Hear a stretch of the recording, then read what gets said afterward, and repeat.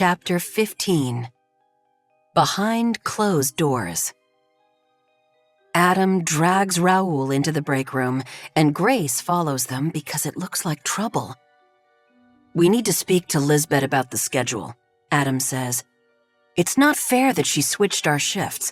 You need to talk to her. She likes you better." "I don't want to talk to her," Raoul says, "because, believe it or not, I'm ready to stop working nights. I did it for an entire month. Now it's your turn." "You just want to spend all day with Zeke," Adam says. Raoul blinks. "Or you do, and that's why you're kirking." "I hope you're not accusing me of anything," Adam says, "because I don't need to remind you which one of us was caught making out with that busboy at Nikki Beach." "That was before we were even together," Raoul says. "I'd been faithful since our first date. And working with Zeke isn't going to make me unfaithful. If you think that, then you have trust issues." "I have trust issues?" "Do you have a thing for Zeke, Adam?" At that moment, the door to the break room swings open and Zeke steps in. "Adam, you're on tonight? I've got to bounce." "I'll be right here," Adam says, "just chatting with my husband, whom I never see." Zeke looks from Adam to Raoul and must sense something because he closes the door. "Why can't we work together?" Adam says. "Zeke can work nights." "You know why we can't work together," Raoul says. "George said he'd recommend to any future employer that we be scheduled opposite each other." "Well, I'm lonely. I made dinner plans with Alessandra 3 times and she ditched me all 3, Adam says. Surprise, surprise, Grace thinks. There was Mr. Brownlee in 309, Mr. Yamaguchi in Suite 215, and Dr. Romano in room 107. I miss you. I miss you too, Boo. Suddenly, Adam and Raoul embrace and start kissing. Grace is delighted the fight is over and the making up has begun. She heads over to the jukebox and plays Take My Breath Away by Berlin, and then she lights up the pinball machine. The gentlemen don't even seem to notice. Could Kimber Marsh be any more obvious? Grace wonders. She comes down to the lobby, again at 1:15 in the morning, coincidentally after Adam has left and the blue bar has closed, again wearing her shorty pajamas, cardigan, and the hotel slippers. Richie? Kimber whispers. But Richie isn't at his usual post out front. Richie, Grace sees, is in Lizbet's office with the door not only closed but locked. He's on his cell phone, forbidden at work unless you needed to conduct hotel business, having a terse conversation. What can Grace think but that he's speaking to his ex-wife? Who else would he be talking to at 1:15 in the morning?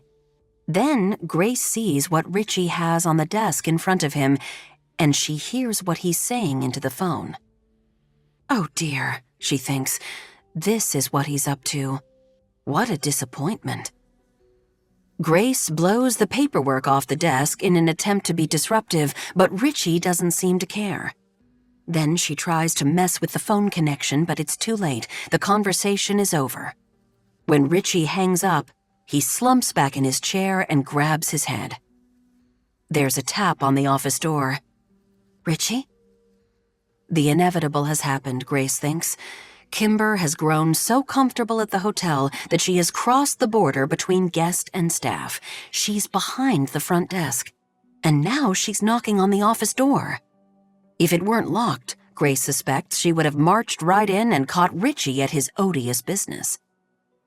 Richie jumps to his feet, and Lizbet's desk chair shoots back into the wall. Richie stuffs the paperwork into his pants pocket. He inhales a breath and exhales with a smile. He once again looks like the charming, affable dad everyone thinks he is. Kimber, he says, opening the door, what's up?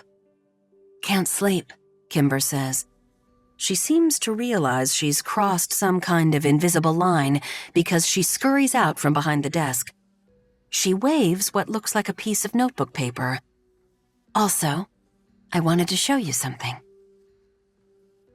What Kimber wants to show Richie at 1:15 in the morning is an article Wanda wrote entitled The Mystery of the Haunted Hotel. Richie reads it aloud. The Hotel Nantucket has been plagued. Is this supposed to be plagued? With difficulties for nearly a century. Girl sleuth Wanda Marsh has uncovered the reason. There's a ghost who inhabits the hotel's 4th-floor storage room. Richie stops. Did Wanda write this herself? Edie helped her a little. The ghost is the spirit of Grace Hadley, a chambermaid who died in a fire in the summer of 1922 in that 4th-floor closet. Richie looks up. Is this true? Wanda insisted we go to the Athenaeum to look it up. They had old issues of the Nantucket Standard on microfilm. Your kids are incredible, Richie says. Louis is a chess prodigy and Wanda is a burgeoning detective and investigative reporter. My 3 spend all their time playing Fortnite and watching YouTube. Wanda told me that she asked the ghost to knock, and the ghost did. Well, that's exciting, Richie says. He subtly plucks his shirt away from his body. His extracurricular activity in the back office has made him perspire. The thing is, she really believes it, Kimber says. Shall we go up and check out the 4th-floor storage room? Richie frowns. I shouldn't leave the desk. It'll only take a minute. I can't afford to lose my job, Richie says. I'm beginning to think you don't like me, Kimber says. You practically ran away from me the other night. I do like you, Richie says. He reaches across the desk for Kimber's hand. Is he being patronizing? Grace wonders. I have a lot going on in my personal life right now. You can tell me if you're not attracted to me, Kimber says. I'll survive. Richie lets go of Kimber's hand. He's not attracted to her, apparently, but then he comes out from behind the desk. I'm not the person you think I am, he says. I know I put on a good act of being nice guy, Richie. Kimber puts a finger to his lips. I'm probably not the person you think I am either, she says, but it doesn't matter. It's summertime, and we're on an island 30 miles out to sea. Richie gazes at Kimber. He seems to be deliberating, and Grace, quite frankly, is on the edge of her seat. Finally, Richie puts his arms around Kimber and pulls her close. Kimber raises her face. Richie takes his glasses off and sets them on the desk. A nice touch, Grace thinks. Things are about to get steamy, and kisses her. Grace cheers silently, even though she fears the relationship won't last. But who doesn't love a little summer romance? She just hopes they don't forget about that article. If they solve her murder case, she'll finally be able to get some much-needed rest. It has been an exhausting century. It's Friday, a day that used to mean only one thing for Chad. Slightly more raucous partying than his usual weeknight partying. Chad hasn't heard from Bryce or Eric in weeks, though he did get a text from Jasper thanking him for being cool about me and Winston. Chad responded, Hey man, I'm happy for you. If you ever want to grab a bite, hit me up. Jasper hasn't reached out yet, but he might somewhere down the road. Chad feels only relief at the disbanding of his group of friends. The solitude has turned out to be kind of nice. However, Chad is still desperately hoping for an email from Patty. When Chad logs into his Yahoo account first thing in the morning, he sees an alert that someone has hacked into the operating software of both the Steamship Authority and Highline Cruises. All ferry service to and from Nantucket is halted. When he goes downstairs, his mother has the local news on television. They'd better get this fixed pronto, Whitney says. Dad is coming tonight. Chad snaps to attention. He's coming tonight? Yes, silly. His deal closed. He's driving up with the car for the rest of the summer, Whitney says. Can I make you an English muffin? Or would you like a peach? They're ripe. I have to get to work, Chad says. His mother still hasn't quite acknowledged the fact that Chad has a job. Whitney Winslow is an expert at ignoring the things that make her uncomfortable. She obviously knows that Chad works every day at the Hotel Nantucket, but that doesn't mean she has to talk about it. Chad wonders if she's told his father. Chad picks a peach out of the 24 peaches piled in the fruit bowl. His mother has overshopped again, and half of these will rot. Chad grabs 2 more. He'll give them to Bibi, and she can take them home and make baby food or whatever. But when Chad gets to work, Bibi isn't there, and neither are Octavia and Paz, because there is no ferry service. Ms. English accepts Chad's offer of the 2 peaches with a bemused expression on her face and then pulls on a pair of rubber gloves. "It's just you and me today, Longshot." "You're going to clean the rooms?" Chad asks. "Who else is going to do it?" she asks. "The cleaning fairies?" Chad assumes that he and Ms. English will split the rooms, but when Ms. English follows him to room 209, he understands they're going to deal with all the rooms together. They'll inspect the check-ins first. These rooms are clean, but they need to fill the minibars and run through the 100-point checklist anyway. Chad is nervous. What if he makes a mistake or forgets something and she fires him? He tries to pay extra attention and soon realizes that he has already been paying extra attention because every single day, he not only does his own job but also keeps an eye on Bibi to make sure she doesn't steal anything. The work goes quickly. Ms. English sings softly, she has a beautiful voice, and sends Chad down to the Blue Bar kitchen to get the goodies for the minibars. Down there, Chad bumps into Yolanda, the super-hot wellness guru. She's leaning up against one of the prep tables, eating an acai bowl topped with perfect circles of banana and strawberries and talking to Beatrice, who's over by the ovens. "Hey, Chad," Yolanda says, and Chad nearly drops to his knees. Hot Yolanda knows his name. "Hey," Chad says as casually as he can. He goes to the walk-in for the blue fish pâté, then to the pantry for the crackers, then to a special fridge for the beer and wine. He has to write down exactly what he takes in the log for obvious reasons. When he comes out with everything in his blue plastic handbasket, it's hard to be sexy while carrying a handbasket, but Chad tries anyway. Beatrice is slicing into one of the baguettes that she just pulled out of the oven. "Stick around," she says to Chad. "I'm going to blow your mind." Yolanda giggles. "Don't tease him, Bea." "Not teasing," Beatrice says. She slathers 2 slices of the warm bread with butter from a crock. "Churned this myself." Lays pieces of paper-thin watermelon radish. "These were picked this morning at Pumpkin Pond Farm," across the top, and sprinkles the radish with sea salt. Beatrice hands 1 piece to Chad and 1 to Yolanda. "Thank you," Chad says, and he takes a bite. The bread with the crunchy crust and the sweet, creamy butter and the peppery zing of the radish combine in a way that nearly brings Chad to tears. Yolanda makes a loud, uninhibited moaning noise that sounds sexual, and Chad feels a stirring in his pants. They are teasing him, but Chad doesn't mind. It's the first semi-normal response he's had to anything since May. Chad and Ms. English make their way briskly through the check-ins, but the check-outs are another story. Chad and Bibi always rate the rooms on a scale of 1 to 10, with 1 being a room that looks like it's barely been occupied.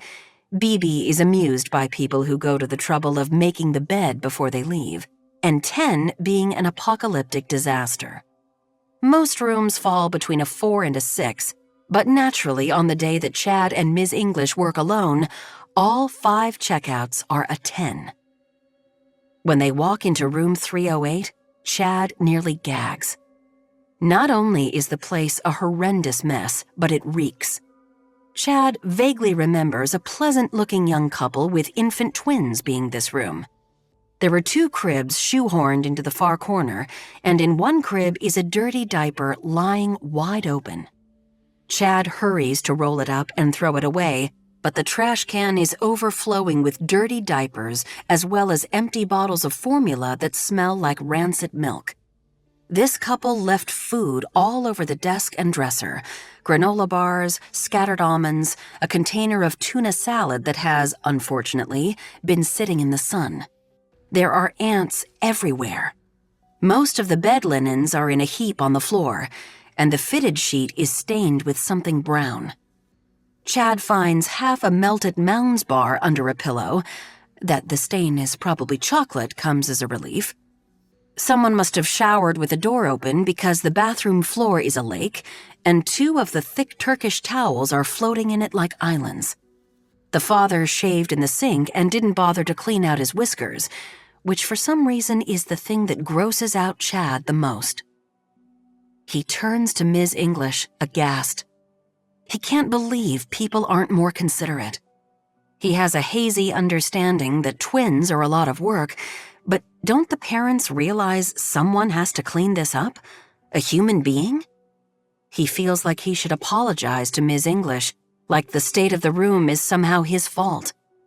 He realizes how much he misses working with Bibi.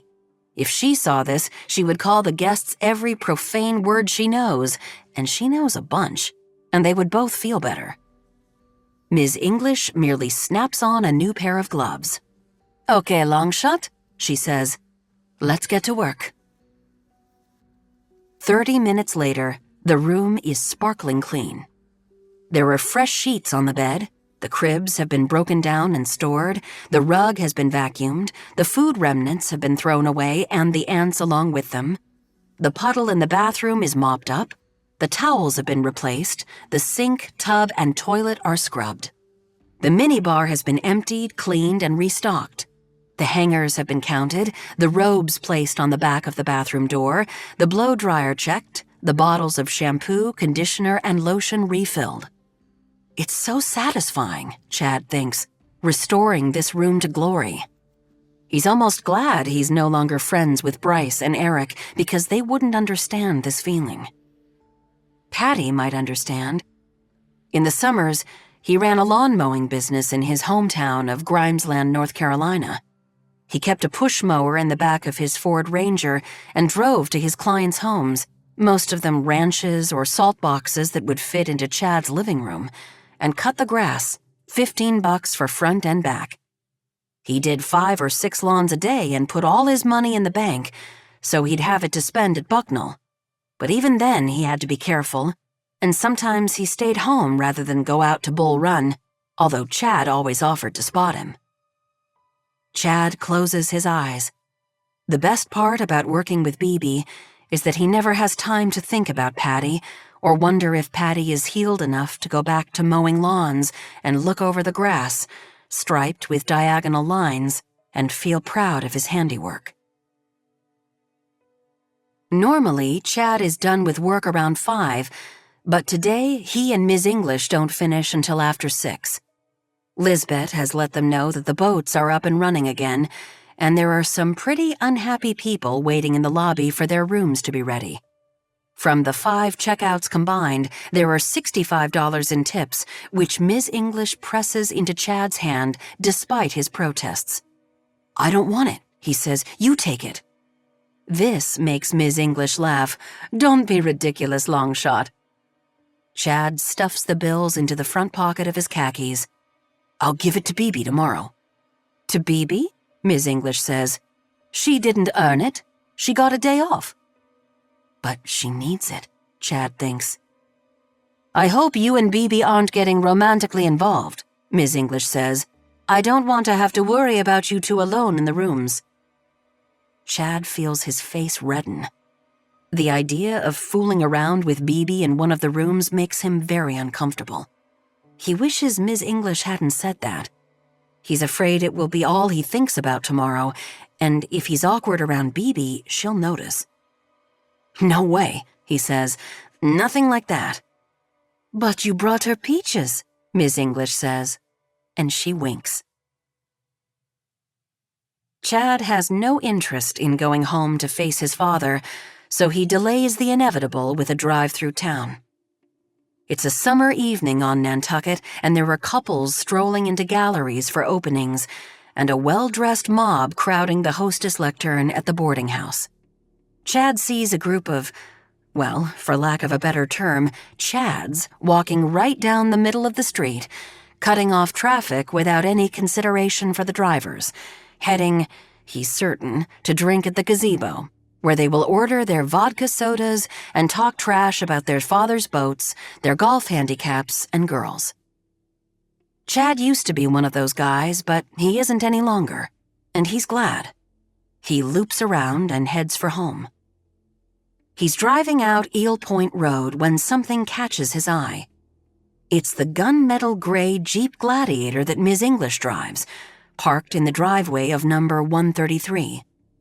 The house is huge, even bigger than the Winslow's home, and it's closer to the water. Chad slows down. He's pretty sure his parents considered buying number 133 as an investment property and renting it out for 50 or 60 grand a week until they eventually gifted it to Leith or Chad.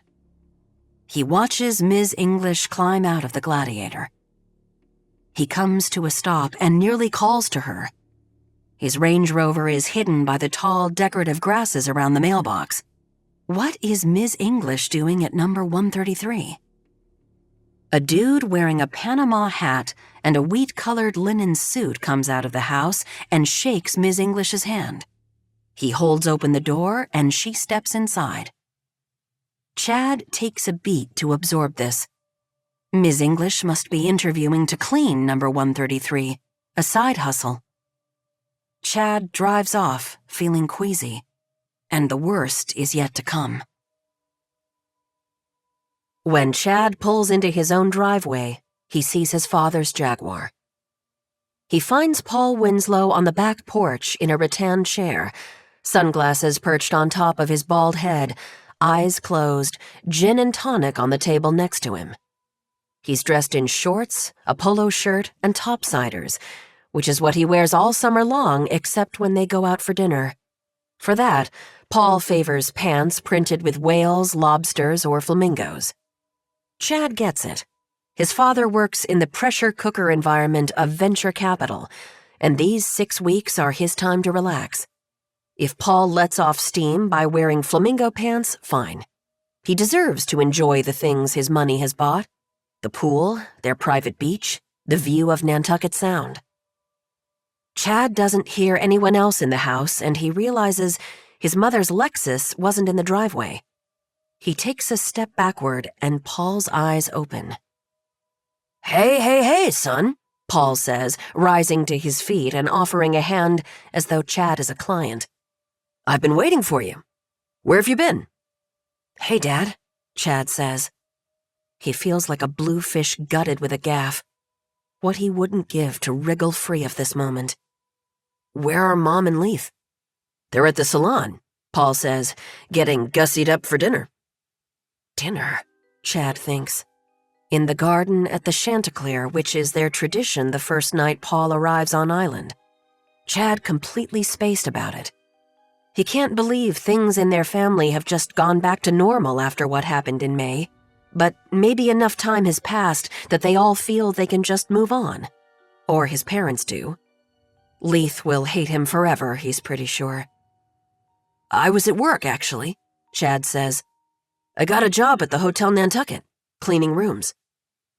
His father's face shows no surprise, so Chad's mother must have prepped him. Paul sits and extends a hand to indicate that Chad should take the seat next to his. Let's talk that through for a minute, shall we? Paul's tone of voice has switched to executive mode, and seeing no option, Chad sits. Can I get you a beer, son? No, thank you. Paul chuckles. Don't tell me you're on the wagon. If your mother and I thought you needed rehab, we would have sent you to rehab. No, Chad says, though he hasn't had a drink since that fateful night. But I'm all set for right now. Paul sits in a pose of introspection, leaning forward in the chair, elbows on his knees, fingers tented, head bent. So, what I'm hearing you say is that you got a job. Yes, Chad says. At the Hotel Nantucket, cleaning rooms. I work for the head of housekeeping, Ms. English, who's an extremely cool person. There were 3 girls, women, I mean, on the crew with me. They all live on the Cape and commute over and back every day. So, because the boats weren't running earlier today, it was just Ms. English and me, which is why I'm late. I usually finish around 5. Paul nods along to all this, a signal that he's listening. I just closed a $5 billion deal. Do you have any idea why I work so hard, Chadwick? Chad isn't sure how to answer. His father's not brokering peace in the Middle East or curing childhood cancer or teaching undergraduates the novels of Toni Morrison. He's betting on the success of ideas, technology, natural resources. Every once in a while, this does the world some good. His firm buys a pharmaceutical company that brings out an important drug, or backs a fledgling company that does something to improve people's lives. But mostly, Chad understands, Paul is playing a game on an exclusive field, which results in a lot of winning. A lot of money. Because you like it? Chad says. This elicits a patronizing laugh. I do it to provide for you and your sister and your mother. Paul raises an arm theatrically. I didn't grow up with any of this. Right, Chad knows. His father comes from a regular background, though not one as impoverished as he might like people to believe. He grew up in a split-level house in Phoenixville, Pennsylvania, which is close to the main line but pointedly not on it. It was Chad's mother, Whitney, who had the sterling pedigree, an estate in St. David's, private school at Baldwin, a father who was a managing partner at Rawlin Henderson, the definition of a Philadelphia lawyer. Paul met Whitney at a bar called Smoky Joe's on Route 30 when she was at Bryn Mawr and Paul was a scholarship student at Haverford. It was Whitney's father who helped Paul get into the business school at Wharton and then introduced him to the gentlemen at the Brandywine Group. I know, Chad says. You have the rest of your life to work, Paul says. I thought we agreed that you would take the summer off to enjoy yourself. Chad feels a lump in his throat. I don't deserve to enjoy myself. I thought we agreed, as a family, to put what happened behind us. I can't just put it behind me, Dad, Chad says. He seeks out Paul's eyes. His father is essentially a decent guy who knows the difference between right and wrong. The mandate to keep what happened a secret is coming from Chad's mother. She has her reputation to think of. It's bad enough that so many people at home know. Whitney Winslow doesn't want her social circle on Nantucket whispering about it as well. Have you heard from the lawyers? Chad swallows. Or Patty's family? Yes, Paul says. He exhales like he's about to deadlift 300 pounds. The surgery was unsuccessful. Patrick lost sight in the eye permanently. Patty O'Connor, Chad's best friend from college, his best friend possibly ever in his life, is blind in his left eye. Permanently. Chad feels blinded himself. He bends over his knees.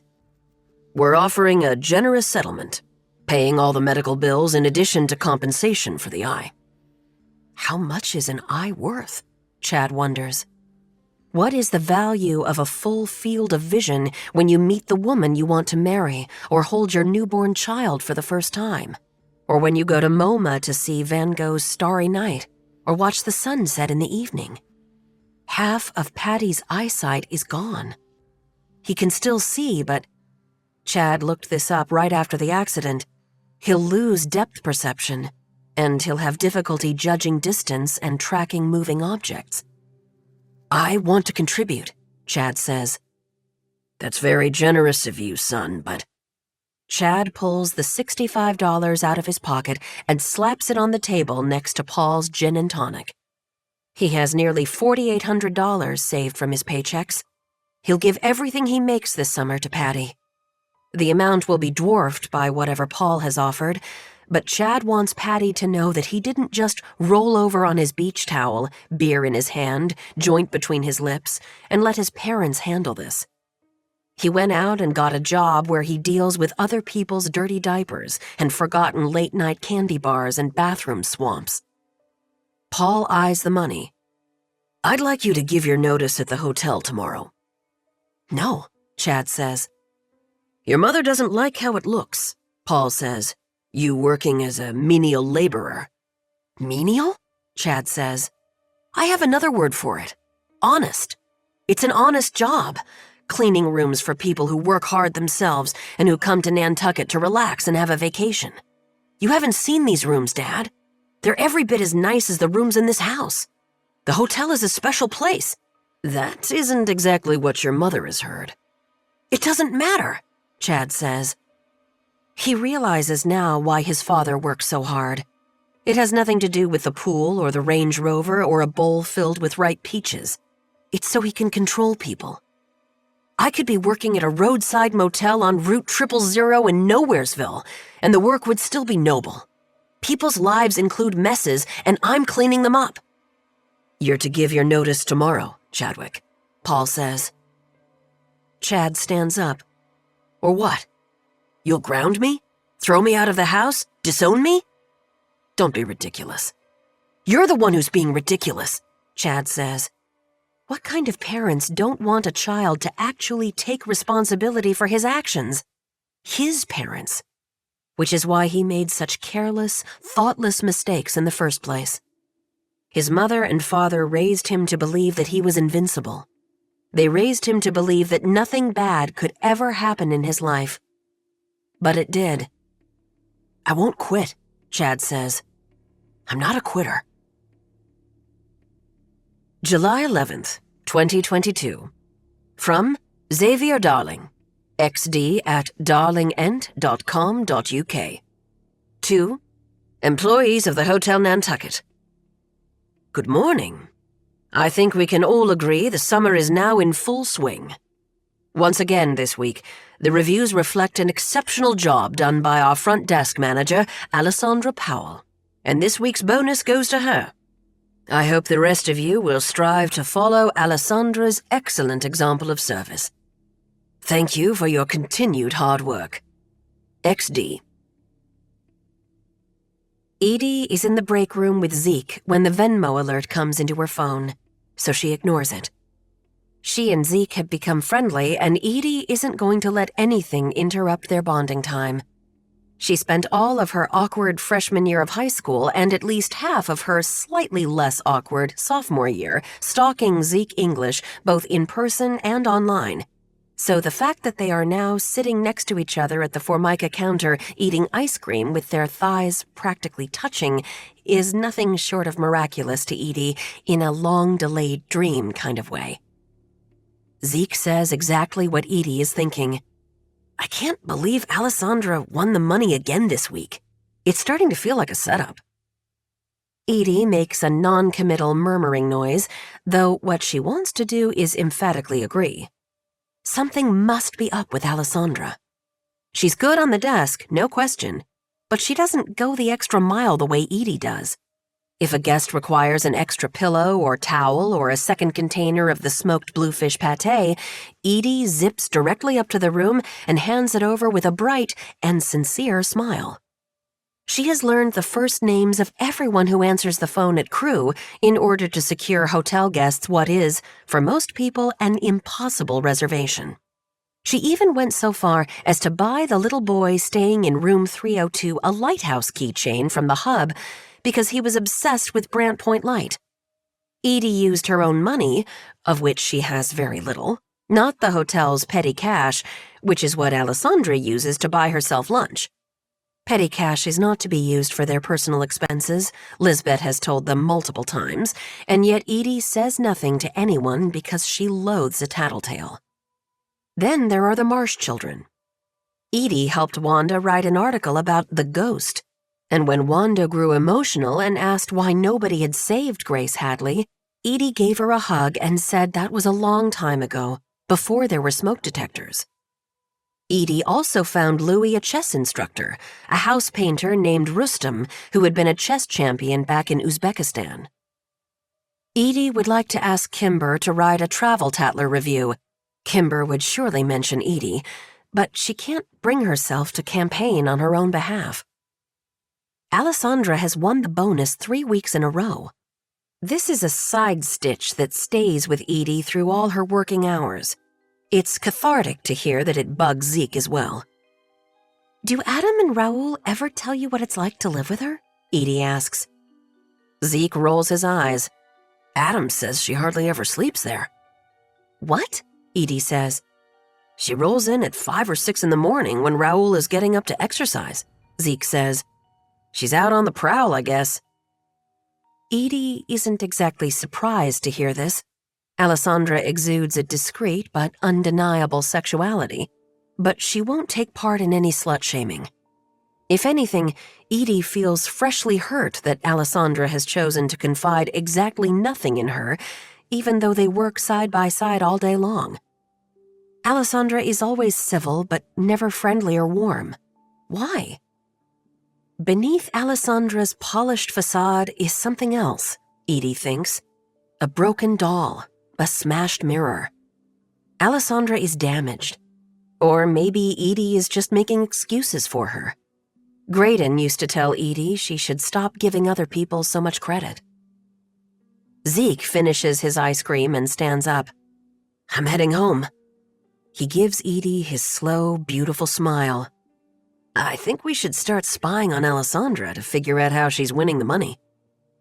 Start spying on her? Edie thinks. Are they back in middle school? The idea, however, is not without its appeal. Edie likes the thought of having a little conspiracy going with Zeke. "I'll see what I can find out," Edie says, though she knows she will find out nothing. Alessandra is all zippered up. "Here, take my number," Zeke says. He picks up Edie's phone. "Someone named Graydon has requested a $500 Venmo," he says. He grins at Edie. "Who's Graydon? Your bookie?" Edie wants to snatch the phone from his hand, but she just laughs. "Something like that." She watches Zeke type his number into her phone, but the thrill that should accompany getting Zeke English's cell phone number is missing. When Zeke hands back her phone, Edie sees the Venmo request, and her face burns with shame. She has no right to judge Alessandra. "I'll see you tomorrow." "See ya," Zeke says, and he leaves her sitting with what is now a bowl of cold chocolate soup. $500. Edie checks the date. It's exactly 3 weeks since Graydon's last Venmo request, which came exactly 3 weeks after his first Venmo request. The regularity of the extortion gives Edie an odd comfort. Graydon isn't asking more frequently or asking for more money. Edie wonders if she can just think of this like a car payment or a stupidity tax. But no, sorry, that's absurd. She has lost $1,000 of her hard-earned money already, and she's not going to buckle this time. Graydon is angry about the breakup, and maybe he's lonely out in Arizona, but even so, he would never send those videos out. They would embarrass him as much as her. She deletes the Venmo request, but then, as though he's watching her somehow, a text comes in from him. It's her mother's cell phone number and email. Edie stops breathing for a second. She sends him the money. Chapter 16. The Cobblestone Telegraph. Jordan Randolph, publisher of the Nantucket Standard, has been sitting on Jill Tannenbaum's article about the Hotel Nantucket for well over a month, but he hasn't been inspired to run it. Part of the reason is his own prejudice about the hotel being owned by a renowned London billionaire who has never even set foot on the island. It feels so wrong. And part of it is that Jordan likes to cover the real issues facing Nantucket. There's the housing shortage, which causes overcrowded conditions for both seasonal and year-round workers. There's the traffic. In the summer, Jordan avoids the intersection by the high school altogether. There's environmental sustainability, the argument against short-term rentals, and issues with the landfill. Nantucket is, in Jordan's opinion, already too popular, so inundated with visitors that the people who live here can't enjoy it. Jordan realizes this makes him sound like a crotchety old-timer. Really, what he wishes is that there were a story to the hotel's renovation that didn't have to do with money, thread count, or Pharaoh and ball paint. And then suddenly, that story lands on his desk. Edie Robbins comes into the office with an article written by an 8-year-old girl, a guest at the hotel. This child, Wanda Marsh, claims to have heard from a ghost living in the hotel's 4th-floor storage room. Jordan reads the piece and chuckles. It's not bad. Maybe he should hire this Wanda Marsh. And then Edie hands over the supporting document, an article published in the Standard 100 years ago. I never knew about this, Jordan admits. There are, of course, ghost stories all over downtown Nantucket, just as there are in any historic place with creaky old houses. But this one grabs Jordan's interest. It's the combination of the 100-year anniversary angle, the little girl, and Edie herself, a young woman Jordan has known since birth. Jordan was friends with Edie's father, Vance Robbins. They served on the Rotary Club Scholarship Committee together for years, and Jordan was saddened by his passing. He gives the little girl's story and the old article to Jill and asks her to write a new piece about the hotel. Describe the renovation from the point of view of the ghost who has lived there for the past 100 years. He says, people will love it. And they do. Jill Tannenbaum's article, Hotel Nantucket Haunted by Hadley, appears in the Thursday, July 21st edition of the Nantucket Standard and garners more reader response than any other article they've run this year. Summer visitor Donna Fenton, who stayed in the hotel with her family in the 1980s, knew there was something spooky about the place. Blonde Sharon is intrigued not by the ghost, but by the Matuk linens, the oyster shell tiled showers, and the blue cashmere throws from Nantucket looms. Also, Sharon, who likes to know everything, had no idea there was a new adult pool out back. How can she get an invitation? She decides to book a room at the end of August for her sister Heather, who is a world traveler and very discerning. It just so happens that Youngja Park, a writer for the Associated Press, is staying on the island at her parents' home in Shimo. And after she reads the article in the Standard, she writes an article about the haunted hotel as well. She tracks down 6 people who have stayed at the hotel over the past 3 decades, 3 of whom claim to have heard and seen things they couldn't explain. Youngja's article gets picked up by 47 newspapers across the country, from the Idaho Statesman to the St. Louis Post-Dispatch to the Tampa Bay Times.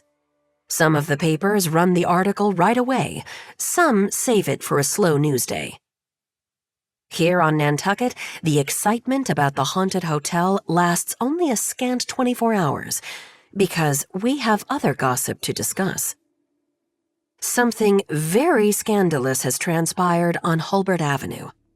Rumor has it that Michael Bick, husband of Heidi Bick and the father of 4, had an affair with their next-door neighbor, Lyric Layton, and Lyric is now pregnant. This story is so salacious that blonde Sharon will be able to dine out on it all summer long. Apparently, Heidi Bick found Lyric's eyeshadow in her makeup drawer, Lyric's Renee Caovilla stilettos in her closet, and Lyric's positive pregnancy test inside the Jennifer Weiner novel Good in Bed. Is there symbolism in this choice of book? There must be. Heidi invited the Laytons over for dinner on the deck, faking normality. But as soon as the first cocktail was poured, she confronted Michael and Lyric. It was a surprise attack so they couldn't confer and get their stories straight. Whoa, did this cause an uproar, mostly from Ari Layton, who had been mentally keeping track of how many times Michael checked out his wife these past few years. Ari had always suspected a flirtation between his wife and Michael, but he was enraged to find out it was something far more. Ari had been so happy about Lyric's pregnancy. He was hoping for a little girl after 3 boys, but what if it turned out it wasn't his baby? Ari stood up, fists at the ready. Both Michael and Lyric vehemently denied the accusation. They had never been together in any capacity, nor would they ever. Lyric was appalled that Heidi thought so little of her. She wasn't sure what her eyeshadow, shoes, and pregnancy test were doing in the Bix house, but for the record, if she were having an affair with Michael, she wouldn't be stupid enough to leave those things behind. Here, we had to admit, she had a point. Michael claimed he was being set up. It was probably someone from his office who had found out he and Rafe were starting their own company. They'd sent a spy into the house. The guy who came to fix the internet, perhaps? Ari said, "But how would anyone from your company get into our house? How would he know to take the eyeshadow, shoes, and pregnancy test, which he must have found in our trash?" Right, we thought. It made no sense. Lyric was, by all accounts, calm but emphatic. She was happy to have the paternity of the baby tested as soon as that was an option. Michael, however, kept spewing conspiracy theories and generally acting like a man with a guilty conscience. This made us wonder.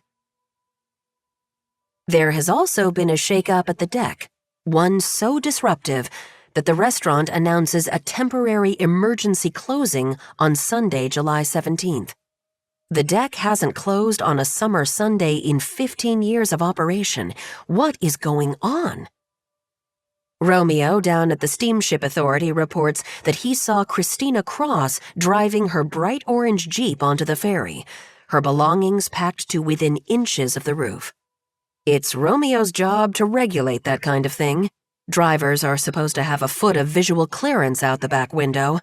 But when Romeo approaches the car, he sees Christina is sobbing, so he waves her on. He has been doing this job for decades and knows a heartbroken woman leaving the island for good when he sees one. Christina has left the deck. Is that why they closed? Yes and no. Christina could easily be replaced by Peyton as hostess and Goose as sommelier. But Goose, who is JJ's closest confidant, tells his sister Janice, the dental hygienist, that JJ closed the deck so that he could take a personal day, which involved a case of Cisco beer, a couple of three-way sandwiches from Yezi's food truck, and a ride with Goose out to Great Point to fish. He told Goose that Christina had left, but that wasn't the problem. The problem, JJ said, was that he had gotten mixed up with Christina in the first place. "I had the best woman I could have asked for," JJ said. "Lizbet was my friend, my confidant, someone I knew I could spend the rest of my life with.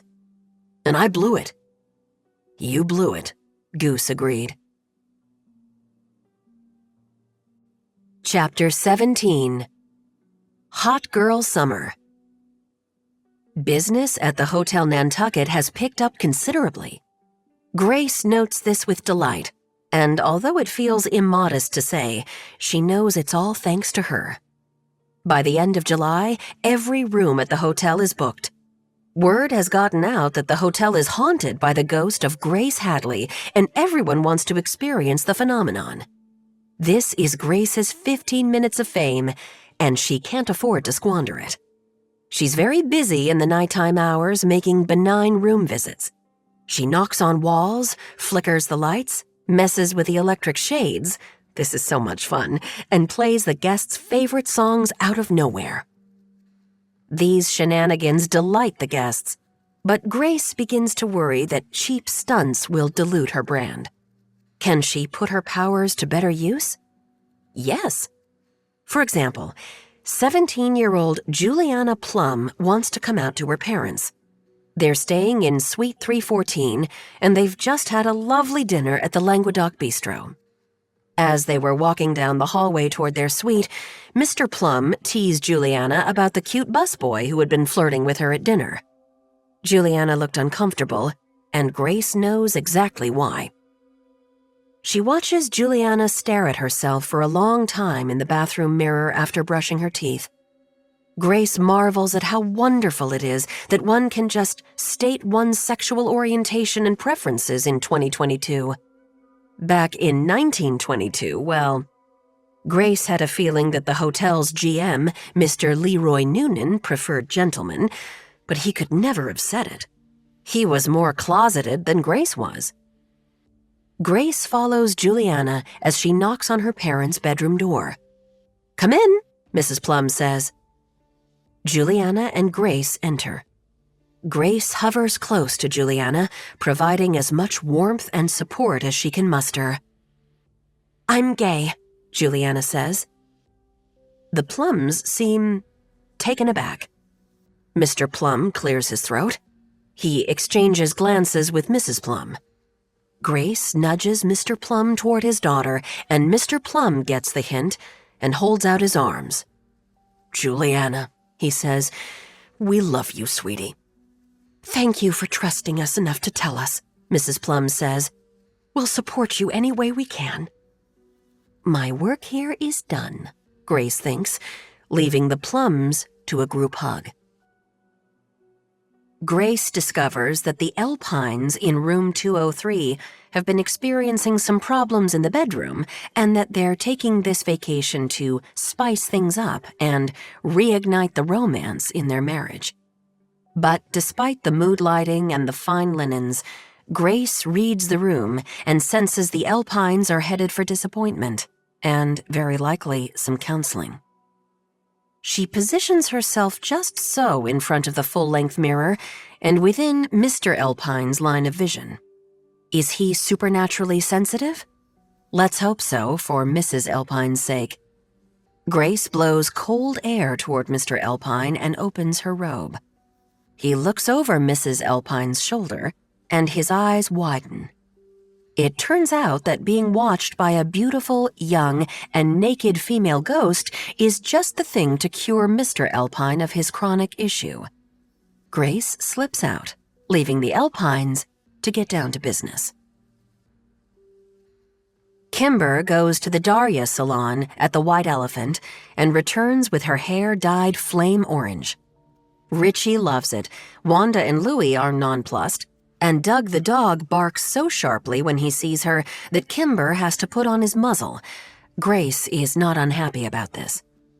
Now, nearly every night after the Blue Bar closes and Adam heads home, Kimber slips down the hall to the lobby to visit Richie. Their fooling around has gotten too serious for them to stay out in the open in the lobby. What if a guest should appear or one of the children wander down? So they are constantly looking for more private places to be together. Kimber suggests the fourth-floor storage room, but thankfully, Richie shoots this idea down. "It's spooky," he says.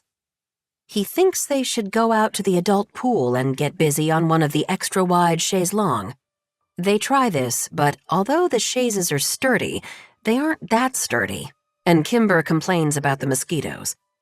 Kimber tries to lure Richie down to her suite, but Richie is concerned about the children.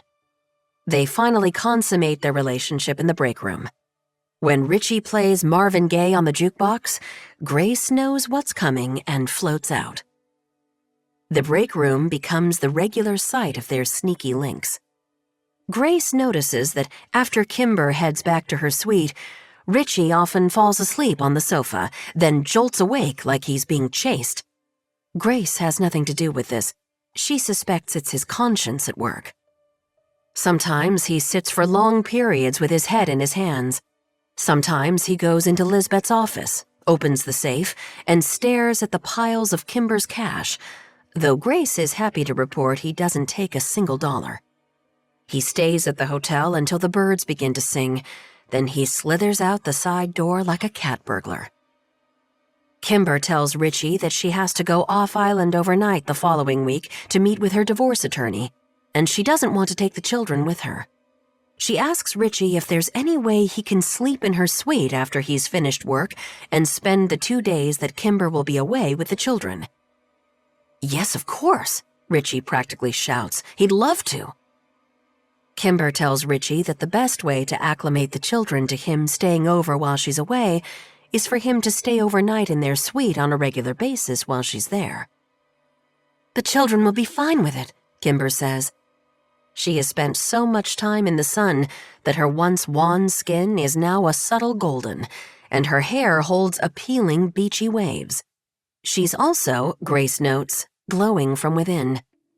"They won't blink an eye." "Well, that may be so," Richie says, But it's against the rules. Staff aren't allowed to sleep with the guests, Kimber. Let's go talk to Lizbet, Kimber says. We can't, Richie says. I'll get fired. Kimber laughs. You work 7 nights a week. You barely even go home.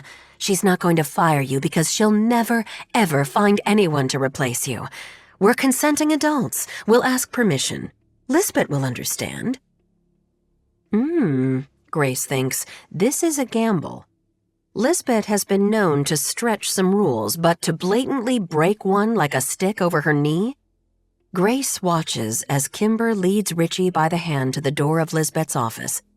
They enter together, Richie hanging back slightly, like a delinquent child. Good morning, Lizbet, Kimber says. Just so you know, Richie and I are having a summer romance, and some nights he'll be sleeping with me in the suite. We know this is technically against the rules. More than technically, Lizbet says, and Grace thinks she's going to nip it in the bud, but then Lizbet gazes at Richie and Kimber, and her face softens. But at this point, you're more family than guest. Ah, that's so sweet of you to say, Kimber beams. That's how the children and I feel too. Richie clears his throat. I promise to put work first, as always. Absolutely, Lizbet says. So, no bothering Richie at night anymore, Kimber, okay? He can come to your suite when he's off the clock. Richie, just please be discreet. Of course, Richie says. Lizbet clears her throat. I would never want anything inappropriate happening in, for example, the break room, she says. Mario's playlist for Lizbet. Love Walks In, Van Halen.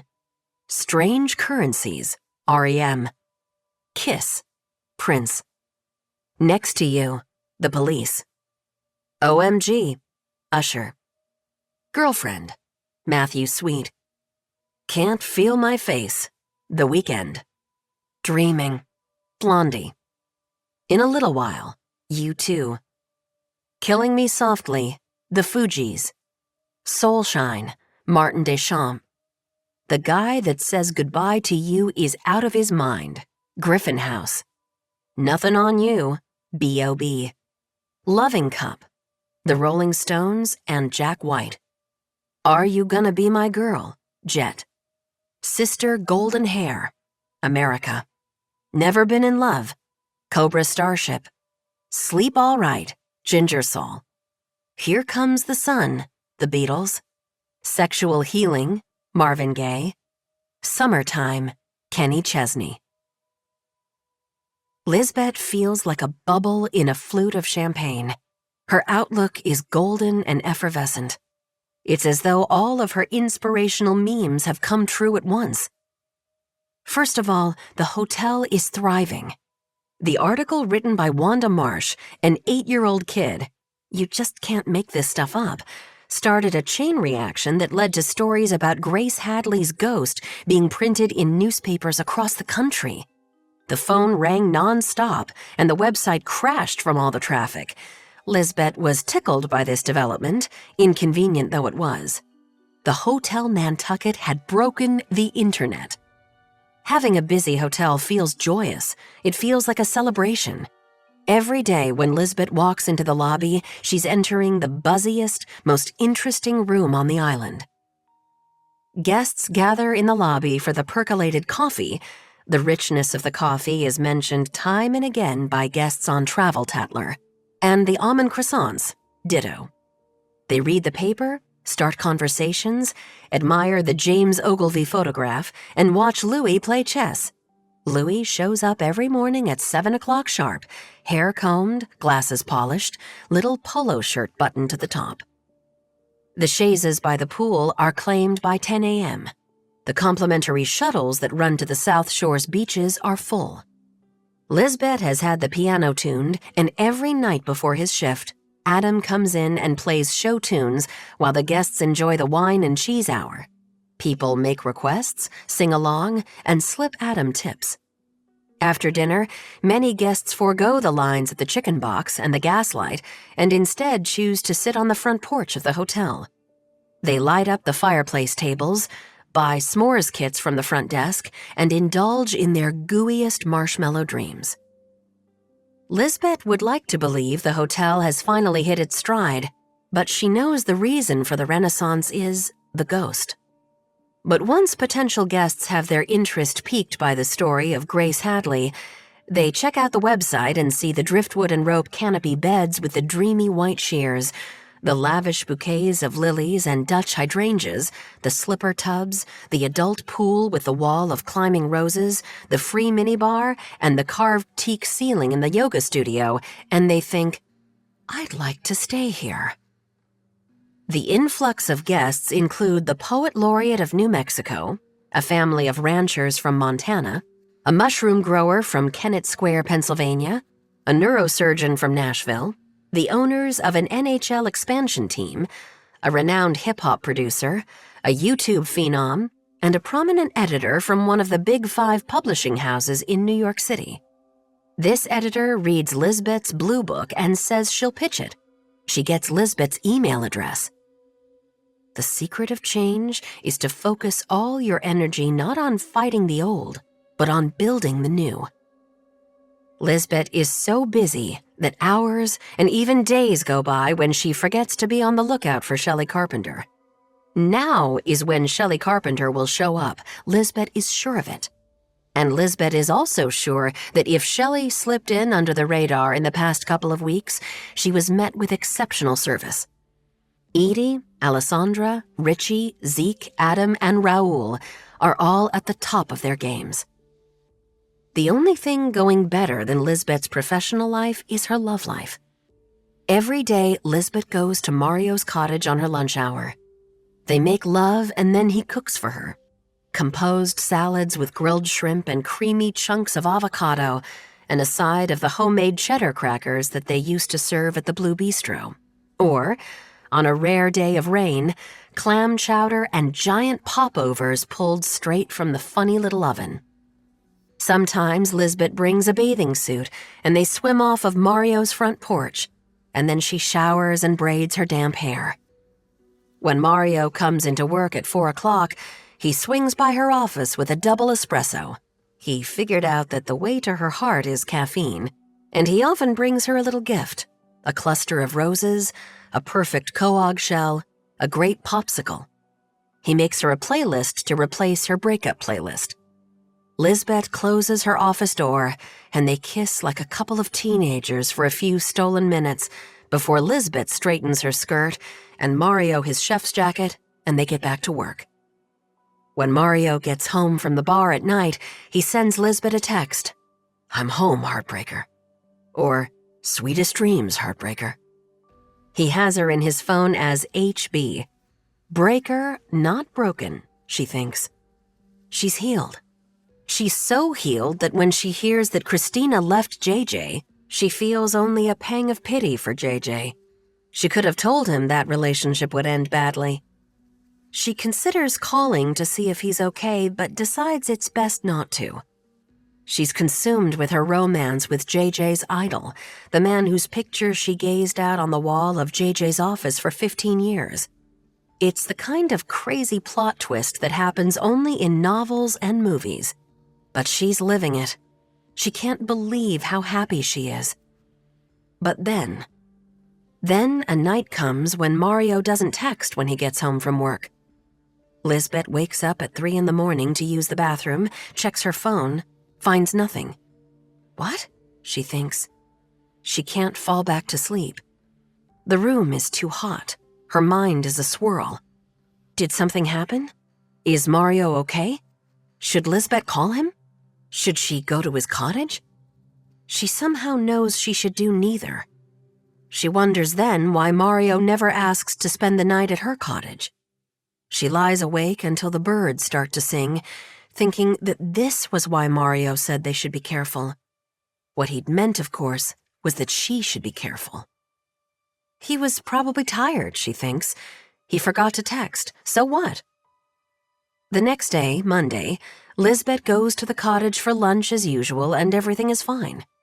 The Blue Bar is closed on Tuesdays, and Mario asks if Lizbet can take the day or even just the afternoon off so they can spend it together.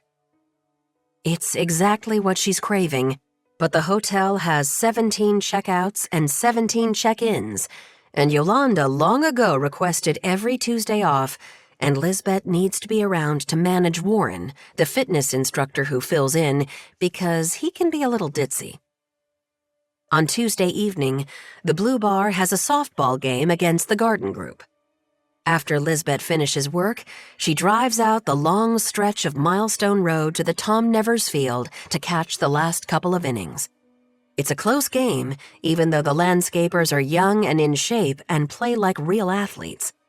Mario is wearing an old Ramones t-shirt and his White Sox cap, and when he gets up to bat with the bases loaded, he winks at Lizbet. She flushes, feeling like she felt when she was 16 and watching her boyfriend, Danny Lamotte, play for the Minnetonka Skippers football team. Mario strikes out swinging, and Lizbet is almost relieved that he didn't hit a home run and win the game, because she realizes she's dangerously close to falling in love with him. Yolanda is up next. As Lizbet is wondering why Yolanda is on the Blue Bar softball team, and then if the hotel should field its own team, and then who would work if they did field a team, Yolanda wallops a pitch over the center fielder's head, and everyone on base scores. Lizbet is on her feet cheering along with the rest of the crowd when Yolanda crosses the plate, jumps into Mario's arms, and gives him a kiss on the lips. Suddenly, Lizbet feels not only like an outsider, but also really freaking jealous. From that moment on, Lizbet becomes hyper-aware of Mario and Yolanda. Yolanda has always made frequent visits to the Blue Bar kitchen, and Lizbet assumed that Yolanda needed frequent snacks to fuel her exercise. Yolanda often walked past the desk holding an acai bowl or chia pudding, neither of which were on the menu. The Wednesday after the softball game, Yolanda emerges from the Blue Bar holding a tiny pavlova on the flat of her palm like it's a baby bird. She shows it off to Lizbet and Edie. It's filled with rose-scented pastry cream and topped with candied rose petals. "Is this not the most exquisite thing you've ever seen? Mario made it for me." "Did he?" Lizbet says.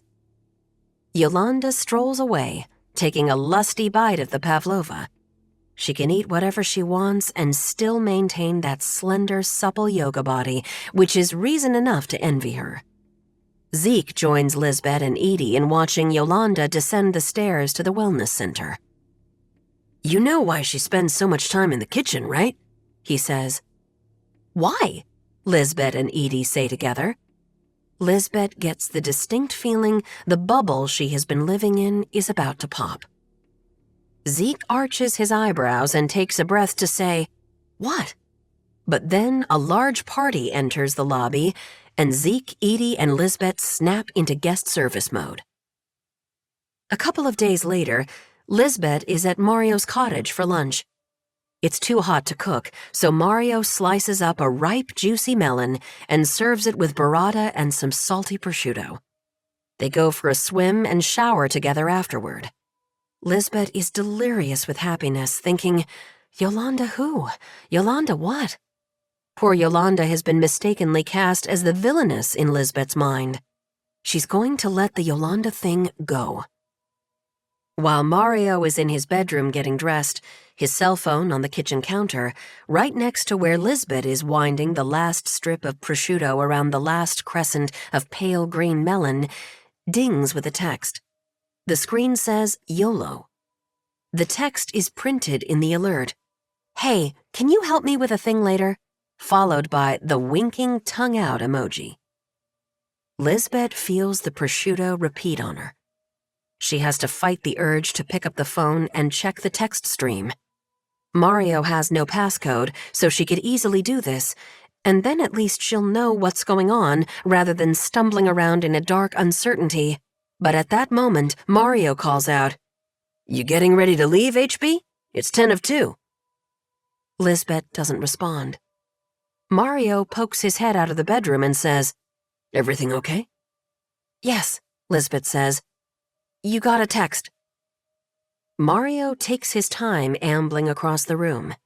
He scoops up his phone, checks the text. There's no change in his expression. He just slips the phone into the pocket of his houndstooth pants and heads for the door. He always walks her out the creaky dock back to her car. Lizbet tries to keep her panic on a very short leash. Hey, can you help me with a thing later? What kind of thing? Lizbet wonders. What kind of help? How much later? What about that emoji?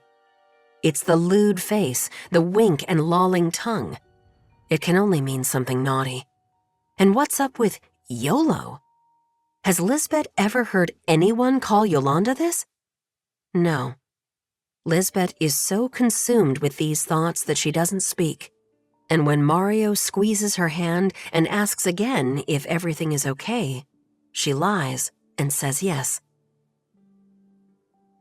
The following Tuesday, Lizbet can't take off because the plumber is coming to fix a leak in the laundry room, and the water throughout the hotel has to be shut off for 90 minutes.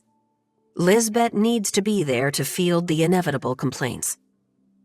Mario goes to Nobadir Beach with his staff, and when he comes to pick Lizbet up for their dinner date that night, they're going to the Pearl, he's not only deeply tan, he's a little drunk. Lizbet teases him about it and he says, I played beer die on the beach with some of the kids from the kitchen. It was a good day, and man, Yolanda can really surf. Oh, Lizbet says, Yolanda was there? She was shredding like Alana Blanchard. I don't know who that is, Lizbet snaps. Mario doesn't notice her tone because they have entered the tranquil garden setting of the Pearl Chef's table. It seats 10, but Mario has reserved it for just the two of them, a lavish gesture. Lizbet has sat at this table before with JJ and some of the staff of the deck, and she's eager to replace those memories. Mario pulls out her chair. He's here with her, she reminds herself, not Yolanda. She orders a passion fruit Cosmo. The magic of the chef's table is that dishes just appear. Lobster rangoons, tuna martinis with wasabi creme fraiche, the 60-second steak topped with a quail egg, the wok-fried salt and pepper lobster. Because Mario is, in this world, Super Mario, each course comes with a pitch-perfect wine pairing. Lizbet drinks a little more robustly than she probably should, but who can blame her? Yolanda made it clear when the hotel opened that she wanted Tuesdays off. Is that merely a coincidence?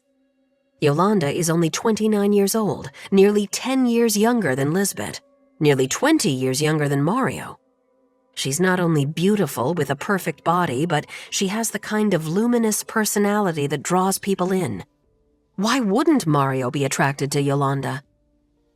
When dessert is set down, glistening chunks of fresh mango served with coconut sticky rice, Lizbet's absolute favorite, she can only stare at it and think, don't say it. But she has held the topic at bay throughout dinner, and the wine has done nothing but nourish her fears. You know what I was thinking? Mario says. You should add caramels to your s'mores kits. Take it up a notch. Don't say it, she thinks. I don't mean to overstep. I know the hotel amenities aren't mine to tweak, but you have to admit, caramel s'more? That sounds pretty damn good. Mario, she says, are you dating other people? Mario's eyes jump up from the dessert plate to meet hers. Why are you asking me that? She holds his gaze. Their relationship is still so new that she's made a little dizzy by how attractive he is. Those bedroom eyes, the sly smile. But she realizes she doesn't know him well enough to tell if he's been hiding something. She shakes her head. Never mind. I'm drunk, I think. Okay, Mario says. I'll get the check. He turns around, the check appears. Lizbet tries to give him her credit card, but he hands it back without saying anything. Is he upset? Has she ruined the evening? There's no way Yolanda's myriad daily visits to the kitchen and her presence with the Blue Bar staff on their day off is a coincidence. Something is going on. Hey, the text said, indicating a previous conversation, a context. Can you help me with a thing later? The help is sexual. The thing is Yolanda's desire for him, and later is after service at the restaurant. The smutty emoji speaks for itself. Why doesn't Mario ever ask to come to Lizbet's cottage after work? Because he's dating Yolanda as well. He has Lizbet for lunch and Yolanda for a midnight snack. Why are you asking me that? That answer isn't a firm no. It isn't any kind of no. Lizbet wants to press him, but she's not sure she'll believe him if he says he's not seeing anyone else, and she won't be able to bear it if he says yes, he is dating other people because they never explicitly stated that they were exclusive. Mario warned Lizbet to be careful, but she dove headlong into a new relationship, as if her previous relationship hadn't hurt her badly enough. She's such an idiot. She hasn't learned a thing, and she hasn't changed. Lizbet makes it out of the restaurant and down to Mario's pickup. Once they're both sitting in the dark truck, he looks at her. "What's going on, Heartbreaker?" "Don't call me that," she says, though she loves the nickname. "Do you want to come back to my place so we can talk this through? Or would you like me to take you home?" Lizbet stares into her lap. Talk this through. That seems to indicate there's something to talk through. Of course there is. All Lizbet can see when she closes her eyes is Yolanda jumping into Mario's arms at home plate, Yolanda kissing him right on the lips. And the blasted text, "Hey, can you help me with a thing later?" That hideous emoji face, it's the emoji that bothers her the most. "Home, please." They drive in silence to Bear Street, and Lizbet can feel the cab of the truck filling with his confusion. But he says nothing, and she's grateful. When they pull into her driveway, she knows she can still salvage things. Invite him in, hope he stays the night. But instead she says, "I haven't been careful. I let myself feel too much too soon. And because of what happened with JJ, I need to take a step back. It's for my own mental well-being." Mario covers her hand with his. "I'm feeling a lot of things too, Lizbet." Lizbet shakes her head. "You're not feeling the same things I'm feeling." Mario laughs. "You don't know that. Why did you ask if I was seeing other people?" Lizbet shrugs. She can't say Yolanda's name. "It's just a sense I get." "Your sense is wrong." Maybe it is, maybe it isn't, Lizbet thinks. "I can't get hurt again, Mario." "Lizbet, come on. How about a little faith?" She glares out the windshield at her tiny shingled cottage, a cottage she bought with someone else. She had faith once upon a time. It didn't work out. Mario sighs. "Is it okay if I walk you to the door?" She doesn't answer, but he does it anyway, giving Lizbet one last chance to change course. Why can't she just treat this relationship like an easygoing summer romance with great sex, water views, and delicious meals? It started out that way, but then there were the roses he brought her in the Tom and Jerry jelly jar, and the lunch when he cried, telling Lizbet about his cousin Hector, who died of liver cancer. At another lunch, Lizbet was so tired that she skipped sex and skipped eating and just fell asleep on Mario's bed. And she woke up an hour later to him kissing her eyelids, and he handed her a brown paper bag with a homemade pain bagnat for her to take back to the hotel. She thinks about how he called Christina Tina, and how he never starts the car unless she has her seatbelt fastened, and how he holds her face when he kisses her, his fingertips always grazing her earlobes. All of these things accumulated, and now, suddenly, Lizbet finds herself losing her grip on her good sense. Something secret is going on with Yolanda. Maybe it's unspoken or unpursued, but there's a fondness, a flirtation, and Lizbet is both jealous and disappointed in herself for being jealous. She has to get out. Now. Mario gives her a kiss that is tender enough to make her change her mind, and she nearly relents. How can she give this up? But in the end, she pulls away. "Good night, Mario." "Good night, Heartbreaker," he says. July 25th, 2022. From Xavier Darling, xd@darlingent.com.uk. To employees of the Hotel Nantucket. Good morning. I just want to let you know how encouraging it is that the world has discovered the hotel and that reservations are where they should be, at 100% occupancy. The reviews on the Travel Tatler website are a testament to everyone's hard work and dedication. But this week, one staff member was mentioned above all others, and once again that was Alessandra Powell. Keep up the good work, everyone. XD. Every time Grace sees Alessandra enter a gentleman's guest room at night, she steers clear. Alessandra is sleeping with the guests, Mr. Brownlee, Mr. Yamaguchi, Dr. Romano, in exchange for them writing Travel Tatler reviews that specifically mention her, a ploy that has so far earned her $4,000 in bonus money. However, when Grace sees Alessandra go up the side stairs with a man named Bone Williams, she gets a dreadful feeling. She's annoyed by this.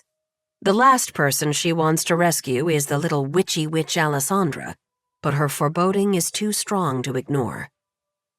When Bone Williams checked in, Grace saw flashing red lights and heard an obnoxious alarm sounding, but she chalked this up to toxic masculinity. Bone, what a name, she thought, another man referencing his penis. He arrived on the first car ferry of the day, stormed into the lobby at 9:30, and asked Edie why the hell there was no valet parking and what was he supposed to do with his Corvette Stingray because he couldn't just leave it on the street. Edie was the model of calm patience. She told Mr. Williams that the hotel had only 12 parking spots, and those were reserved for people staying in the suites. Bone then told Edie with a barely concealed snarl that he had tried to get a suite, but they were all booked. "You can't penalize me for that." Bone Williams was on the short side, but very muscular. He probably lifted. Grace would put him at 35 or so, which felt young for his level of entitlement. "My room had better be ready." "It's 9:30, Edie said. "Our guaranteed check-in time is 3 p.m., but we'll do our best to get you in long before that, Mr. Williams." 3 o'clock? Bone shouted. "You have got to be," he swallowed a word, "kidding me." "We have a complimentary continental breakfast, which you can enjoy on the porch, or I can have it delivered to you at the adult pool," Edie said. "Or, if you'd like to stroll into town for breakfast, we highly recommend the Lemon Press on Main Street." "I'm not strolling anywhere," Bone said. "I want to check into my room, not wander the property like a hobo when I've paid good money to stay here. And I need a secure spot for my Stingray." "I'll contact you as soon as your room has been cleaned," Edie said. "Unfortunately, the guests in that room haven't checked out yet." "Don't give me that crap," Bone said. "Let me speak to your manager." At this point, Edie smiled. "Certainly." She turned to Alessandra. "Mr. Williams, this is Alessandra Powell, our front desk manager." Alessandra said, "You drive a Corvette Stingray? Wasn't that the pace car for last year's Indy 500? Bone's demeanor instantly changed. "It was, yes." He slid over to Alessandra's position at the desk and drank in her appearance. Her hair was braided with a hydrangea blue scarf woven through, and she was wearing the white eyeliner and eye crystals that seemed to mesmerize every man she spoke to, including Bone Williams. "Hey, your name tag is upside down." He did the unfunny shtick of craning his neck, trying to read it. "Alessandra." Grace gave a ghostly eye roll. Every single man Alessandra has checked in this summer has said exactly the same thing. Alessandra jotted something down on a yellow sticky note, and Grace read it over her shoulder. "Yes," followed by a phone number. "I'm fairly certain that the couple staying in Suite 217 have come with bicycles only," Alessandra says, "so let me see if you might be able to use their parking spot." "Oh man," Bones said, "that would be amazing." He plunked down his Centurion card and his driver's license, which gave a Park Avenue address in New York City. Humph, Grace thought. I'm afraid Edie was correct about your check-in, Alessandra said. But a Bloody Mary by our pool is a very pleasant way to start your Nantucket vacation, and I can pop out in a little while to check on you. Alessandra ran the Centurion card and matched the picture on his license to his face with a wink. Bone softened like a butter statue in the sun. Grace had learned about butter statues from listening to Lizbet. It was a Minnesota thing. I don't care about the room. Just please tell me you'll have dinner with me tomorrow night at Topper's. I'll take you up there in the Ray, but I can't promise I'll stick to the speed limit.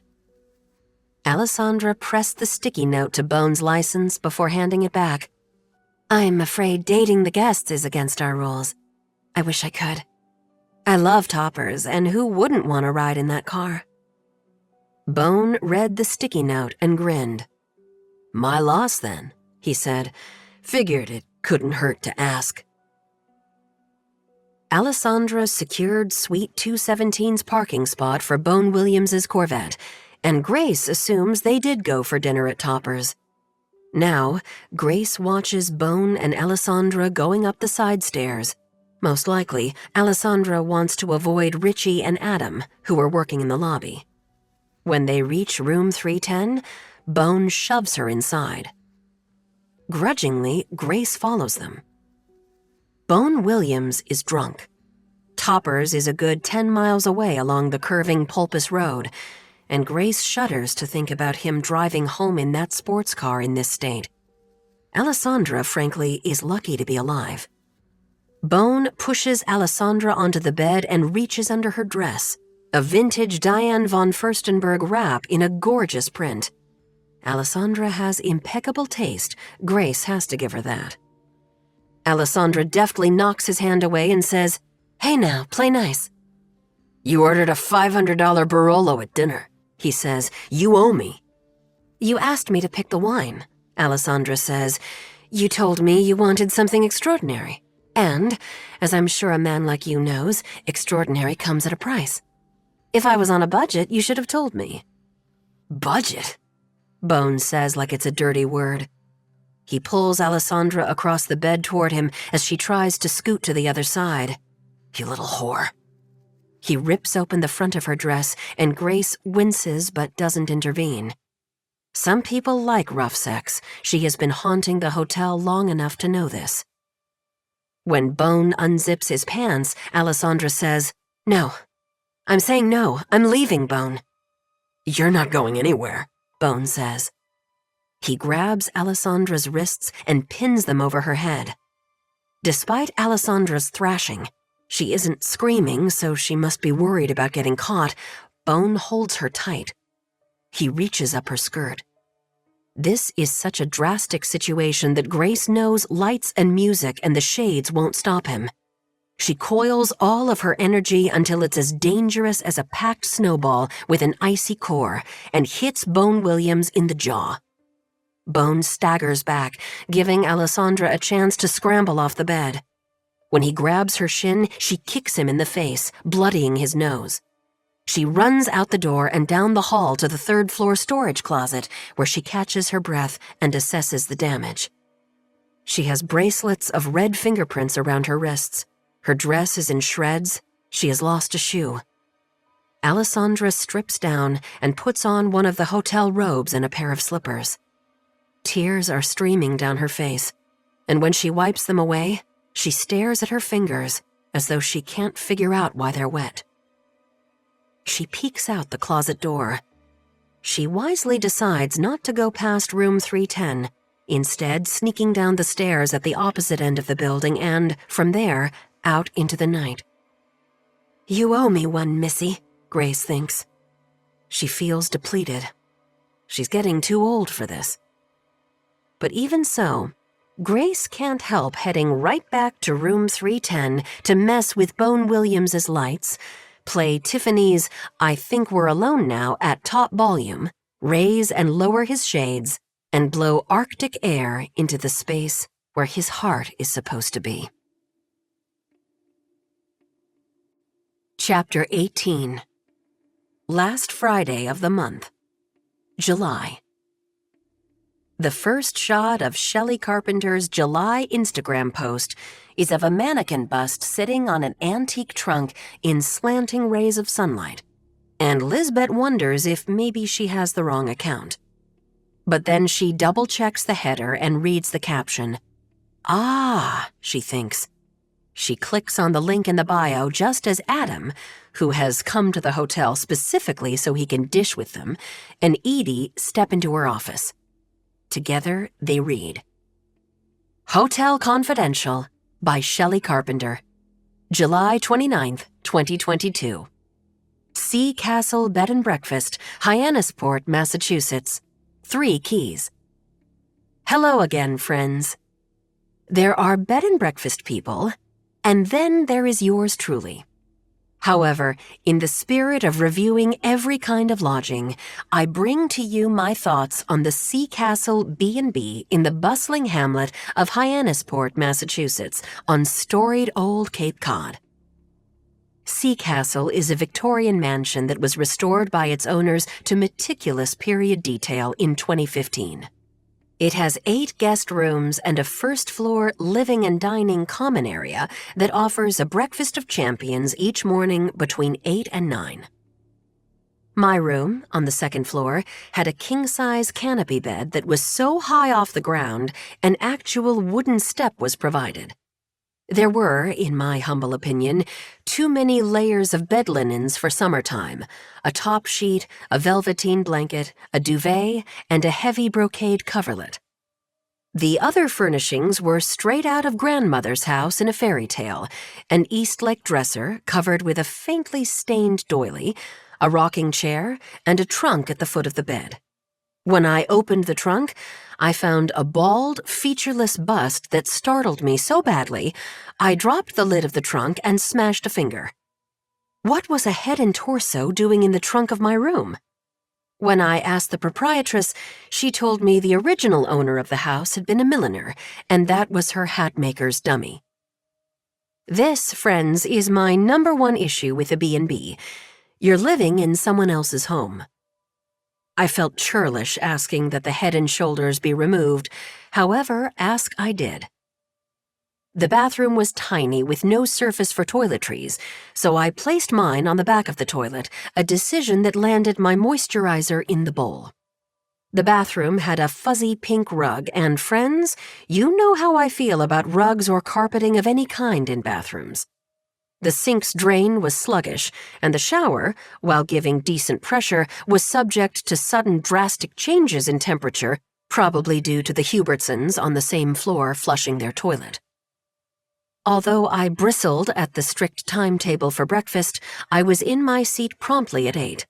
The proprietress brought out freshly squeezed orange juice and a fruit salad that included blueberries, raspberries, blackberries, sliced peaches, and fresh figs. She won me over with the figs. The main course was a mushroom, herb, and gooey brie frittata with a side of crisp bacon and a golden hash brown patty. Also on offer were banana pecan muffins and cheddar scones. The breakfast was the most delicious I've eaten in my life. Yes, friends, better than the croissant with butter and apricot jam at the Shangri-La in Paris. Better than the congee at the Raffles in Singapore. But my infatuation with the food was mitigated by the need to chat with the proprietress and the Hubertsons about which shop in town had the best Panouche fudge and how much of a rip-off the whale-watching trips were. By the end of the meal, I was longing for the freedom and anonymity of a proper hotel. In the end, I balanced the mediocrity of the Sea Castle accommodations, the sluggish drain, the unsettling contents of the trunk, against the extraordinary breakfast, and I arrived at 3 keys. Those of you who love quilts, stained glass, oak sideboards, cross-stitch, green apple-scented candles, country charm, and good-hearted chit-chat may have arrived at 4 keys, but on this point, we'll have to differ. Stay well, friends, and do good. S.C. I can't believe she went to a bed and breakfast, Adam says. Has she ever done that before?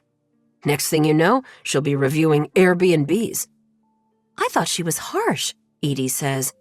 My mom wanted to buy the Winter Street Inn a few years ago when Mitzi Quinn put it up for sale, but my dad talked her out of it. It's a lot of work, running those places. I like bed and breakfasts. I think they're quaint and cozy. Adam groans. Death by cross-stitch.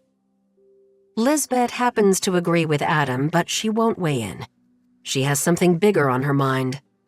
Hyannisport, she says. Shelly Carpenter is getting closer.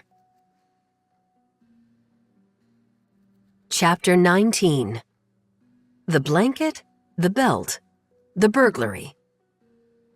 August 1st, 2022. From Xavier Darling, xd@darlingent.com.uk. To employees of the Hotel Nantucket. Happy August, team. I'm pleased to offer this week's $1,000 bonus to a different staff member, Raul Wasserman Ramirez.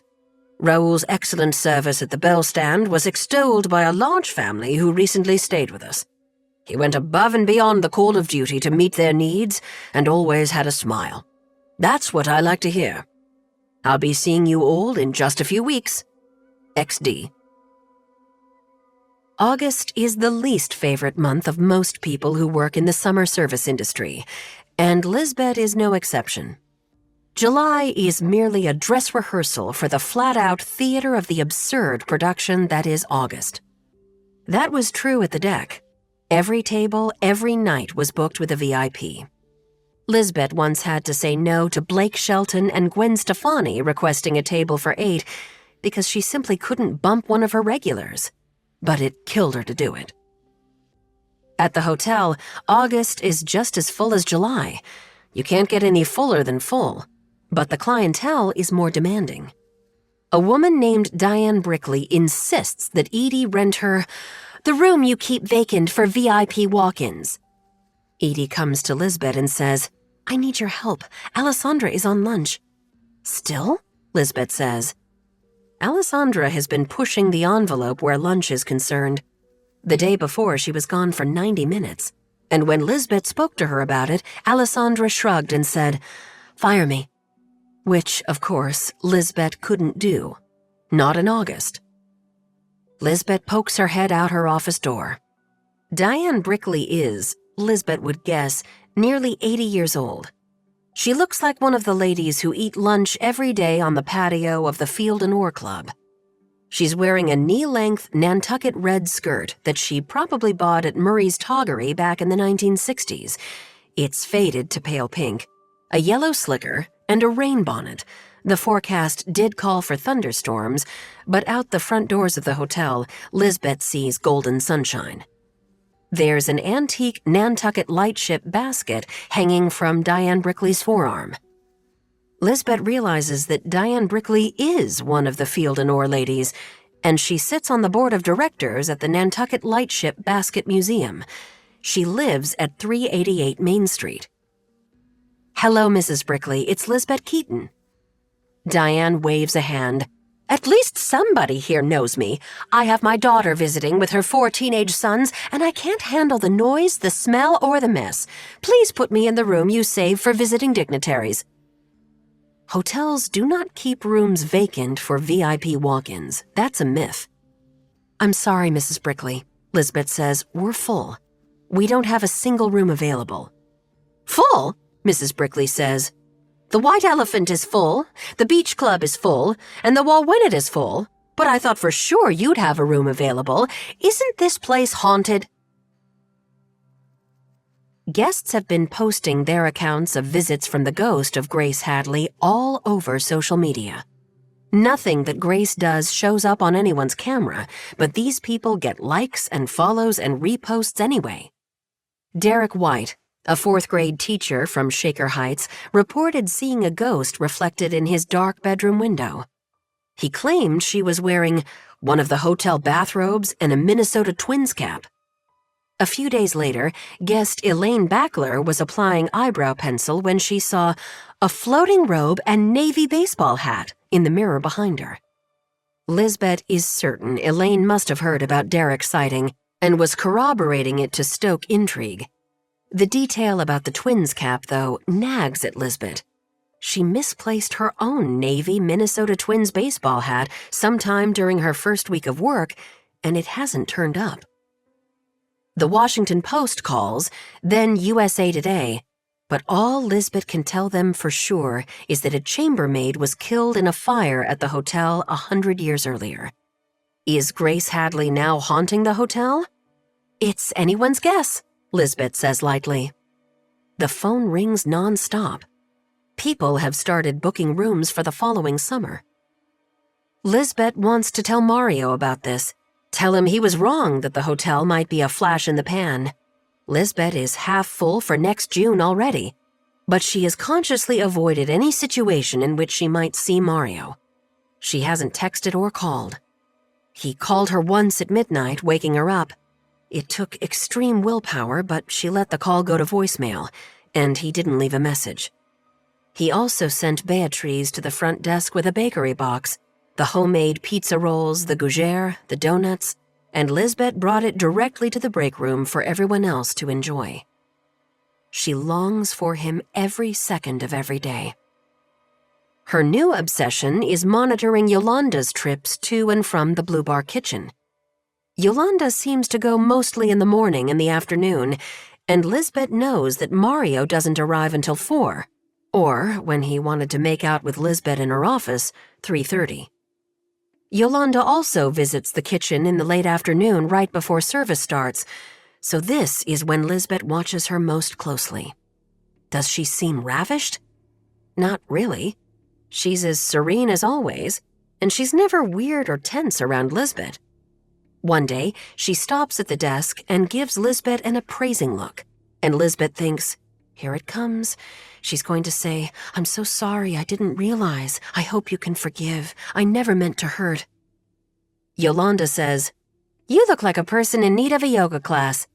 How about 30 minutes in Savasana pose? Lizbet manages a smile. Although Yolanda is right, Lizbet can't imagine ever practicing with her again. Not after all this. I'm fine, thanks, she says. It's just August. Lizbet worries beads along a mental string. Mario, Mario, Yolanda, Mario, Yolanda. But then something steals her full attention. It's 11 o'clock on Thursday, August 4th, and the lobby is popping. Louis is playing Mr. Tennant from room 201 in chess, and the match is so close, there's a little crowd around them. It includes Richie and an exasperated Kimber Marsh, who are waiting for Louis to finish so they can all go to the 167 Raw food truck for tuna burgers and then to Cisco Beach.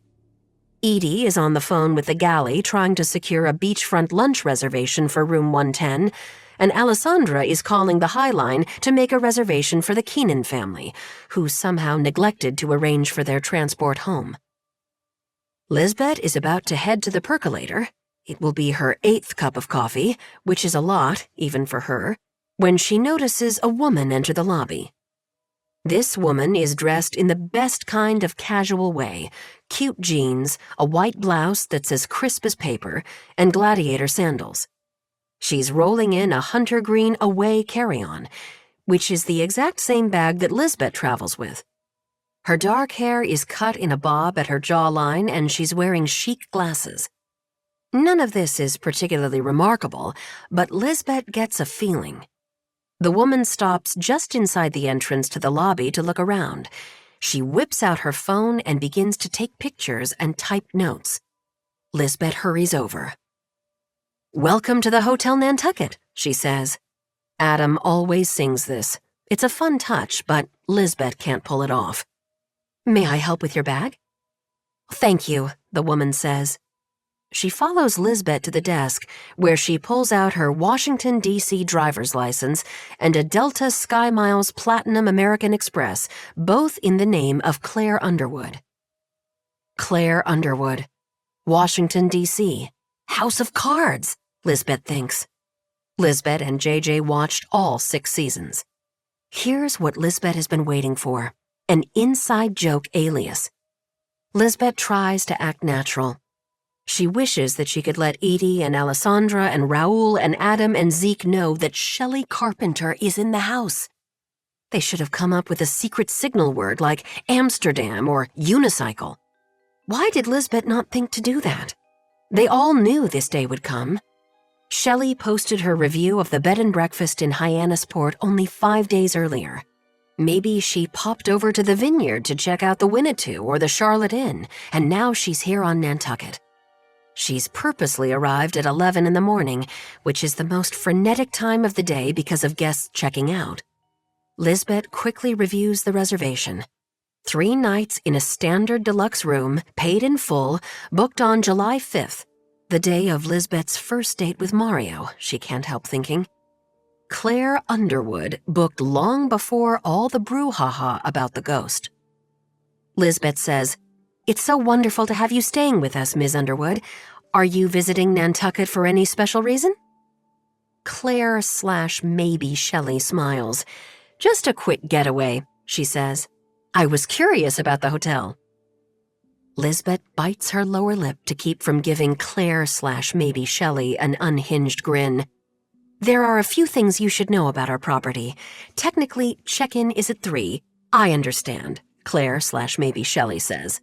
"But I'll try to get you into your room as soon as possible."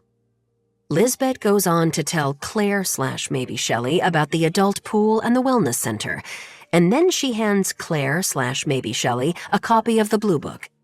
This lists all of our recommendations for shopping, restaurants, beaches, galleries, bars, and nightlife. If you have any requests, please let me know. Lizbet realizes with horror that she has forgotten to introduce herself. "I'm Lizbet Keaton, the general manager." "I do have some requests, actually," Claire/maybe Shelly says, pulling a piece of paper out of her cute woven clutch.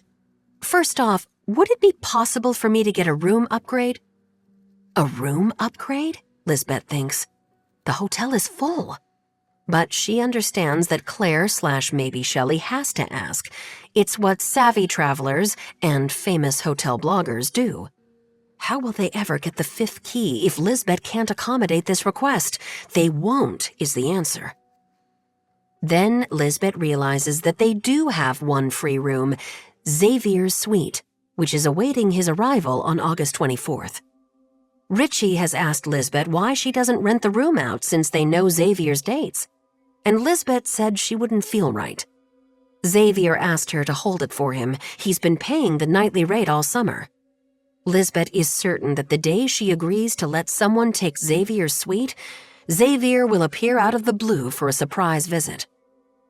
But Shelly Carpenter is a special case. "I bought the hotel to impress 2 women. If Lizbet doesn't offer Shelly the owner's suite, she reasons, Xavier will be furious. "I can upgrade you to the owner's suite," Lizbet says, and she watches Claire/maybe Shelly's eyebrows lift. "Excellent, thank you," Claire/maybe Shelly says. "I also have these requests."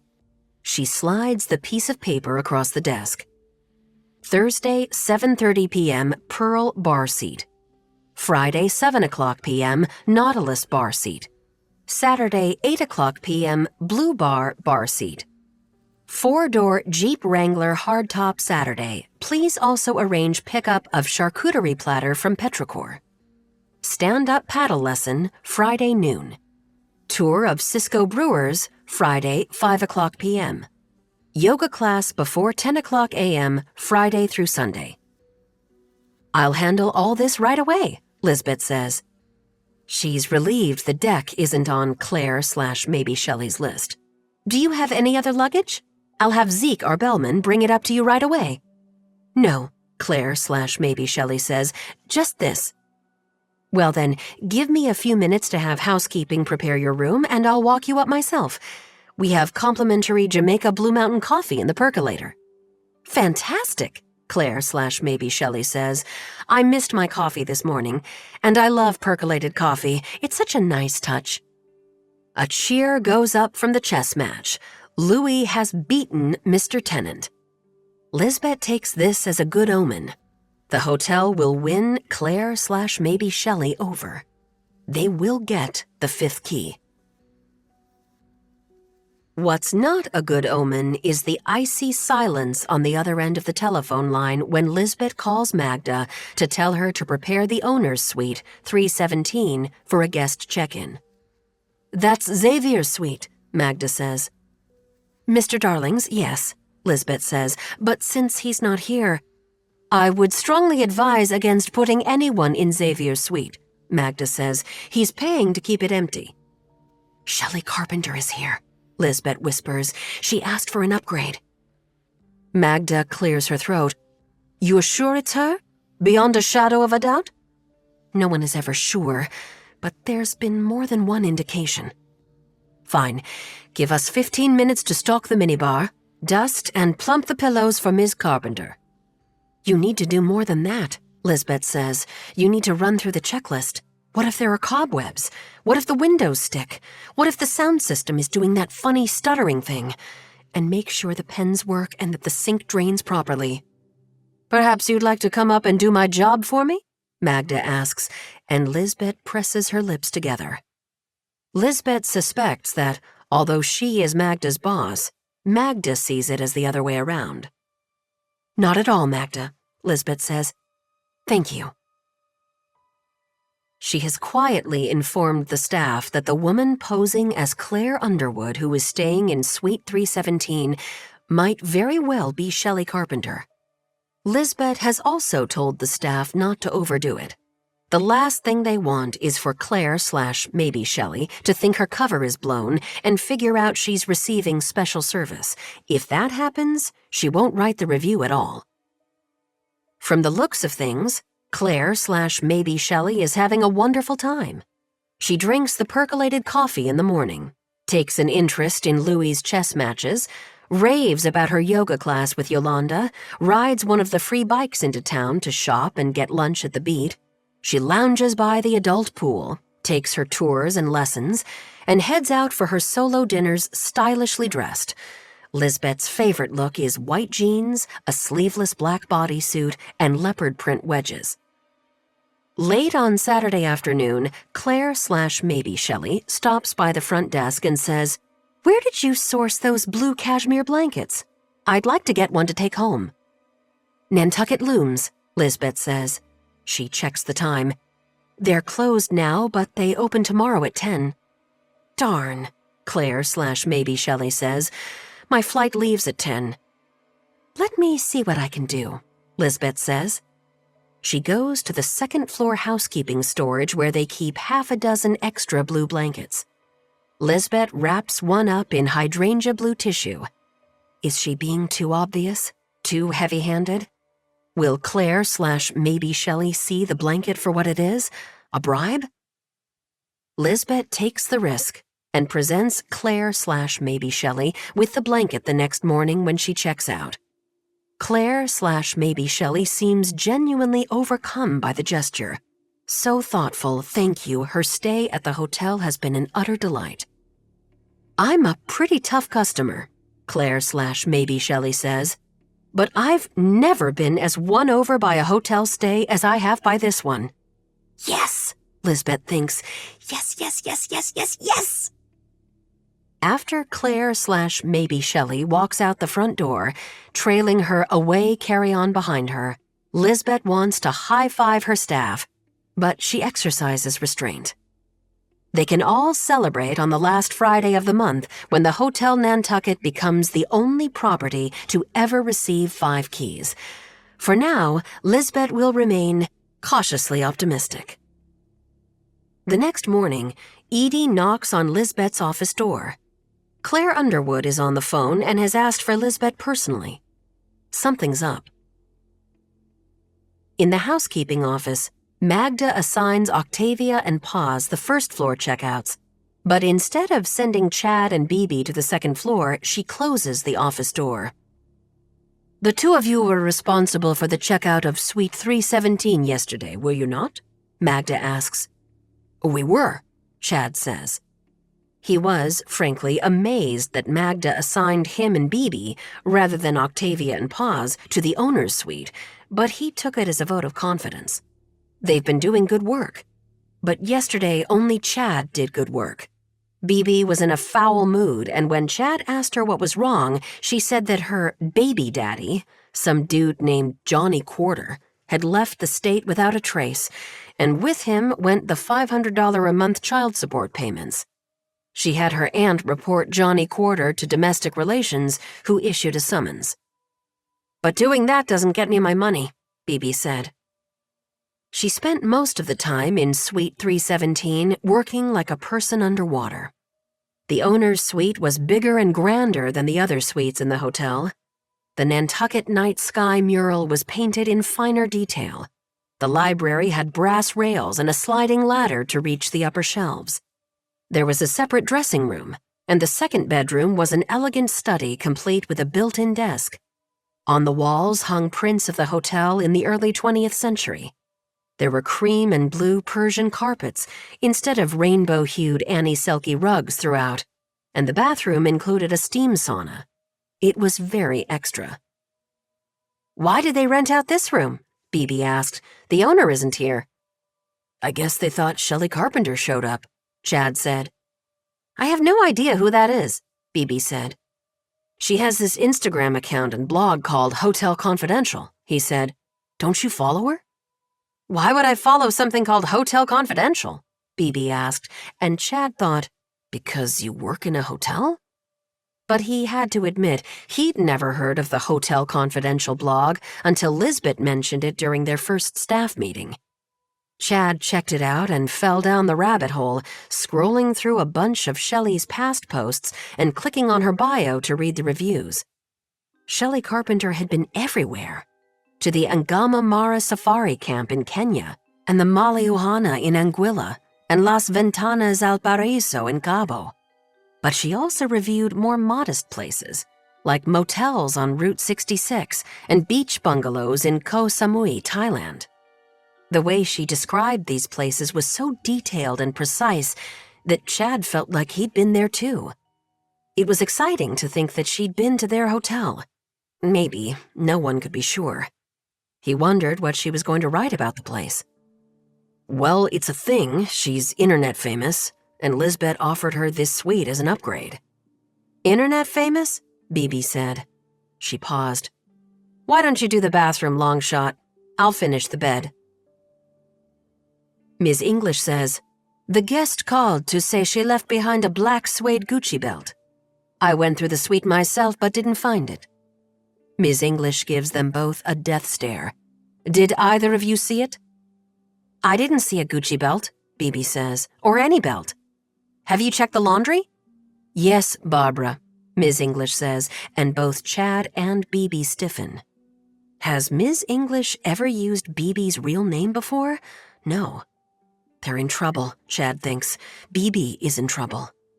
BB took the Gucci belt, of course, just like she lifted Mrs. Daly's Fendi scarf. At some point when Chad was cleaning the bathroom of the owner's suite, he noticed the door had been closed behind him. He heard the vacuum running, and he'd nearly poked his head out to check on BB. The reason he hadn't checked on BB, he admits to himself now, was that he hadn't wanted to know if she was actually vacuuming or just using the noise as a cover. She was upset about money, the loss of $500 a month, the specter of having to pay a private investigator to track down the baby daddy.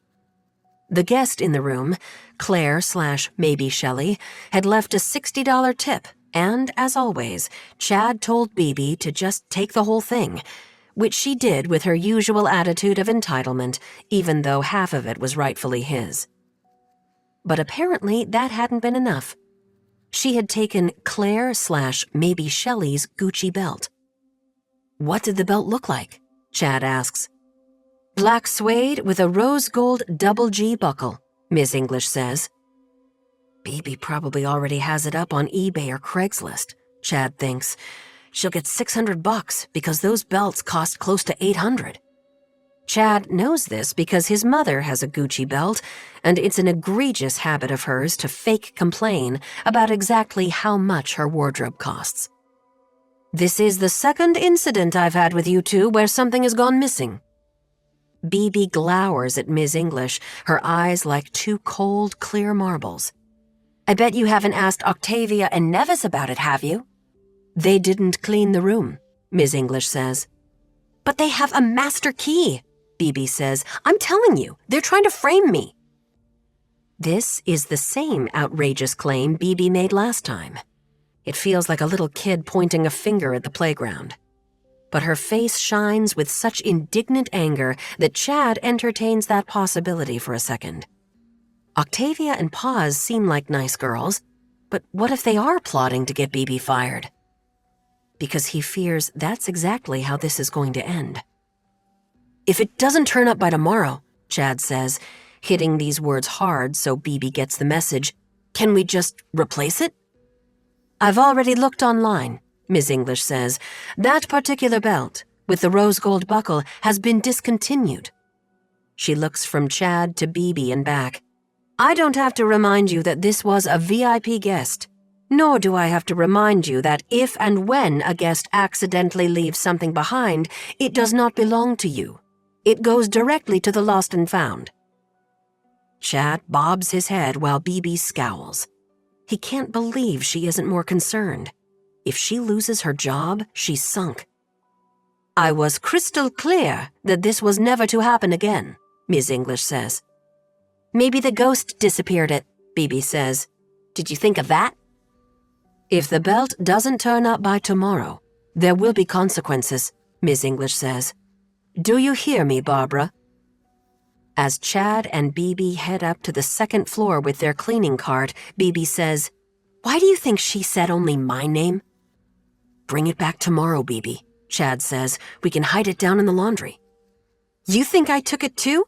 BB says. Really, long shot? She looks so wounded that Chad again wonders if maybe he's wrong. Maybe BB didn't take it. Maybe it was Octavia and Nevis. Or possibly, maybe Shelly put it in a side pouch of her luggage, and she'll find it next week when she flies to Dubai or Cartagena, and she'll call the hotel to apologize. Or maybe the person pilfering the luxury goods is Ms. English. Ha, he thinks. No, it's BB. When Chad gets home from work, he finds the driveway of his house lined with cars and, parked in Chad's usual spot, a van from the Nantucket Catering Company. He tries to recall the date and realizes it's Monday, August 8th.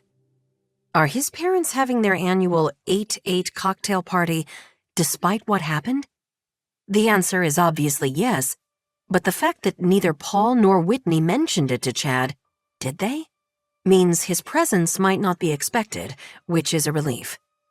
It also makes what Chad has to do far easier. He enters the house and hears conversation, laughter, strains of Christopher Cross. His mother is having a moment with yacht rock, coming from the deck out back. Chad takes a second to see who's in attendance.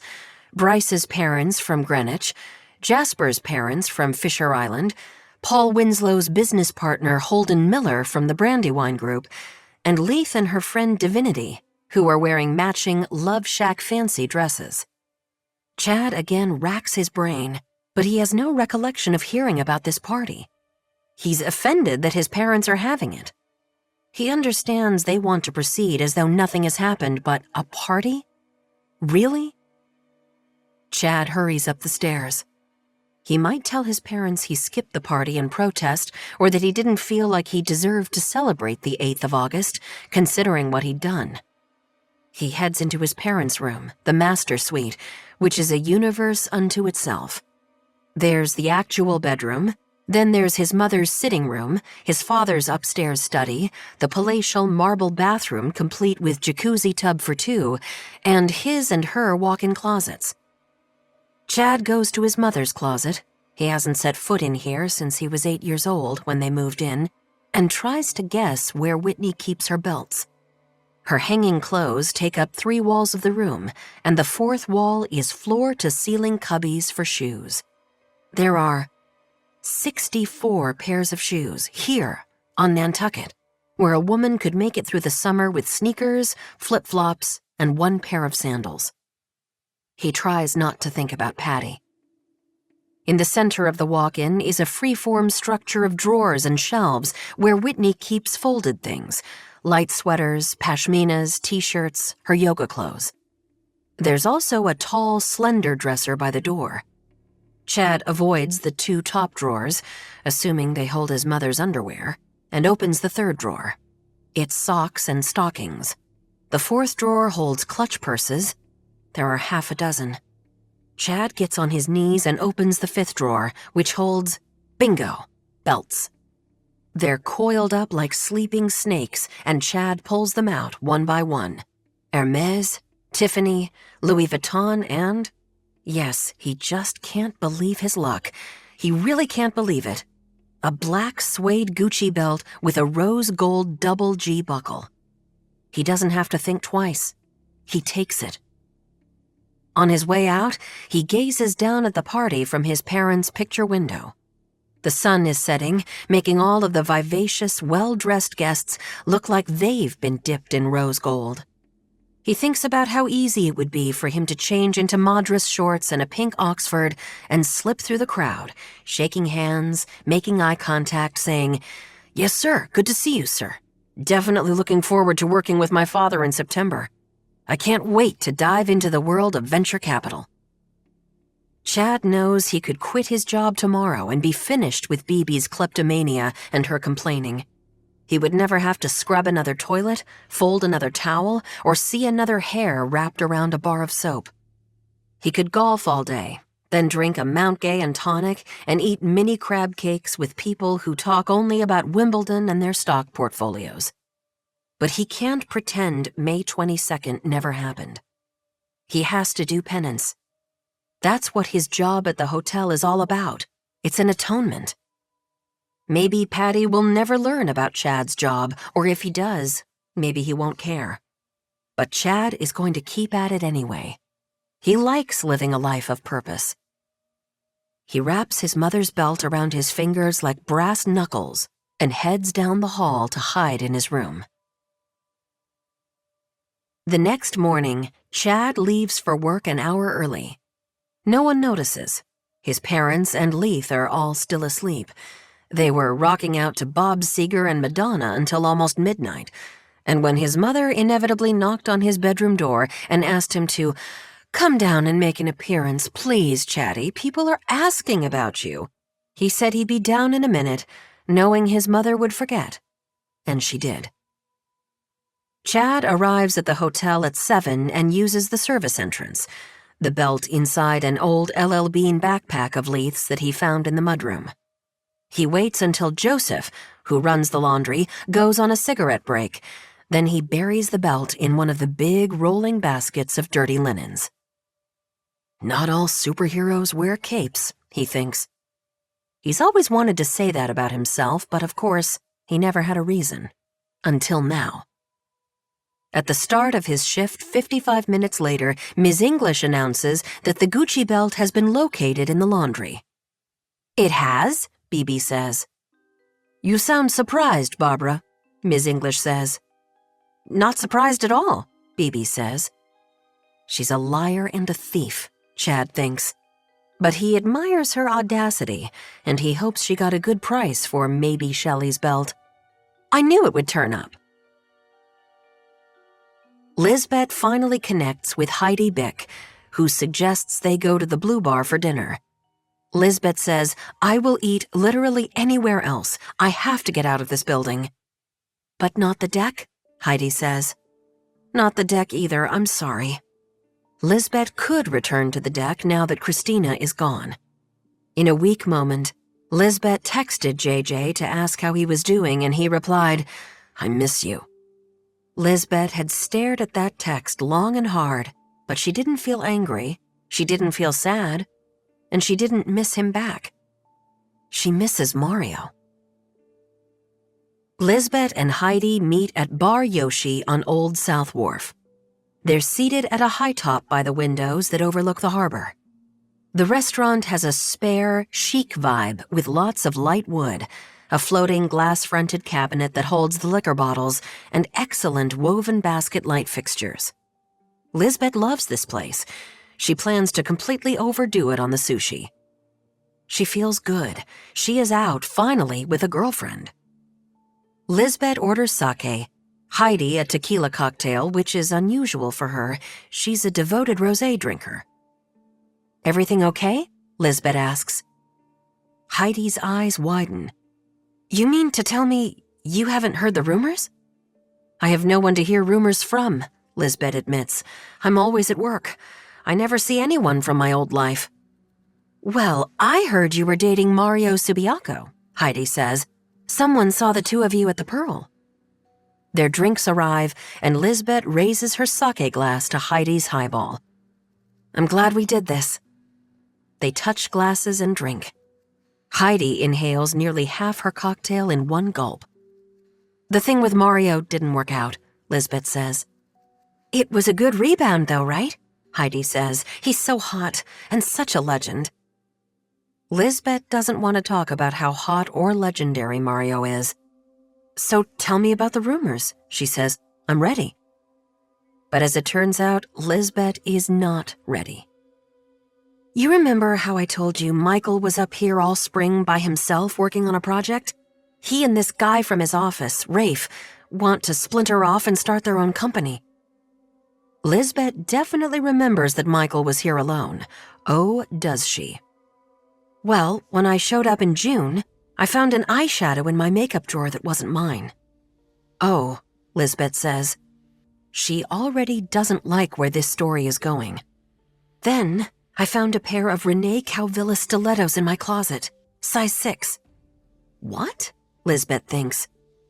There's only one woman brave enough to wear Renee Calvilla stilettos here on Nantucket, Lyric Layton, Heidi's best friend.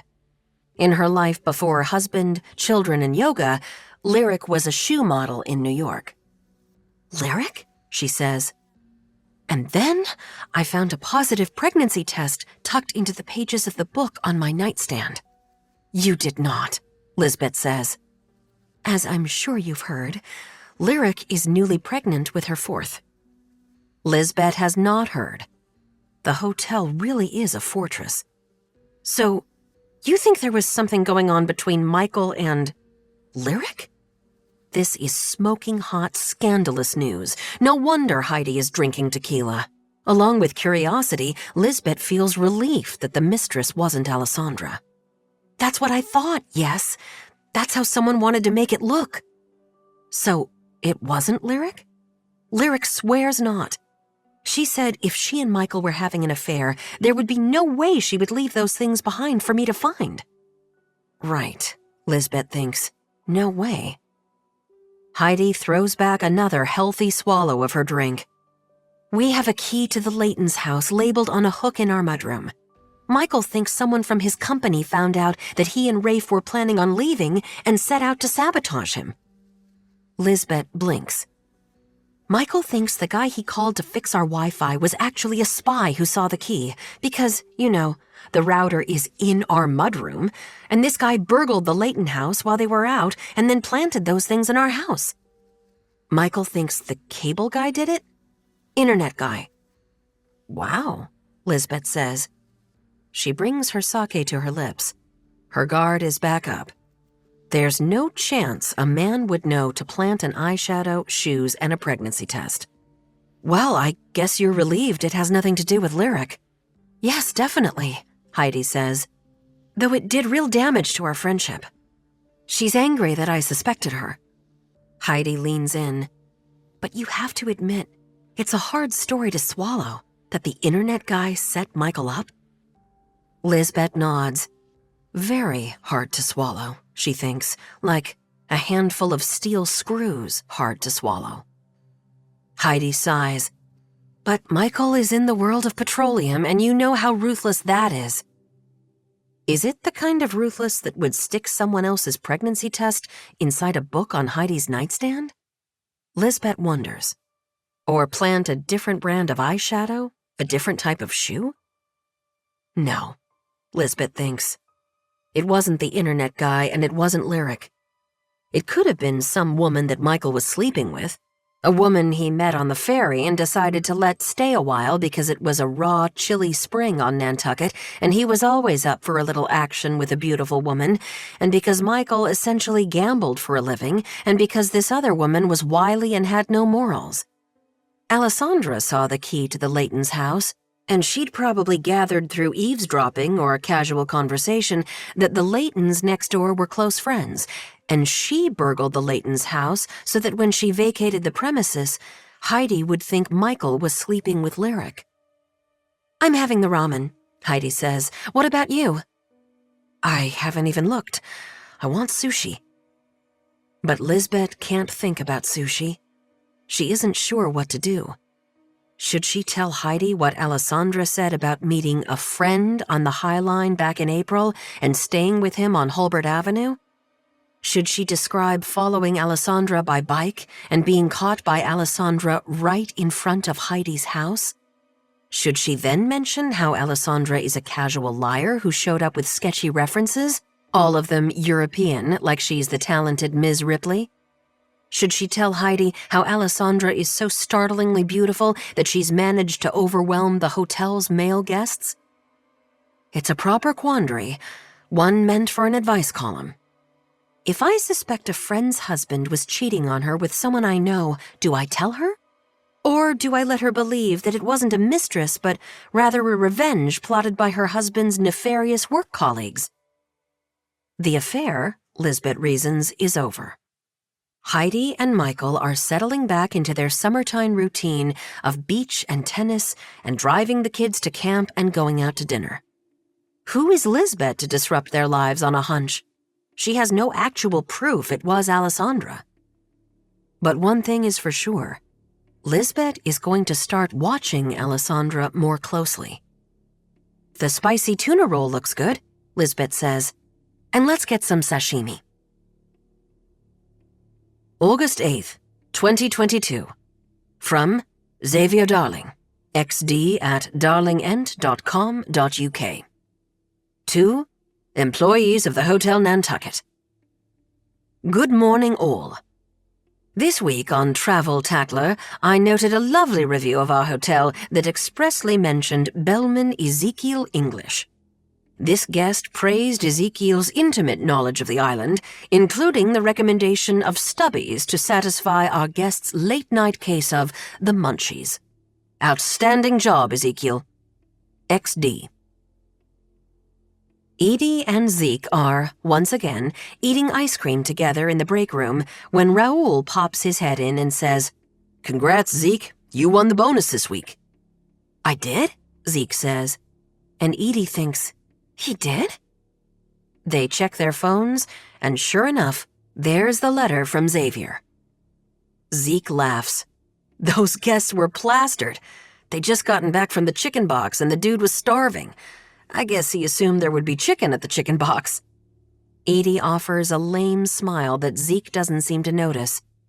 "But since we all know there is not one piece of chicken at the chicken box, I sent them to Stubby's, and he wrote about it. Ha!" Ha, Edie thinks. Her crush on Zeke has only grown more excruciating with each passing day, but that doesn't stop her from feeling bitter that he won the money for recommending Stubby's, which is essentially Nantucket's version of a McDonald's drive-thru. "Why were you even working night bell?" she asks. "Where was Adam?" "It was the night he and Raoul went to the White Heron to see that play," Zeke says. "I covered Adam's shift." He deserves the money, Edie thinks. He worked a double so Adam and Raoul could have a date night. She feels resentful that she can't even be properly resentful. Zeke tosses his nearly full bowl of ice cream into the trash. "I'm going to run to Indian Summer and see about a new longboard," he says. He gives Edie's shoulders a squeeze. "Your boy is hyped." Edie would normally be glowing from the half-hug and the use of the term, "your boy," but once Zeke leaves, Edie feels bereft. Then, something on her phone catches her attention. August 8th, 2022. Abigail Rashish, Cornell School of Hotel Administration, Alumni Facebook page. Warning to my fellow hoteliers, and especially to anyone who shares my obsession with Shelly Carpenter. I assume this means everyone. There's a woman at large who is imitating Shelly Carpenter. She shows up solo and presents IDs in various obvious aliases. When she checked into the Woodstock Inn, where I've recently been promoted to FDM, her ID said Diana Spencer. She asked for a room upgrade, presented a written list of requests, and did that thing of trying to subtly take photos and type notes into her phone. I'm not ashamed to admit that I was completely fooled. I bent over backward to get Diana Spencer a room upgrade, and I even gifted her a bathrobe after she asked where we sourced them. I was aghast when Diana Spencer called the next day to say that she'd left a Prada raffia tote behind. We couldn't find the tote. Our housekeeping staff hadn't seen it, but nevertheless, we offered to replace it, which cost us over $1,000. Of course we replaced it. We were dealing with Shelly Carpenter, or so we thought. Then, a couple days later, I heard from classmate Chasey Peck, class of 21, who's the concierge at Round Pond in Kennebunkport, Maine. Chasey had a woman come in with an ID that said Miranda Priestley, and who went through the same motions with room upgrade, list of requests, and sourcing questions in order to get free merch. A day after Miranda Priestley checked out, she called Round Pond claiming to have left behind a gold Tiffany tea bangle.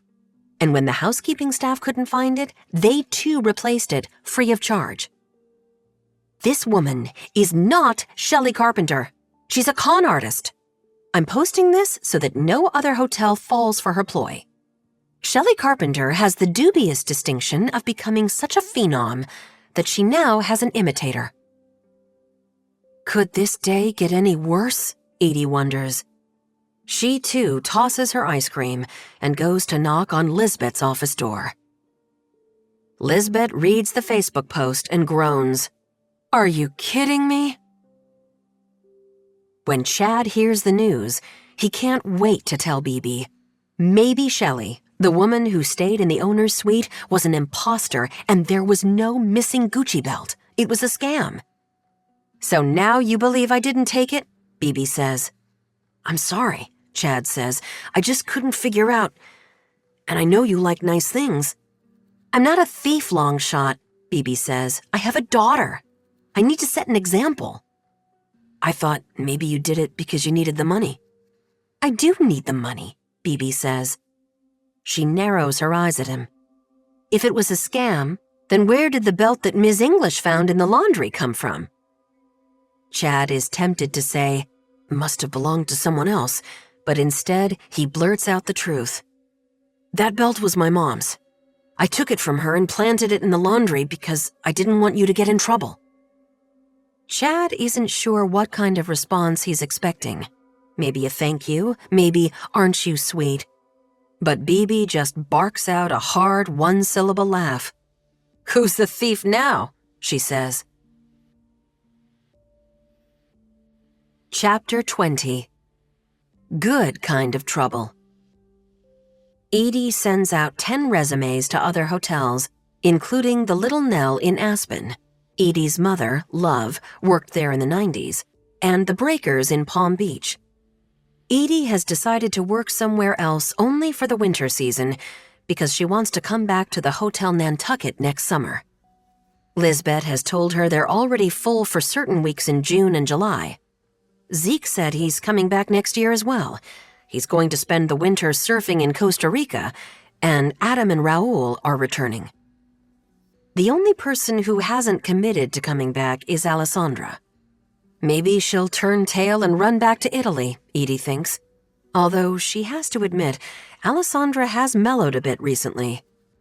Adam told Zeke that Alessandra has been staying in every night, eating dinner in her room with the door closed. Something happened with her, I think, Adam said, but she won't tell us what. Edie is on the desk one gloriously hot and sunny afternoon by herself. Alessandra is at lunch, and everyone else is at the beach or the pool, or biking to Sconset for ice cream, or hiding from the sun at the Whaling Museum. Edie has a moment to check her phone just to see if all 10 of her cover letters and resumes went through on her email. And that's when she sees the Venmo request from Graydon for $1,000. Edie huffs out a short, indignant laugh. The nerve of him. No, really, the nerve. Edie isn't sure why. Maybe because she now has a plan for her future. Maybe because working the desk has made her more confident. Maybe because she has Lizbet as a role model. But she decides in that moment that she has had it. She will be bullied no longer. She deletes the Venmo request and sends Graydon a text. "We're finished. Leave me alone."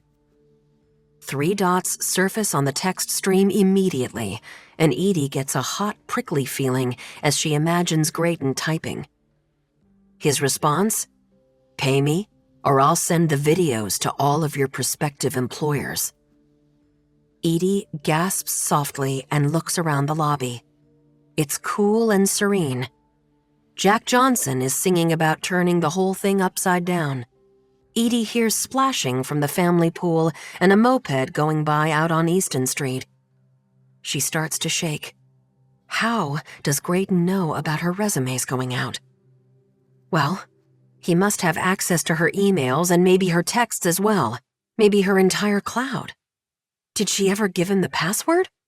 No, but it wouldn't be difficult to guess. Nantucket Girl 127, her birthday. She's tempted to call him, but that will end one of 2 ways, with her screaming or with her crying and begging. He knows she has student loan payments. He knows Edie and Love's financial future is uncertain. Love actually asked Lizbet if she could use one more person on the desk. Love did it under the pretense of offering help, but she needs the money. And Lizbet snapped her up, so now Edie's mother is going to be working 1 night shift a week to give Richie a break. Graydon also knows that Edie's shame about what she did, what she agreed to, is deep and painful, and that she'll do anything to conceal it. Through the blur of tears, Edie takes inventory of the lobby. No one needs her. The phones are quiet. Zeke is stationed by the door in case of emergency. Edie runs to the break room, and as soon as the door closes behind her, tears fall. "Edie?" a voice says. "Are you okay?" Alessandra is sitting at the counter with some kind of craft project in front of her. Both this and the unexpected concern in Alessandra's voice stop Edie from going into a full-blown meltdown. "Fine," Edie says, wiping quick fingertips under her eyes. She approaches Alessandra as she would a venomous snake and peers at the project before her. It's an 18-inch frame, the inside of which is spread with some kind of adhesive. Alessandra is pressing in broken pieces of pottery and colored glass. She has only half the square completed, but from where Edie is standing, it looks kind of like... Alessandra says, "I'm making a mosaic." "I didn't know you were crafty," Edie says, and this makes Alessandra laugh. "I'm not, particularly," Alessandra says. "I just wanted to try my hand at this. It's harder than it looks. You have to lay down the pieces and hope that when you step back, it makes the hole you're looking for." "It's a woman's face," Edie says. "It looks like you. Is it you?" Alessandra shrugs. "I've always thought of mosaic as this big metaphor for my life," she says. "All these jagged, incongruous pieces." She holds up a small shard of milky jade green glass. "These are like the things that happen to you. But if it's laid out a certain way and if you take a step back from it, it makes sense." Edie thinks about her own life, growing up the beloved child of 2 wonderful parents on an island where she felt safe and nurtured and championed, where she was such a success academically that she was accepted to an Ivy League college. Cornell was its own dreamscape. Edie loved the hotel school, her classes, her professors, the guest lecturers from New York City and Zurich and Singapore, and the natural beauty surrounding the campus. There was nowhere prettier than Cascadilla Gorge in the autumn. But then, in January of her junior year, Edie returned from her facilities management lecture to find Love and the dean of students sitting together on the bench in front of her dorm. When they saw Edie approaching, they both stood up. and Edie nearly turned and ran. She knew her mother hated to drive on the mainland, especially in winter. Edie's father was the one who always brought her back and forth. He had dropped her off just a few weeks earlier. Love never would have made the 7-hour trip from Hyannis to Ithaca under anything but urgent circumstances. There was also an unfamiliar expression on Love's face, a mixture of grief and dread. Edie dropped her backpack on the path and raced into her mother's arms, knowing before Love even said the words that her father was dead. Edie took 10 days off from school, and when she returned, she had acquired the questionable mystique and celebrity of someone who had undergone a tragic loss. Students whom Edie knew only tangentially, including Graydon Spires, the most popular and successful student in the hotel school, offered condolences. Everyone talked about Graydon's poise, his charm, his silver tongue, his social savvy. Edie's best friend, Charisse, once remarked, "It's almost freakish the way he always says the right thing." And not only did he say the right thing, Edie learned, as she got to know him, he also always struck the right emotional note. He wasn't a conversational skater. He didn't speak simply to fill silence. He didn't do small talk. He listened and responded in a genuine and intelligent way. When he turned his light on Edie, asking her out for a midnight snack of burgers and coffee at Jack's, "I'm guessing you're not sleeping much these days," she fell in love. They grew close very quickly, too quickly, Charisse said. She was offended by Edie's sudden abandonment. Within days of the date at Jack's, Edie was always with Graydon. When junior year ended, they both accepted summer jobs at Castle Hill in Newport, Rhode Island. They worked at the hotel's front desk and found they were dynamic together. The atmosphere in the lobby all summer was electrifying. The air crackled with the barely sublimated sexual and romantic energy between Edie and Graydon. They tried to outdo each other in customer service in a good-natured way, and the guests and management ate it up. They scheduled Wednesdays off together when they did all the Newporty things, went to Annie's for lunch, hung out on Thames Street, did the cliff walk, sailed on the hotel's sunfish, biked around Fort Adams. Edie couldn't believe how Graydon had appeared just when she needed him most. She imagined the life they would have after they graduated. They would work together in hotels in Alaska, Australia, the Azores. They would climb their way up the corporate ladder at a major hotel chain, or they would start their own hotel chain. They would get married and have babies. When they returned to Ithaca for their senior year, Edie was tapped to be the student director of the Statler Hotel, a very, very big deal. When Edie told Graydon, she expected him to pick her up and swing her around like it was the end of the war in a movie. She thought he'd take a selfie with her and post it on his Instagram with the caption, #girlboss. But right away, she could see he was jealous and resentful. It was right after this that Graydon started asking for things in bed, things Edie wasn't entirely comfortable with, and eventually was mortified by, but she consented because she felt she had to apologize for her success. Graydon recorded everything they did. He told her that made it way hotter. And Edie, who wanted only to please him, did what he wanted and recited her lines. As Edie stands before Alessandra and her half-finished mosaic, she gets a text from Graydon. It's a picture of a box of Pocky, the long chocolate-covered cookie sticks from Japan, and Edie feels a wave of nausea roll over her. She rushes into the one-person bathroom and can't decide whether to cry or throw up. She does a weird hybrid of both, desperately hoping that Alessandra will be gone when she emerges. Please, Edie thinks, pack up your mosaic and leave. The mosaic of Edie's life would be cute around the edges, bits of rose-colored glass and hand-painted bone china, but in the middle would be a chunk of tarry asphalt, black and oozing. When Edie steps out, Alessandra hands her a bowl of vanilla soft-serve ice cream topped with M&Ms, which is Edie's go-to snack. Edie didn't realize Alessandra even knew her go-to. "Sit," Alessandra says. "Tell me what's wrong. I want to help." For 2 months, Edie and Alessandra have worked side by side, and Alessandra has only been a hostile nation, the axis to Edie's allies.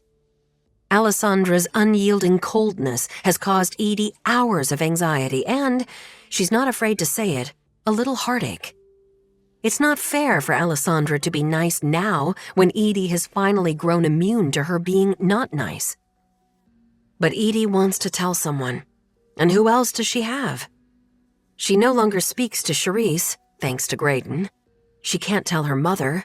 She couldn't possibly confide in Lizbet, and she can't tell Zeke. Edie picks up the spoon just so she'll have something to do with her hands. "My ex-boyfriend is blackmailing me with videos I let him take of us when we were still together," Edie says. "He sent me a Venmo request for $1,000 and told me if I don't pay him, he'll send the videos to my prospective employers. Before that, he threatened to send them to my mother." Alessandra nods ever so slightly. Ah. She doesn't seem shocked or appalled. But then, she hasn't seen the videos. She hasn't heard the things Edie said into the camera. She hasn't watched the acts. No one can see those things, Edie thinks. No one. She has to pay him the $1,000, even though that's 40 hours of work. "I have to pay him." Alessandra scoffs. "You do not have to pay him. You realize that posting revenge porn is a crime, right? A Class 4 felony? You can call the police."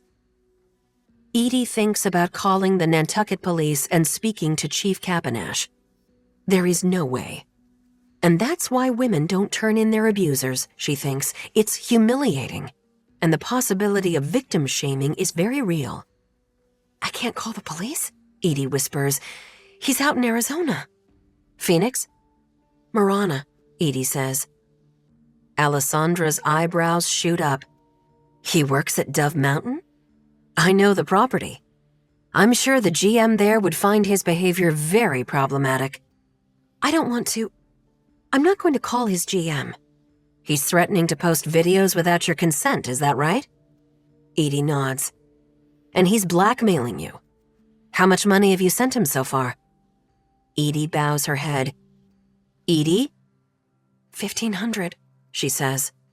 "What?" Alessandra jumps to her feet. "We're getting that money back. Just give me his phone number and let me take care of it." "I can't," Edie says. "Edie," Alessandra says, "I'm going to scare the hell out of him. I'm going to pretend to be someone else. Now, I know I've given you no reason to trust me, but surely you have faith that I can be a convincing bitch on the phone and I can get this guy, what's his name?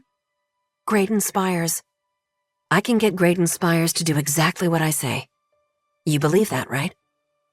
Edie considers this. Can Alessandra be a total bitch? Yes. Can she get men to do whatever she wants? Also yes. She gives Alessandra the number, then squeezes her eyes shut. She overhears fragments of the conversation. "Mr. Spires, this is Alessandra Powell with the Pima County Sheriff's Department. Report of threats against Class 4 felony before you even get to the blackmail. Understand you work at Dove. We can either come round you up, Venmo the amount of $1,500 back to the victim. Internet fraud, identity theft, prosecute to full..." There's a pause. Edie can hear Graydon's voice on the other end of the line. Does he have just the right words for Alessandra now? Is he hitting the correct emotional note, contrite but charming? He was only kidding. He would never dream of posting. Alessandra says, "I don't want to hear your bullshit, Mr. Spires. Venmo Ms. Robbins what you owe her immediately and leave her alone. Otherwise, we will file an electronic restraining order. If you ever threaten to post those videos again, we'll arrest you immediately. Am I understood?" The crystal under Alessandra's right eye seems to wink at Edie. "Am I understood?" She pauses. "Well, I hope so." I won't trumpet my own accolades, Mr. Spires, but I've created quite a reputation wiping up the floor with little men like you. She ends the call and tells Edie, if he doesn't Venmo you what he owes you immediately, I'm going to fly out to Arizona and put his balls in a vice grip until he turns it over. But you are getting that money back. Edie looks at Alessandra. Thank you. Alessandra smiles. Not the cold, plastic smile Edie has grown used to, but a warm, genuine one that illuminates her face and makes her look like a completely different person. You're welcome, Edie, she says. Edie's phone dings. A Venmo payment has just come in from Graydon Spires for $1,500. Richie and Kimber are having the kind of summer romance that people write songs about. Songs like Summertime by Cole Porter, A Summer Song by Chad and Jeremy, Summer by Calvin Harris. And Grace isn't sure how she feels about it. On the one hand, she can tell it won't end well. They aren't being honest with each other. But on the other hand, they both seem so happy. And how can that be a bad thing? Now that Grace will say it even though they haven't, fallen in love, Kimber's insomnia has disappeared and she lets Richie work the night desk undisturbed. She goes to bed after tucking in the children and doesn't stir until Richie joins her at 2 a.m. Then there is some spirited adult time. Kimber and Richie sleep intertwined, always in pajamas because of the children, until 7 o'clock, which is when Louie heads out to the lobby to play chess, and Wanda asks the hotel guests if they've heard the mystery of the haunted hotel. Wanda is Grace's own little PR person. Kimber goes down with them and then brings 2 cups of coffee, light and sweet for her, splash of milk for Richie, back to the suite. The children eat the complimentary breakfast in the lobby. They're both partial to the croissants filled with almond marzipan that Beatrice makes, and Richie and Kimber skip breakfast for more alone time. Then they shower and embark on their day. Kimber seems to have abandoned writing her memoirs for the time being. She hasn't been on her computer in nearly 2 weeks. Richie and Kimber deliver Louis to his chess lesson with Rustum, and Wanda to the Athenaeum, so that she can read quietly for an hour and check out the next Nancy Drew mystery. She's up to number 26, The Clue of the Leaning Chimney. Then they return to the hotel, put Doug on a leash, and disappear out the side door to go for a walk. The afternoons are adventures, ones Kimber selects from Lizbet's Blue Book, and that Grace gets to live vicariously through the photos on Kimber's phone. Grace sees pictures of the big-enough-for-2 sandwiches they get from Something Natural, turkey, Swiss, and tomato with sprouts and mustard on the famous herb bread, and watches the videos Kimber took of their trip up to Great Point. The long arm of golden sand in the afternoon sun is so appealing that Grace yearns to be able to leave the hotel, if only for the afternoon.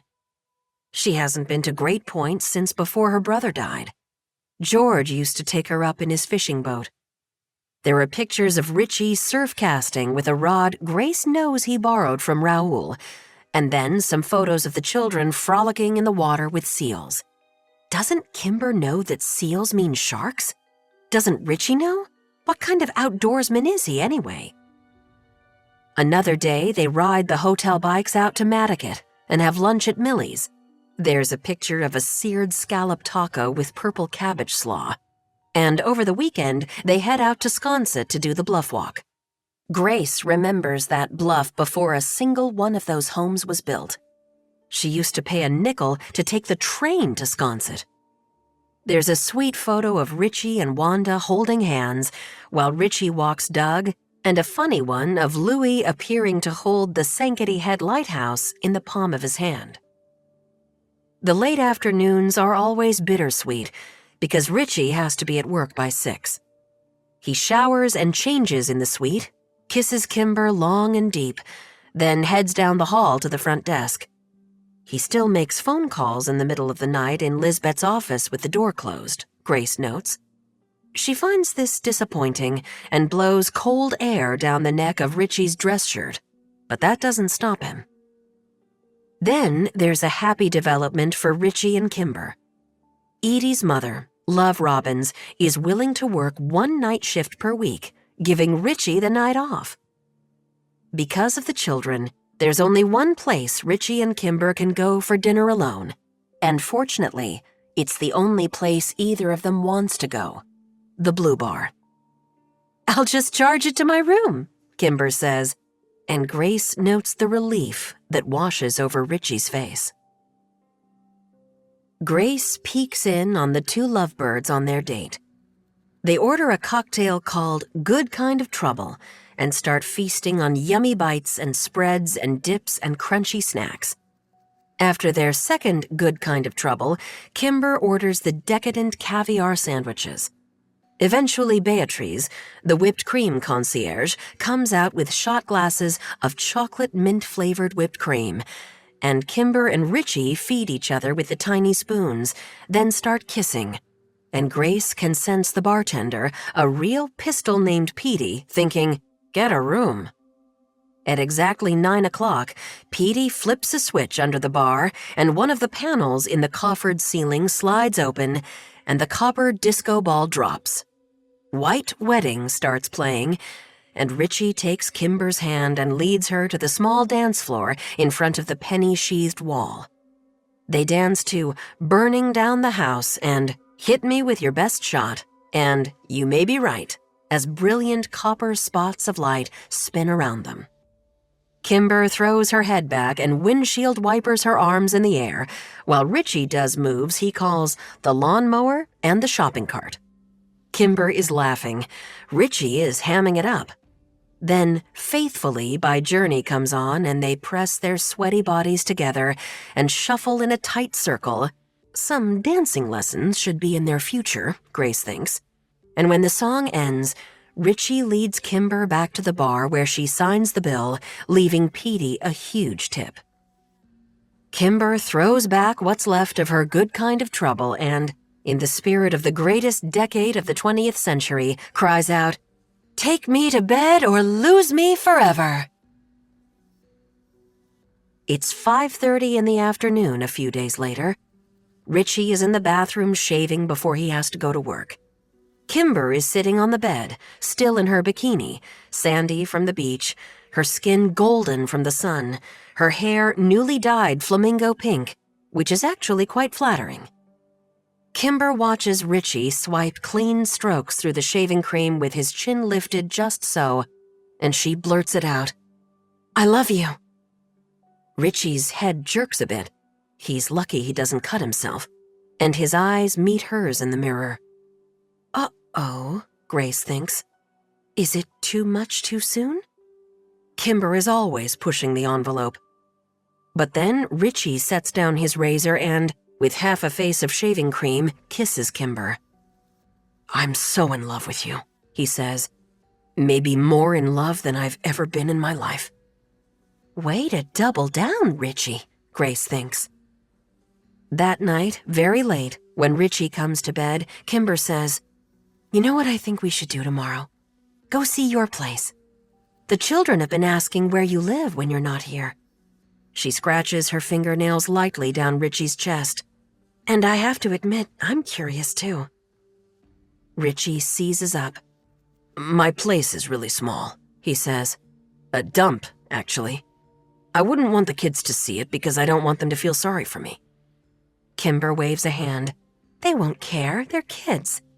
We'll just swing by and poke our heads in before we go to 40th Pole tomorrow. You said Cliff Road? That's on our way." "Not a good idea," Richie says. "My landlady, Mrs. Felix, said no visitors." "We won't even set foot inside, and we'll stay 2 minutes," Kimber says. "The children just want to see—" "Kimber, no." Richie's voice is sharp. Kimber waits a beat, then sits up in bed. "I just think it's weird that we're in love and I've never seen where you live. It's suspicious. And after what I've been through with Craig, I just have to ask, is there something going on between you and Mrs. Felix? Or was there?" "No," Richie says. "Then I guess I don't understand why—" "Because I don't have a place to live," Richie says. "There is no Mrs. Felix. I made her up." I lied to you because I didn't want you to think I was pathetic, and I lied to Lizbet so I could get this job, which I desperately need." "What?" Kimber says. "Where were you living then, before you moved in here?" "The break room," Richie says. "And my car." "Your car?" Kimber says. The look on her face is one of naked horror, and Grace can't blame her. Who lives in his car? A hobo? This is it, Grace thinks. This is the end of the cute romance. "I need to save money," Richie says. "I'm in so much debt, Kimber. The divorce carpet-bombed me financially, and I thought if you knew I didn't have a place to live, you would think I was using you so I could live in the suite." Kimber's eyes shut for a moment, then fly open. "I asked you to stay overnight in the suite and you said no. I practically had to beg you." "I would never want you to think I had ulterior motives," Richie says. "That's why I was so hesitant to start this relationship. It wasn't you. You're beautiful and fun and spontaneous and a terrific mother. Bringing your kids here for the summer instead of shipping them off to camp or keeping them holed up in the city. It was that I'm homeless. My ex-wife took the house in Connecticut and I gave up my apartment when I moved here. You can do so much better than me, Kimber." This is probably not untrue, Grace thinks. "I don't want to do better," Kimber says. "I don't need a rich man. I had one of those and he ditched me for the nanny. I need a man who loves me and who won't leave me." "I won't leave you," Richie says. "Someone would have to physically drag me away from you at gunpoint." This is probably not untrue either, Grace thinks. Nor unlikely. August 15th, 2022. From Xavier Darling, xd@darlingent.com.uk. To employees of the Hotel Nantucket. Good morning, team. I'm pleased to be spreading the wealth again this week and awarding the $1,000 bonus to Adam Wasserman Ramirez. A guest of the hotel sang, wink wink, Adam's praises for his showmanship at the piano during the wine and cheese hour. He indulged the guest's wishes with a rendition of Let It Go that the guest said gave me goosebumps. Well done, Adam. Here's hoping you don't leave us for the Great White Way. XD. Adam deserves the bonus, Lizbet thinks. He plays the piano for the guests after his shift is over, purely for the joy of it. But the thing is, every member of her staff deserves the bonus, every week. She hopes Xavier will see that once he comes to visit. Her phone dings with a text, and she has the same Pavlovian response to the sound that she's had for weeks. "Mario?" But the text isn't from Mario. It's from JJ. "I'm taking tomorrow night off. Can we talk?" Lizbet inhales, exhales, takes a sip of her coffee. "Fine," she says. "I'll meet you at the spot at 8. Lizbet and JJ's spot is the Proprietors on India Street. On Saturday nights in the off-season, the bartender, Tenacious Lee, would save them the 2 stools at the end of the bar. Lizbet hasn't set foot in Proprietors in months, and although she's ambivalent about meeting JJ, it's a meeting, not a date, she tells herself. She feels only joy when she strolls down the brick sidewalk to the white clapboard house built in 1800 and opens the lipstick-red door. Hello, old friend, she thinks. The restaurant's interior is one of her very favorites. There are refurbished wide plank floors, exposed brick, Edison pendant lights, and a long white oak bar with a pressed tin front. On the walls hang displays of mismatched china and a collection of antique door escutcheons. On the tables are mason jars filled with Nantucket wildflowers and flour sack napkins with sage green stripes. Lizbet almost left the Proprietors out of the Blue Book because she never wants the bar to become a place that's 3 deep with tourists ordering Cape Codders. In the end, she tucked it into the fine dining section, calling it eclectic, a place for people who want a thoughtful dining experience and the most creative cocktails on the island. Lizbet has arrived before JJ on purpose. She waves at Lee, embraces her across the bar, then orders her usual, a cocktail called Celery Man, which is made with mezcal joven. Lizbet has, quite intentionally, not touched tequila in months either, and celery syrup with a white peppercorn rim. It's a savory cocktail, which she prefers to sweet. Sorry, heartbreaker. Lizbet relishes the first ice-cold sip. She has missed this place. "Are you waiting for someone?" Lee asks. Lizbet shrugs. "Maybe." Lee cocks an eyebrow, and the very next second she breaks into a smile. "Look what the cat dragged in. It's just like old times. Can I get you the usual, chef?" "Please," JJ says. Lizbet stands and greets him with a hug as though he's an old friend from high school. He takes the opportunity to squeeze Lizbet tight, and she inhales his scent. Boy fresh from the shower, ivory soap, wintergreen aftershave, a lingering hint of the cigarette he smoked on his way here. When she pulls away, he says, "You look gorgeous, Libby. I don't think I've seen that dress before." "You haven't." Lizbet is wearing a red, crinkled cotton sundress, short to show off her legs, and her nude wedges. They take their stools, the same ones they've sat on 100 times before. When JJ's drink arrives, they touch glasses. Lizbet has unwittingly slipped right back into her former life. This is a meeting, she reminds herself, not a date. She knows Lee is not only tenacious but discreet. Anyone else would be sending an all-caps text around the island. "Lizbet and JJ reuniting at Props Bar." Lizbet isn't sure what to say to the person she knows better than anyone on Earth. Should she ask him about Christina? No. Should she launch into the story about the imposter Shelly Carpenter? No, he won't get it. He seems nervous. His hand shakes as he holds up the dinner menu. To put him at ease, she can't believe she's falling into the same old habit of worrying about his comfort. She asks about the restaurant. "Worst summer ever," he says. "We said that every August." "I'm serious, Libby. Everything sucks. The place has no soul. My cooking is technically sound, and the staff know what they're doing, but there's no love, no magic." Well, Lizbet thinks. "My travel Tatler reviews are atrocious. Everyone calls the dining disappointing. It's like we're being punished for being great in the past. Any idea how frustrating that is? People hear, 'Oh, the deck is the best,' and they come in with unreasonable expectations. We're human beings running a restaurant. Things happen." They certainly do. "I need you to come back, Libby."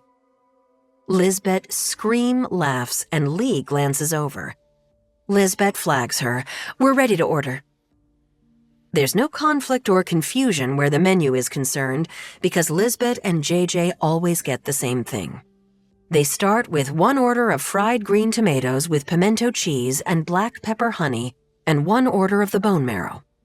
Then Lizbet gets the chicken fried trout and JJ the Korean short ribs with kimchi grits. "Would you like another drink?" Lee asks Lizbet. "I'm going to stick with one," Lizbet says. "I have an early day tomorrow." She has an early day every day now and can't afford to stumble out of here the way she used to.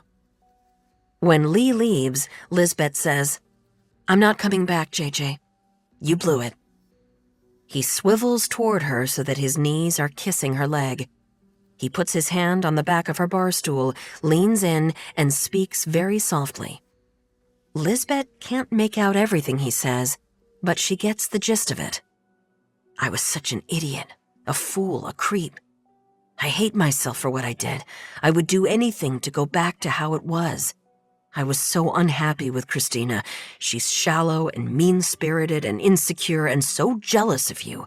She almost ruined the restaurant. The staff hated her. She let some underage kids in on a Sunday and sold them the wine glasses, even though a blind man could have seen their IDs were fake. I would do anything to get you back. If you don't come back, I'm not sure what I'll do." "You'll do what we all do, JJ," she says. "You'll keep on keeping on." "I'll sell the restaurant to Goose," he says. "Walk away." "You would never." "Watch me." "It sounds like you're trying to threaten me," Lizbet says. "But I don't care if you sell the deck." "Why would I care? It's yours." "So you're telling me you don't care about the deck?" Lizbet reaches for what's left of her celery man and finishes it. "I cared so much. That restaurant was our home. The staff was our family. But I wasn't the one who torched it, JJ. This is your arson, not mine." Lee arrives with their appetizers. "Here we go, guys. 1 fried green tomatoes, 1 marrow. Anything else I can bring you?" Earplugs, Lizbet thinks. A Valium. A graceful exit. She puts a tomato on a side plate for JJ, just like she always has. He spreads the luscious marrow on a thick golden slice of grilled bread for her. "Bon appetit," they say together. Lizbet can't get the first bite of tomato to her mouth fast enough. This is Nantucket in a nutshell. She's in emotional hell, but at least the surroundings are charming, the service impeccable, and the food maddeningly delicious. Between the appetizer and the entree, Lizbet goes to the bathroom, where the walls are papered with pages from a vintage copy of June Platt's Party Cookbook, which provides menus for each day of the calendar year. March 24th, pea soup, dressed crab, bishop's pudding. The wallpaper improves Lizbet's mood. Imagine every day a party. And when she gets back to the table, she decides to tell JJ the Heidi Bick lyric Leighton drama. He becomes engrossed in the story. Holy shit, he can't believe it. No, he hasn't heard about any of this, though, come to think of it, he hasn't seen the Bicks all summer, and he's seen the Leightons only once. "Yes, that was the night I was there," Lizbet says. "I saw Lyric at table 3. She was crying." JJ clears his throat. "Speaking of that night, what's up with you and Mario?" Lizbet would love to say that things with her and Mario are hot and steamy, but she just shrugs. "I ended it." JJ fiddles with the strap of Lizbet's sundress, and she falls prey to memories of JJ zipping her dresses, clasping the hooks and eyes, fastening her necklaces. He could look at any outfit and tell her where they went the last time she wore it, what they ate, what they talked about, who they saw. His memory is his superpower, and it always made Lizbet feel like he was paying attention. He had loved her, that was the thing. She knew he loved her. So how the hell did Christina get to him? "What happened?" JJ says. "I wasn't ready." She waves at Lee and points to her glass. She's like a woman in the throes of childbirth. "I will take the epidural after all." But this thought leads her exactly where she doesn't want to go. Her brief pregnancy, the unprecedented joy, the intimacy she felt with JJ when the 3 of them were nestled in bed. She acknowledges that she wasn't the same after she miscarried. She stopped having sex with JJ. She kept him at arm's length, pushed him away. She'd felt so confused. She was mourning something she hadn't realized she'd even wanted. The drink arrives, delivering icy numbness. After a sip, she says, "I couldn't let myself trust anyone again." JJ takes her face in his large, warm hands, pulls her in close like he's going to kiss her, and starts talking, his voice nearly a chant, the words coming out in an almost unintelligible rush. "I made a huge mistake. I messed up. It won't happen again. I swear to God, Libby. I love you and only you, and I always have and I always will. We both love a good comeback story, right? And I want it to be the best comeback of all. I will do anything on earth if you just please marry me, be my wife. We will try again for children, or we will adopt, or we'll do both. Life is a crazy adventure. It's a road trip. I don't want any other woman in the passenger seat or in my bed but you, Lizbet Keaton. Please listen to me. I love you." The words road trip remind Lizbet of how, when they were driving to upstate New York to see JJ's parents or across the country to Minnetonka to see hers and JJ was at the wheel, he would turn the radio down so Lizbet could sleep. She, meanwhile, always kept the radio blaring while she was driving. She hears the words, "in my bed," and thinks about how JJ liked to leave a bed unmade, the pillows askew, the comforter spiraled into a double helix. But Lizbet couldn't stand it, and so, for 15 years, JJ made the bed properly, covers drawn tight, pillows stacked. He loved her. Where is she ever going to find someone who loves her like that again? She draws the breath of surrender, ready to say, "Okay, fine. I give up. You win. I'll come back." But then, over JJ's shoulder, she sees the front door to the restaurant open and a woman walk in. Lizbet blinks. It's Yolanda. Lizbet won't be able to handle it if Mario follows Yolanda in. But the person who comes in behind Yolanda is another woman. It's Beatrice. Huh, Lizbet thinks. They're at the lectern, talking with Orla, the proprietor of proprietors. They're all laughing. Beatrice puts an arm around Yolanda and kisses her cheek. Orla plucks 2 menus off the lectern and leads Yolanda and Beatrice upstairs to the second-floor dining room, and as they ascend the stairs, Yolanda and Beatrice are holding hands. Holding hands? And then it clicks. "You know why Yolanda is always in the kitchen, right?" Zeke said. And why she was always with the Blue Bar staff on Tuesdays, and why she asked for Tuesdays off in the first place, and why Mario was so openly affectionate with Yolanda. It occurs to Lizbet that maybe the thing Yolanda needed Mario's help with was the surprise the kitchen staff arranged for Beatrice's birthday. They all chipped in and flew Beatrice's mother from Mexico City to Nantucket. "Are you okay?" JJ asks, following Lizbet's gaze over his shoulder. The reason Yolanda is always hanging out in the kitchen isn't Mario. It's Beatrice. "Take my trout home," she says. "I have to go." She hurries down the brick sidewalks of India to Water Street, moving as fast as she can in her wedges, thinking, "It's Tuesday, his day off. He'll be out somewhere or entertaining another woman. He's Mario freaking Subiaco, for God's sake." But Lizbet keeps going. She takes a left down the white shell path behind Old North Wharf and sees Mario's silver truck. He's home. This nearly propels Lizbet back to proprietors, back to JJ and safety. It's ludicrous that she considers JJ safe after what he did to her. Familiar might be a better word.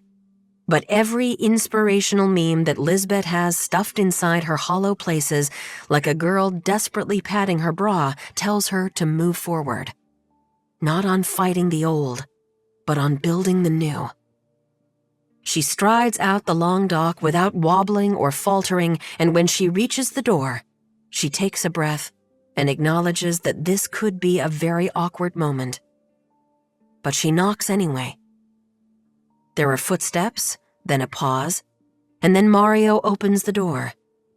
He's wearing gym shorts, a gray t-shirt, his White Sox cap on backward.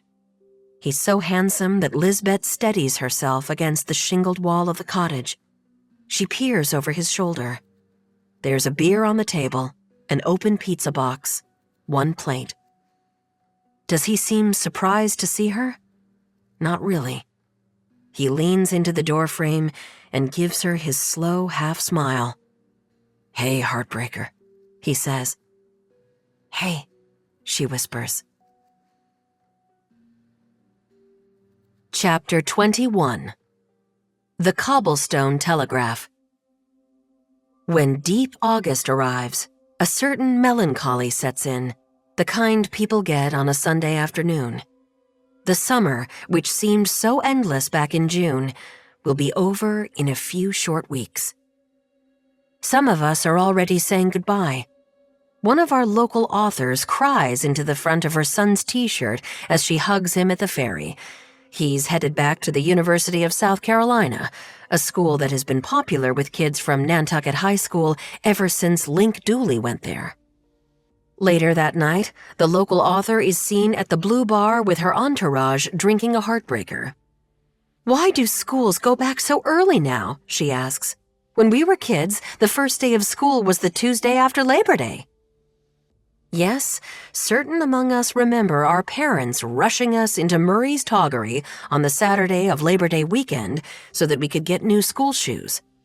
Then it was off to Joe the barber or Claire at the beauty salon, who would give us fresh haircuts and sweep our sun-bleached locks up off the floor. Blonde Sharon holds dear the memory of her parents, who always booked the last ferry off the island on Labor Day itself. Then Sharon's father would drive through the dark hours back to Connecticut. Sharon and her sister Heather would start school in the morning, often with sand still trapped in the whorls of their ears. "We were tired, but we never complained," Sharon says, "because we wanted to squeeze every second out of the summer." Nearly all Nantucketers agree with this sentiment, and we bristle when people try to jump the season. Jill Tannenbaum sees an Instagram post of a pumpkin spice latte in her feed on August 18th, and she immediately unfollows.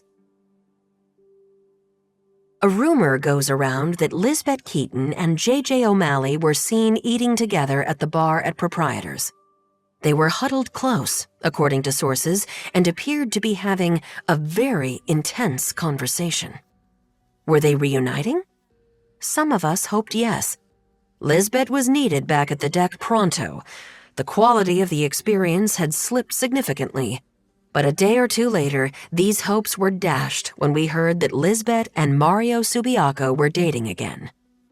Tracy Toland and Carl Grabowski, two of our favorite summer visitors, and newlyweds to boot, were eating dinner on the deck at the Strait Wharf and, in the moonlight, they caught sight of Lizbet and Mario kissing on the front porch of the little cottage that sat by itself out in the harbor. The reuniting of Lizbet and Chef Subiaco is confirmed on the third Saturday of August when they attend our favorite charity benefit of the season together, the Summer Groove, which raises money for the Nantucket Boys and Girls Club. Lizbet is wearing a lilac silk dress, and her blonde hair is styled in a braid crown. Mario wears a navy blazer and a matching lilac tie. They hold hands all night.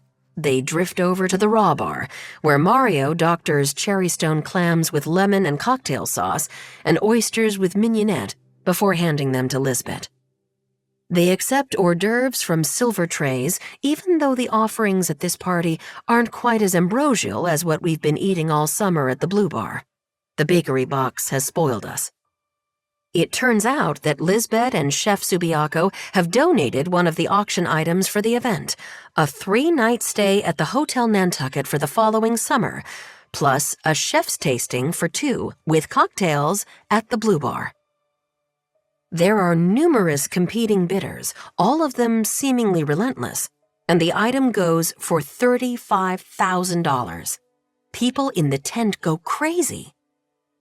It is, however, a bit awkward when the next auction item is announced, dinner for 10 at the deck, including signature stemless wine glasses for the rosé fountain. In years past, this item garnered the highest bid, but tonight only one hand is raised. It belongs to Janice, the dental hygienist whose brother, Goose, is the deck sommelier. Janice accidentally bids against herself. She's had a lot of wine, but even so, she wins the package for $2,500, which is less than the package is actually worth. Discreetly, we look around the tent, searching for JJ, and are relieved to discover he's not in attendance. The Summer Groove is not only the best charity event of the summer, it's also the final one. When we wake up the next morning, our spirits sag. All we have to look forward to now are the lasts. The last great beach days, the last lobster omelet and Whispering Angel lunch at the galley, the last stroll over the Sundial Bridge in Sconset, the last chance to surf cast in Maya Comet, the last long afternoon drinking Grippa at Cisco Brewers. The last of the zucchini and corn at Bartlett's farm. Tomatoes will go strong until September, and, eek, are those pumpkins we see? We can squeeze in one more boat ride up the harbor to watch the kiteboarders, check out one more juicy summer novel from the Athenaeum, and eat one more fish sandwich at the oyster catcher while the sun sets over the water and guitarist Sean Lee sings that it's hard to get by just upon a smile. But then Romeo at the Steamship Authority reports that some really rich dude is sending a Bentley over on the ferry with a chauffeur. And not only that, but this same dude is flying in from London on his G5. He'll be here Wednesday, Romeo says. Who could it be, we wonder. And then we realize it's Xavier Darling. Chapter 22. Cedar and Salt. August 22nd, 2022. From Xavier Darling, xd@darlingent.com.uk. To employees of the Hotel Nantucket. Greetings all, good morning. Although I am busy preparing for my trip across the pond, I have not forgotten about this week's bonus. I'm pleased to announce Edith Robbins as our winner. One heartfelt letter described the myriad ways that Edith went above and beyond during a family's extended stay. Wonderful job, Edith. I will arrive Wednesday afternoon at 2 o'clock. Please prepare the footmen and the trumpeters. Joking, of course. XD. Lizbet has known for months that Xavier would be arriving on August 24th, but the date seemed impossibly far in the future. And then, as it drew closer, Lizbet was consumed with other things. However, time did what it always does. It passed. Xavier arrives tomorrow. Lizbet waits until there's a break between fitness classes, then enters the yoga studio, which is pleasantly dark. She sets one of the thick mats in the middle of the room and considers turning on some gamelan music, but decides that the sound of gurgling water over river stones in the fountain is pleasing enough. She assumes a savasana pose and tries not to think. Half an hour later, just as her eyes naturally flutter open, this room must have supernatural powers because she actually slept. There's a light tap on the door. The door cracks open. Heartbreaker? It's Mario. Lizbet loves the sound of his voice. She lies back down. Hey. She nearly tells him to lock the door behind him so they can christen the yoga studio. But really, what is she thinking? Mario stands over her, holding her espresso. Edie told me you were down here and I almost didn't believe her. What's going on? I needed to rest. She stands up and kisses him, and I did. Well, he says, handing her the coffee, that makes one of us. Are you nervous about Xavier? He's my boss too, Mario says. You noticed I tossed and turned last night? You did? Since they've been back together, Mario has spent every night at Lizbet's cottage.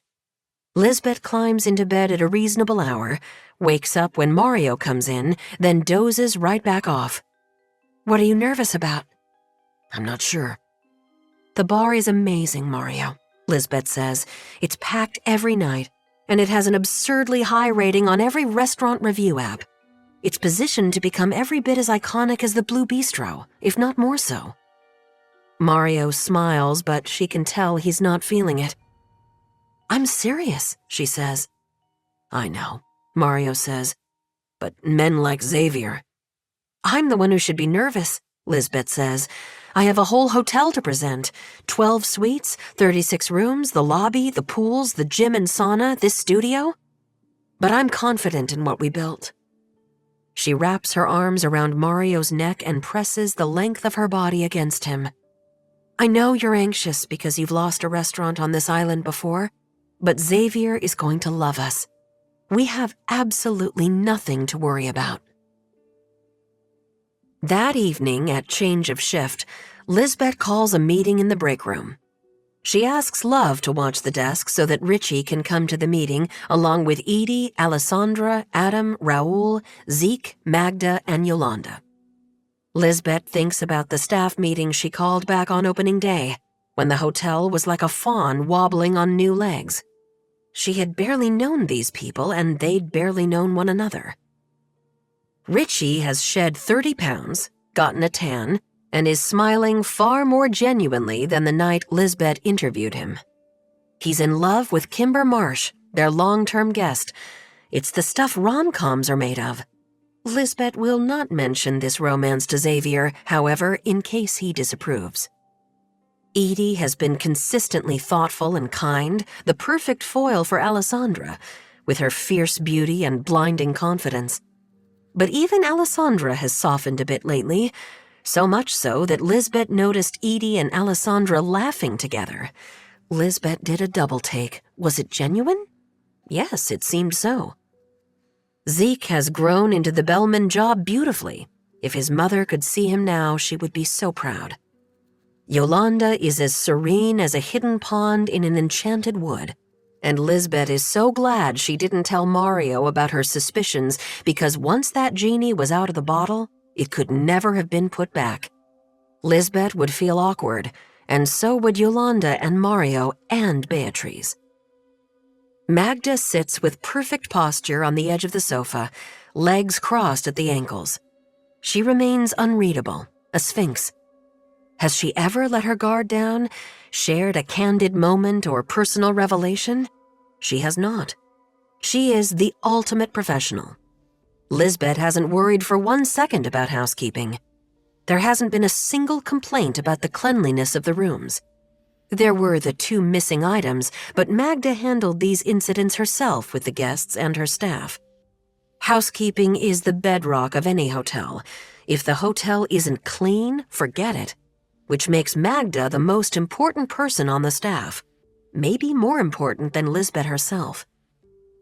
Lizbet remembers thinking that she didn't want to know her staff's secrets, but now that summer is nearly over, she decides that she would very much like to know Magda's secrets.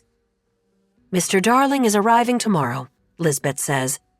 "I want you all to do your jobs precisely the way you've been doing them.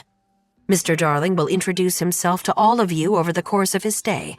We want to make sure he's comfortable and that his needs are met just like any other guest. Does anyone have any questions?" "How long will he be here?" Adam asks. 4 nights, Lizbet says. He's scheduled to leave on Sunday. Alessandra raises her hand. "Does Mr. Darling have dinner reservations? If he wants to go to Crew or Nautilus..." "Then he needed to make them 30 days ago," Edie says. "But Alessandra has an inn at Nautilus, and I've developed a nice rapport with the reservations people at Crew, so just let us know." "Excellent question," Lizbet says. Xavier hasn't said a word about what he plans to do during his visit. It's his first time to Nantucket. He should read the Blue Book, or Lizbet can pull together some itineraries for him. She wonders if the chauffeur, who is staying at the beach club because their own hotel is full, knows how to drive a jeep on the beach. "I'll find out what Mr. Darling's plans are once I speak to him in person. If that's all the questions, then I'll end the meeting. Please, everyone, go home and get a good night's sleep. I'll see you bright and early tomorrow." Xavier is coming, Grace thinks. Xavier is coming. She feels a surge in her energy levels. She wants to haunt the hotel. Mary Perkowski in room 205 came all the way from Broadview Heights, Ohio, in hopes of some spooky business. But Grace needs to reserve her energy so she can enjoy tomorrow's fanfare. Grace isn't the only one who's all dialed up for Xavier's arrival. Zeke arrives at the hotel with a new haircut. Alessandra swaps out her clear eye crystals for ones that are sapphire blue. Edie's attention to guest services becomes so intense, like sunlight through a magnifying glass, that Lizbet gently reminds her that some people prefer to figure things out on their own. Richie surprises Kimber while she's on her laptop and sees that she's ordering school supplies from Staples to be delivered to her apartment in New York City. "Do you have to think about back to school already?" Kimber snaps her laptop shut. It can't be avoided. The teachers at PS6 like the children to be prepared on day one, pencils sharpened. And have you met my daughter, Wanda? She was bugging me to order this stuff weeks ago.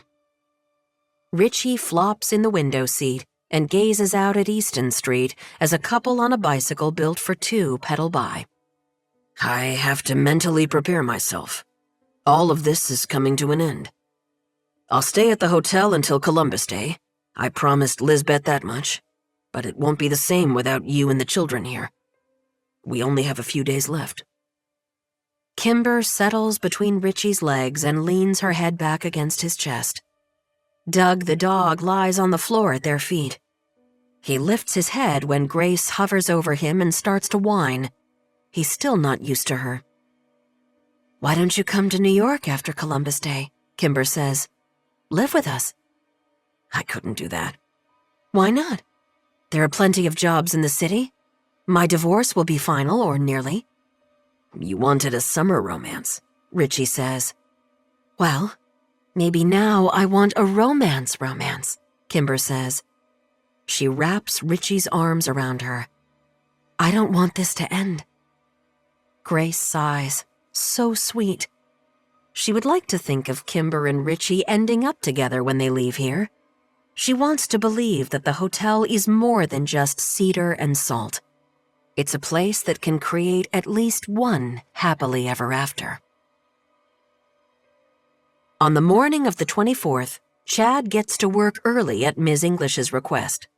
He figures this is because of Mr. Darling's arrival. The hotel has to be even more immaculate than its usual immaculate self. When he gets to the housekeeping office, he sees an unfamiliar older woman in uniform, khakis and hydrangea blue polo shirt, running through the 100-point checklist with Ms. English. This woman has bright red hair that looks spun over her scalp like cotton candy. Her face is plump and wrinkled and kind-seeming. She must be a reinforcement for Mr. Darling's visit. Chadwick, Ms. English says, please meet Doris Mulvaney, your new cleaning partner. You'll be showing Doris the ropes today. I told her you were one of our best cleaners. One of the best on a staff of 4 isn't much of an accomplishment, but Chad feels a swell of pride nonetheless. He offers Doris a hand. Pleasure to meet you, Ms. Mulvaney. She giggles and her blue eyes twinkle. Call me Doris, please, lad. She has an Irish accent, which is cool, Chad thinks. Chad looks at Ms. English.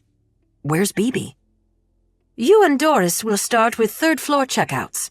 We need to get the entire third floor cleaned before Mr. Darling arrives. No problem, but thank you, Chadwick. If you stop by here at the end of the day, we can chat then. But not now. We have too much work in front of us. Chad and Doris take the service elevator to the 3rd floor. How old are you, lad? Doris asks. 22, he says flatly. Bibi was fired, he thinks. Ms. English gave her the axe. But she didn't steal the Gucci belt. That was a ruse cooked up by the fake Shelly Carpenter. Bibi probably didn't take Mrs. Daly's Fendi scarf either. Mrs. Daly must have left it at Ventuno. In university? Doris asks. I graduated in May, he says, from Bucknell University in central Pennsylvania. And now you're working here? Uh-huh, Chad says. He wants to be polite, but he also doesn't want to encourage chatting. My parents have a home here, and this is my summer job. He wonders if maybe something else is going on. Maybe Bibi's daughter, Smokey, was diagnosed with some kind of awful cancer, or maybe there was a domestic issue with the baby daddy, Johnny Quarter. Maybe Bibi and Smokey got in the car and went looking for Johnny Quarter, or maybe Octavia and Paz were mean to Bibi on the ferry and that made her quit. My son is the plumber for the hotel, Doris says, and when I heard you were short-handed in the housekeeping department, I offered to jump in and help. I cleaned rooms at the Balsams Resort in Colebrook, New Hampshire for years, and at Ballyseat Castle back in Ireland when I was your age. She pats his arm, so I know what I'm doing. When did you hear we were short-handed? Chad asks. Doris shrugs. Top of last week, I believe. Top of last week? But BB has been at work every day. Just yesterday, she informed Chad that they were tripling the floral arrangements in every suite because of Xavier Darling's arrival. There would be bouquets in the living room and both bedrooms. Chad and BB had groaned about this together, triple the lily stamens to trim, triple the hydrangea dust. But there had been no indication that BB wouldn't be around to pluck the wilting snapdragon blossoms. When they'd parted ways the day before, BB had slung her backpack over her shoulder and said, "See ya, Longshot," just like usual. He wants to text and ask her what happened. Is she okay? But Chad doesn't have BB's number. There were times when he'd wanted to ask for it, but he'd always stopped himself because... why? He obviously thought about BB when he wasn't at work, never in a sexual way, just in a friendship way. There were TikToks he'd wanted to send her and news bulletins about fin sightings on the South Shore. BB was a devoted fan of Shark Week, stuff they could talk about the next day at work. But he never wanted to seem weird or eager, and he certainly didn't want to give her the wrong idea. Now, however, he has no way to reach her. Chad knows Xavier Darling is supposed to arrive between 2 and 3 p.m., but at that hour, Chad and Doris are cleaning room 111 on the pool side of the hotel, so he can't watch for him out the window. Doris is a brisk and efficient cleaner, and she doesn't mind tackling the bathrooms. The loo, she says, is my particular specialty. Chad is then left to handle BB's particular specialty, which is the bed. It has been weeks, maybe even months, since Chad was charged with making a bed, but he does a textbook, if robotic, job. His mind is elsewhere, on BB, of course, but also on Xavier Darling's arrival. Chad expects to feel a shift in the hotel, a crackle in the air, a rumbling of the floors, alarms ringing, or an alert on his phone. Out the window, Chad hears only children laughing and splashing in the family pool. At 3:45, he and Doris move down to room 108, which has a fine view of Easton Street, but the street is quiet. At 5 o'clock, Chad and Doris finish their last room of the day, and Chad rolls the cleaning cart to the storage closet and restocks it for tomorrow. $120 have been left as tips, and he and Doris split the money. He tries not to seem like he's rushing, though he is a bit, and he says to Doris, "Nice meeting you, see you tomorrow," in a falsely cheerful voice before he hightails it to the housekeeping office. But Ms. English isn't there. Chad can't believe it. It's 5:15, his usual time of departure, and she asked him to come see her when he was finished for the day. He waits for a few minutes, pointlessly checking his phone. Nobody snaps or texts him anymore. And when he finally turns to leave, he nearly collides with a woman walking into the office. "Oh," the woman says, "long shot. I forgot all about you." Chad blinks. The woman is Ms. English, but instead of being regular workday Ms. English, in her hydrangea blue blouse, the matching cardigan she often wore because she found the hotel rooms chilly, and her hair pinned back in a sensible bun, this Ms. English is wearing a hot pink silk one-shouldered top and a pair of snug white pants. Her hair is piled on her head and wrapped in a bright floral scarf, and pretty curls hang down on either side of her face. This Ms. English is also wearing cat's eye glasses bedazzled with rhinestones and a pair of platform stiletto sandals instead of the loafers that Zeke calls her auntie shoes. Chad manages to find his voice. "You look nice." "Thank you," she says. She considers him for a moment. "I have plans tonight, as you can probably guess, but my dinner's not until 8 o'clock, so let's you and I go for a drink now, shall we?" Again, Chad is rendered speechless. Go for a drink with Ms. English? "Okay," he says. He feels himself flush. Because Ms. English is not looking like herself, but rather like some hot older woman, Chad kind of feels like she's asking him on a date. "We'll go to the Brand Point Grill and sit at the bar," Ms. English says. "It's high time you and I had a talk." On the morning of August 24th, Alessandra receives an email from Xavier Darling, addressed to her alone. "Very much looking forward to meeting you later today, Alessandra," it says. "One of our front desk's shining stars. XD." Eccezionale, Alessandra thinks. She still has money in the bank, though not nearly as much as she'd hoped. Her rent was expensive. The impractical vehicle she bought needs a new transmission to the tune of $4,000, and she has $17,000 in credit card debt to pay off from her previous life. She wants a permanent situation. Is it crazy to think that maybe she and Xavier Darling? None of the men that Alessandra has slept with here at the hotel was wealthy or extravagant enough for her tastes, except David Yamaguchi, who, sadly, had a beautiful wife at home to whom he was very devoted. That douche canoe Bone Williams actually managed for 1 second to scare Alessandra, sending her into a period of reflection. What is she doing? She has always aspired to be different from and better than her mother. However, Alessandra admits to herself that despite the glamorous trappings of her lifestyle, living first in Europe and now Nantucket, the champagne, the pricey dinners out, the luxury goods, she's exactly the same, only she doesn't have a daughter to show for it. Alessandra has never wanted a husband or children or a house in the suburbs or, shudder, Disney vacations. But some stability would be nice. Xavier Darling is worth $11 billion. He has homes in London, Gstaad, and St. Barths, and apartments in New York and Singapore. He's not tall or strapping the way Alessandra likes her men. Sigh, Michael Bick. But he has good posture, a kind smile, and a thick head of silver hair. Alessandra remembers reading that Xavier Darling had sunk $30 million into the hotel. It was what made her choose Nantucket over the Vineyard and Newport. At the time, she was thinking only of the wealthy clientele, though maybe subconsciously she'd been thinking of Xavier himself. He's a little older than her usual targets, but that might be what she needs. Someone older.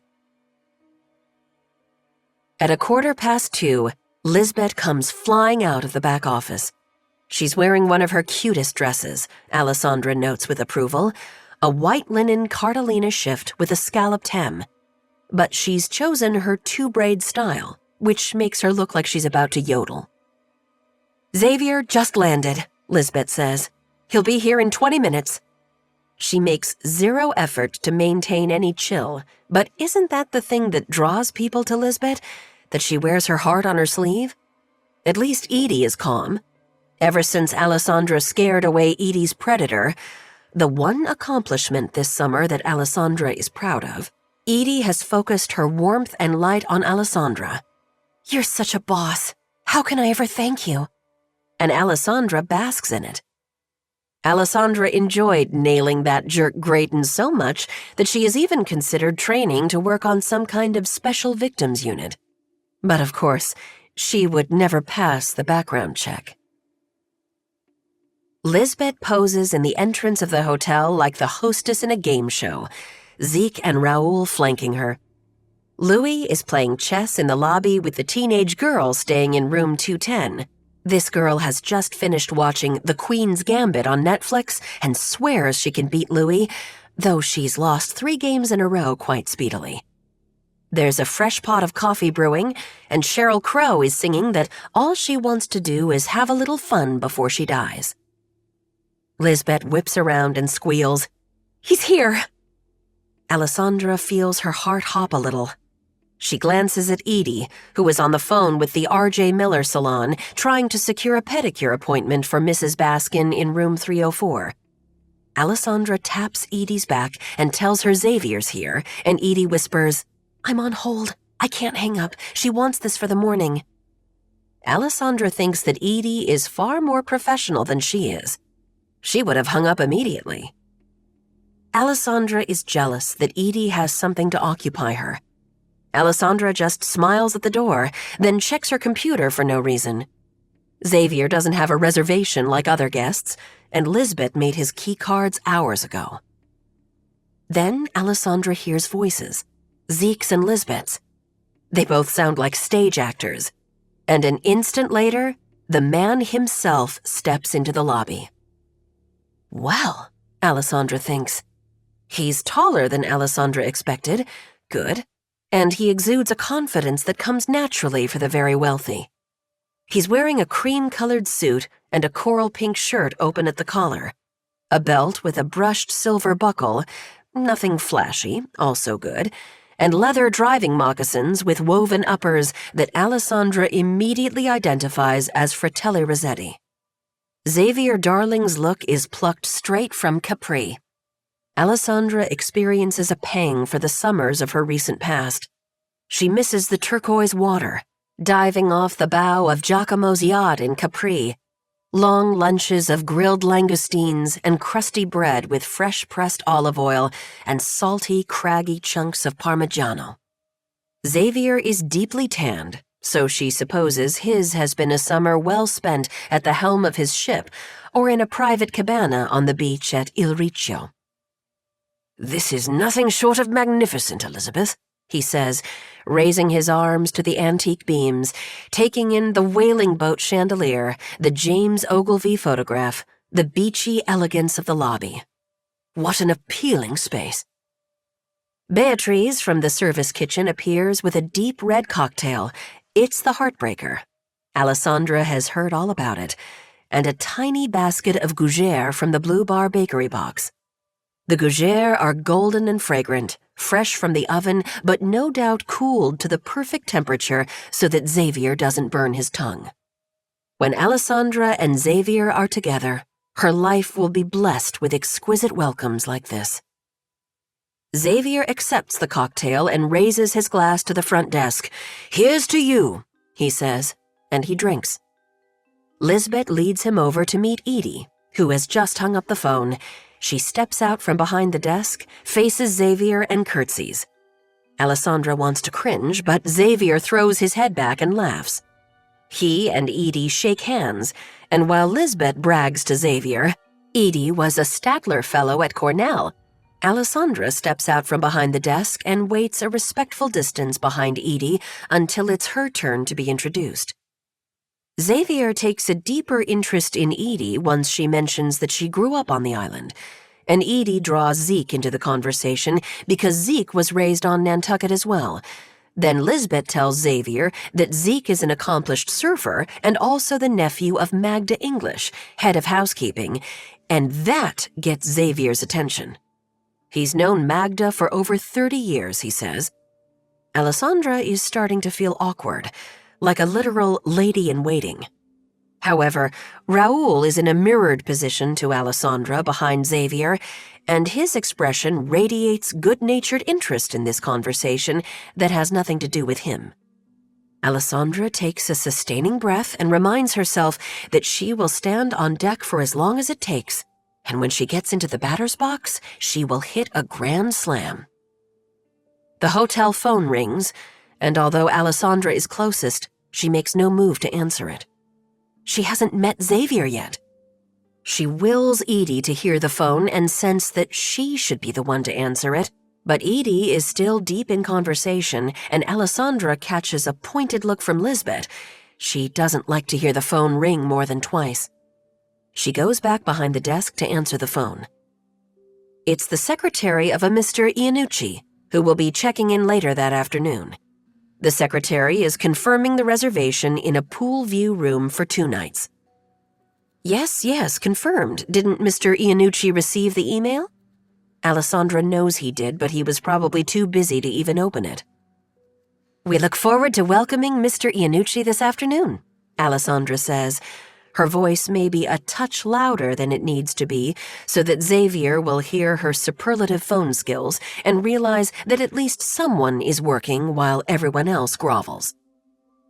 Alessandra hangs up just as Lizbet says, "Let me show you the break room." Edie returns to the desk, and Zeke and Raoul head back out to the entrance. "Lovely to meet you all," Xavier says. Except he hasn't met Alessandra yet, and he sent that email expressly to her, so she waits a moment, and then, in a rare act of desperation, follows Xavier and Lizbet into the breakroom. Xavier is standing at the pinball machine. Hocus pocus! I played this during my one American summer back in the 70s. I lived with my aunt and uncle in Casper, Wyoming, of all places. My uncle owned a ranch there, and the local watering hole had this game. He presses the buttons on either side, and the flippers clickety-clack. Xavier turns to Lizbet. You don't happen to have a quarter, do you? Alessandra clears her throat. I have one, sir. Both Xavier and Lizbet turn around. Alessandra thinks that Lizbet might be irked that she trailed them into the break room, but Lizbet just smiles and in her new cheerleader voice says, Xavier, this is Alessandra Powell, our front desk manager. Alessandra makes eye contact and shakes Xavier's hand, then pulls a quarter from behind her ear like a magician, but only Lizbet seems impressed. Alessandra has played a lot of pinball this summer. It has given her a chance to relive her own adolescence. There was a hocus pocus at the pizza parlor in Haight-Ashbury where she used to go with Duffy. Alessandra can't think about Duffy now, though she has a friend request rotting in her Facebook account. Here you go, Mr. Darling. It's lovely to meet you. Xavier accepts the quarter, and Alessandra waits for him to say something about her remarkable performance on the desk this summer, at which point she'll mention her previous work experience in Europe. Surely they could have an excellent conversation about Italy or Ibiza or Saint-Tropez. But Xavier simply says, "Thank you very much," and turns to the pinball machine, inserts the coin, pulls back the springy lever, and lets the first silver ball fly. The machine comes to life, all dinging bells and flashing lights. It's clear Lizbet is going to stay and watch Xavier play, but Alessandra senses she would be pushing her luck to stay as well. She returns to the desk. Xavier and Lizbet emerge and head out the back door to the pools. After that, Alessandra supposes, it will be down to the wellness center, over to the Blue Bar, then up to the owner's suite. She sees Zeke wheeling in the cart with Xavier's luggage, a garment bag, a suitcase, a weekender duffel, and she nearly offers to take it up, but how weird and obvious would that be? She'll have to think of another reason to visit Xavier's suite. She needs to have a conversation with him one-on-one. That's all it will take, Alessandra thinks. She'll dip her chin and gaze up at him. She'll touch his wrist between the cuff of his shirt and his watch. That's all it ever takes. When Lizbet returns to the desk, she's flushed and panting, as if she's just completed an obstacle course. He's settled in, she says. He loved everything. He was so complimentary, and he noticed every detail. I'm not sure what I was worried about. This place is pretty perfect. Alessandra resists the urge to roll her eyes. Edie says, I feel like I just met royalty. He's so elegant. Elegant is the right word, Alessandra thinks. She should have been pursuing elegance, manners, breeding, experience, generosity, all along, but she'd been distracted by looks and surface charm, and that's why she hasn't landed in the right situation. Now that Alessandra has met Xavier Darling in person, she can see their future together more clearly. It will be the jet and the chauffeured Bentley, of course, but also private islands, hunting lodges in the wilds of Scotland, quiet evenings at home in Belgravia, Xavier smoking a pipe and checking the markets, Alessandra reading a first edition Dante curled up on the sofa by the fire. She'll lose her eye crystals and the white eyeliner. She'll start wearing her hair in a chignon. She'll call him X. He'll go from infatuated to besotted to deeply in love. He'll be captivated by Alessandra's intelligence, her ease with languages, her business savvy. He'll insist that she accompany him to Davos, where she'll draw the attention of the other moguls, and this sense of competition for her attention will prompt Xavier to propose. Or, if marriage frightens him, which is what Alessandra suspects, he'll appease her by changing his will, and by buying her an extraordinary diamond that proves his commitment without requiring a church ceremony. All she has to do is get up to his room. Lizbet gasps. I forgot to give him a copy of the Blue Book." Well, isn't that like the sky opening up and raining gold coins? Alessandra snaps up a copy of the Blue Book. "I'll take this up to him right now," she says. "I have to drop off tickets for the drive-in to Suite 315 anyway." Alessandra waves the envelope that does, in fact, contain 4 drive-in movie tickets for the Hearn family in Suite 315. Alessandra has been holding on to them all day, just in case. An unfamiliar feeling comes over Alessandra as she approaches the door of the owner's suite. She has butterflies. She is always the pursued, never the pursuer. After she knocks, she quickly tousles her hair and arranges her face into an open, innocent smile. Xavier Darling opens the door. He has shed his jacket but not, thankfully, his shoes, and he's holding a glass of rosé. Alessandra knows they stocked his minibar with Domaine Haute at his request. He gives her a look of vague recognition, like he's seen her somewhere before, but where? "Mr. Darling, sorry to interrupt. I'm Alessandra Powell, the front desk manager. You sent me a personal email telling me how much you were looking forward to meeting me." She then realizes, with no small amount of horror, that Xavier must have sent those emails to everyone. Or, even worse, his secretary sent them on his behalf. "Yes," he says crisply, maybe even a bit impatiently. Alessandra clears her throat. She has been here 10 seconds and she's already blowing it. "I wanted to hand-deliver the Blue Book, sir. It's our recommendation guide to the island. Museums, beaches, restaurants, and the like. I say our, but this is Lizbet's brainchild. She wrote it, and our guests have raved about it. It's something that sets us apart from the island's other luxury hotels." Alessandra tries to radiate virtue. "See how I prop other women up and polish their crowns?" "She's mentioned it, yes. Thank you." Xavier reaches for the book, and Alessandra instinctively holds on tight.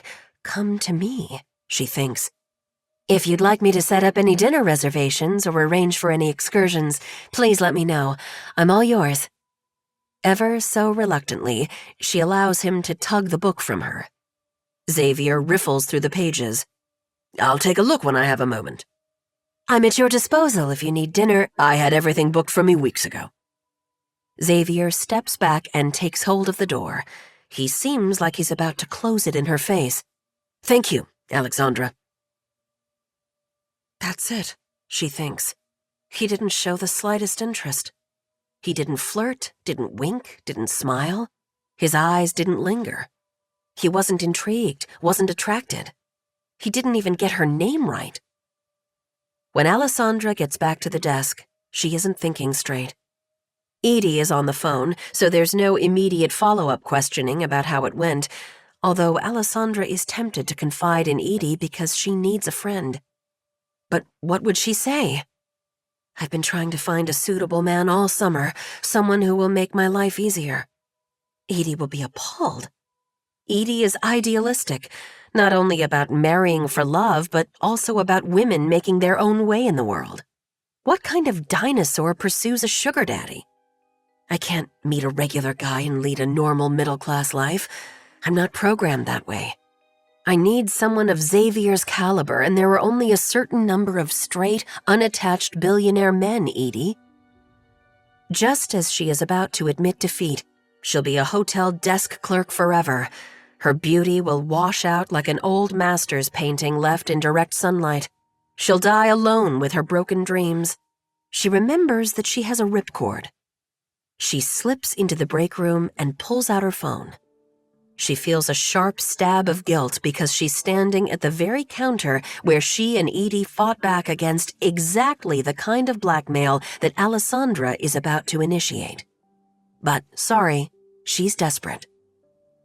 She finds the pictures of herself in the Bick's house on Halbert Avenue and sends them in separate text messages to Michael Bick. "I need 50,000 more," she types. "Otherwise, these go to your wife." She'd like to claim cramps and go home, but there's only an hour left in her shift and she's dependent on Raoul for a ride because of her Jeep's crapped-out transmission. so she decides to show some grit and finish the day. She feels she's made the right decision and is, perhaps, being rewarded when a good-looking, broad-shouldered gentleman pulling a roller bag and carrying an attaché case steps into the lobby. He glances from Edie to Alessandra, and although Alessandra has stopped treating the front desk like a beauty pageant or a popularity contest, she smiles at the gentleman and he grins and strolls right over to her. Good boy, Alessandra thinks. In seconds, he'll be eating out of her hand. Good afternoon. Welcome to the Hotel Nantucket, she says, checking in. Screw you, Xavier, darling, she thinks. You lost out. The gentleman pulls out his driver's license, Robert Iannucci from Holliston, Massachusetts, and a gold American Express. Bob Iannucci, he says, here for 2 nights. He winks at her. Your name tag is upside down. Ah, you noticed. I'm Alessandra, the front desk manager. What a pleasure to meet you. Bob Iannucci, Italian, she likes it, isn't wearing a wedding ring. Alessandra gets him checked in, thinking, gold card, not platinum card. A room, not a suite. And Holliston is a Boston suburb. A nice suburb, but a suburb just the same. Bob Iannucci isn't worth going after, but Alessandra needs an ego boost. Oh, does she? And so, when she slides Bob Iannucci his key cards, she attaches a yellow sticky note with her number on it and says, if you need any help with dinner reservations, just let me know. That's my personal cell phone. I'm here for whatever you need. Bob Iannucci peels the sticky note off the keycard envelope and regards it with a bemused expression. Are you soliciting me? He asks. Alessandra runs her gaze over Bob Iannucci and notices things she overlooked in her haste. His blandly corporate look, gray suit pants, white shirt, navy striped tie, Seiko watch, his tight military-style haircut, his close shave, his square jaw, and his direct gaze, and she thinks, oh God. She can't believe she didn't notice it right off the bat. This guy is a cop. Or worse, a detective. What? She says, no. She laughs, and Bob Iannucci laughs and says, oh, too bad. And the whole thing becomes a joke, and Bob Iannucci rolls his bag onto the elevator, and when the doors close, Alessandra turns to Edie and says, I feel like the green puke emoji, I'm sorry. Edie says, go home, girl. I got this. Alessandra wants to hug Edie. She is so grateful, but she doesn't want to get Edie sick.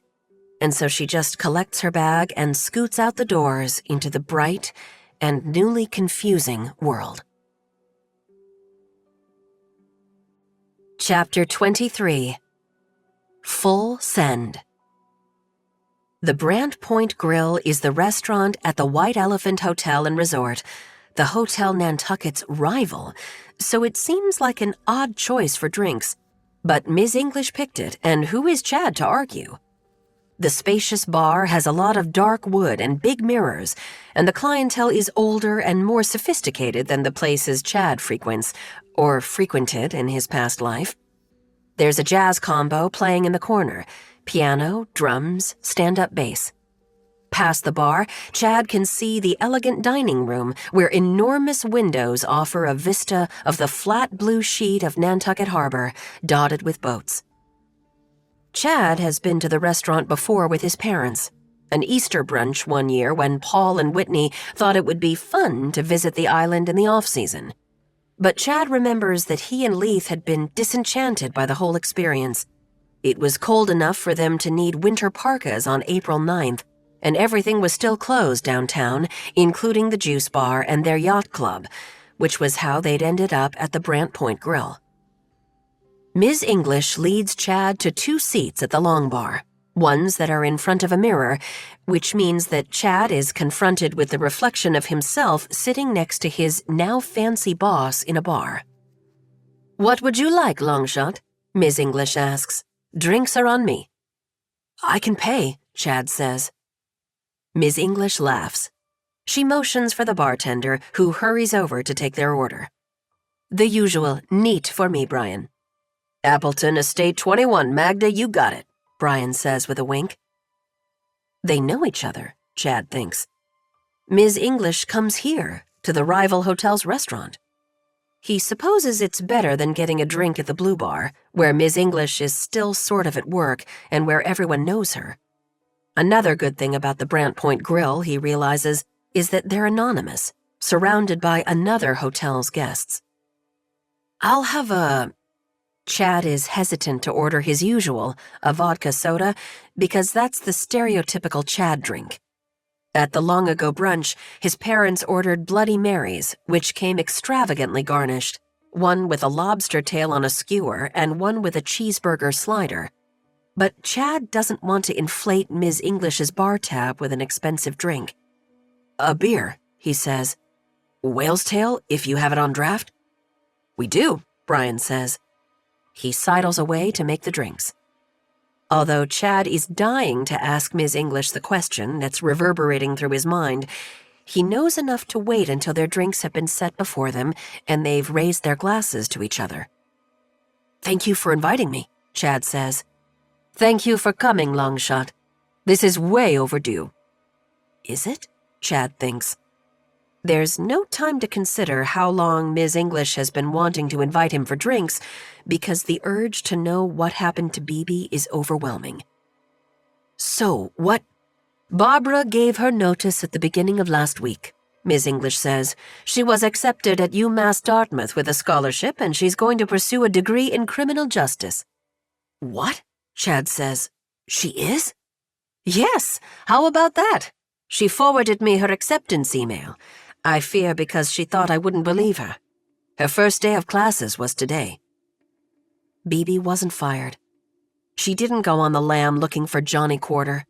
She wasn't bullied by Octavia and Nevis. That was a crazy theory. She was going to college on a scholarship. Chad is embarrassed to find tears gathering in his eyes. He's so proud of her. Why didn't she tell me? Chad says. Mixed in with his emotions is the sting of betrayal. BB just walked off the day before like everything was normal. See ya, Longshot. She wanted me to tell you, Ms. English says. She was afraid of a messy goodbye, I think. Some people are like that. Ms. English nudges Chad with her elbow. And the two of you grew so close this summer.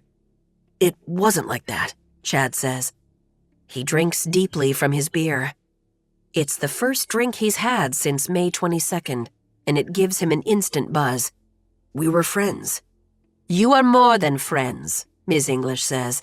You planted that belt in the laundry in order to protect her.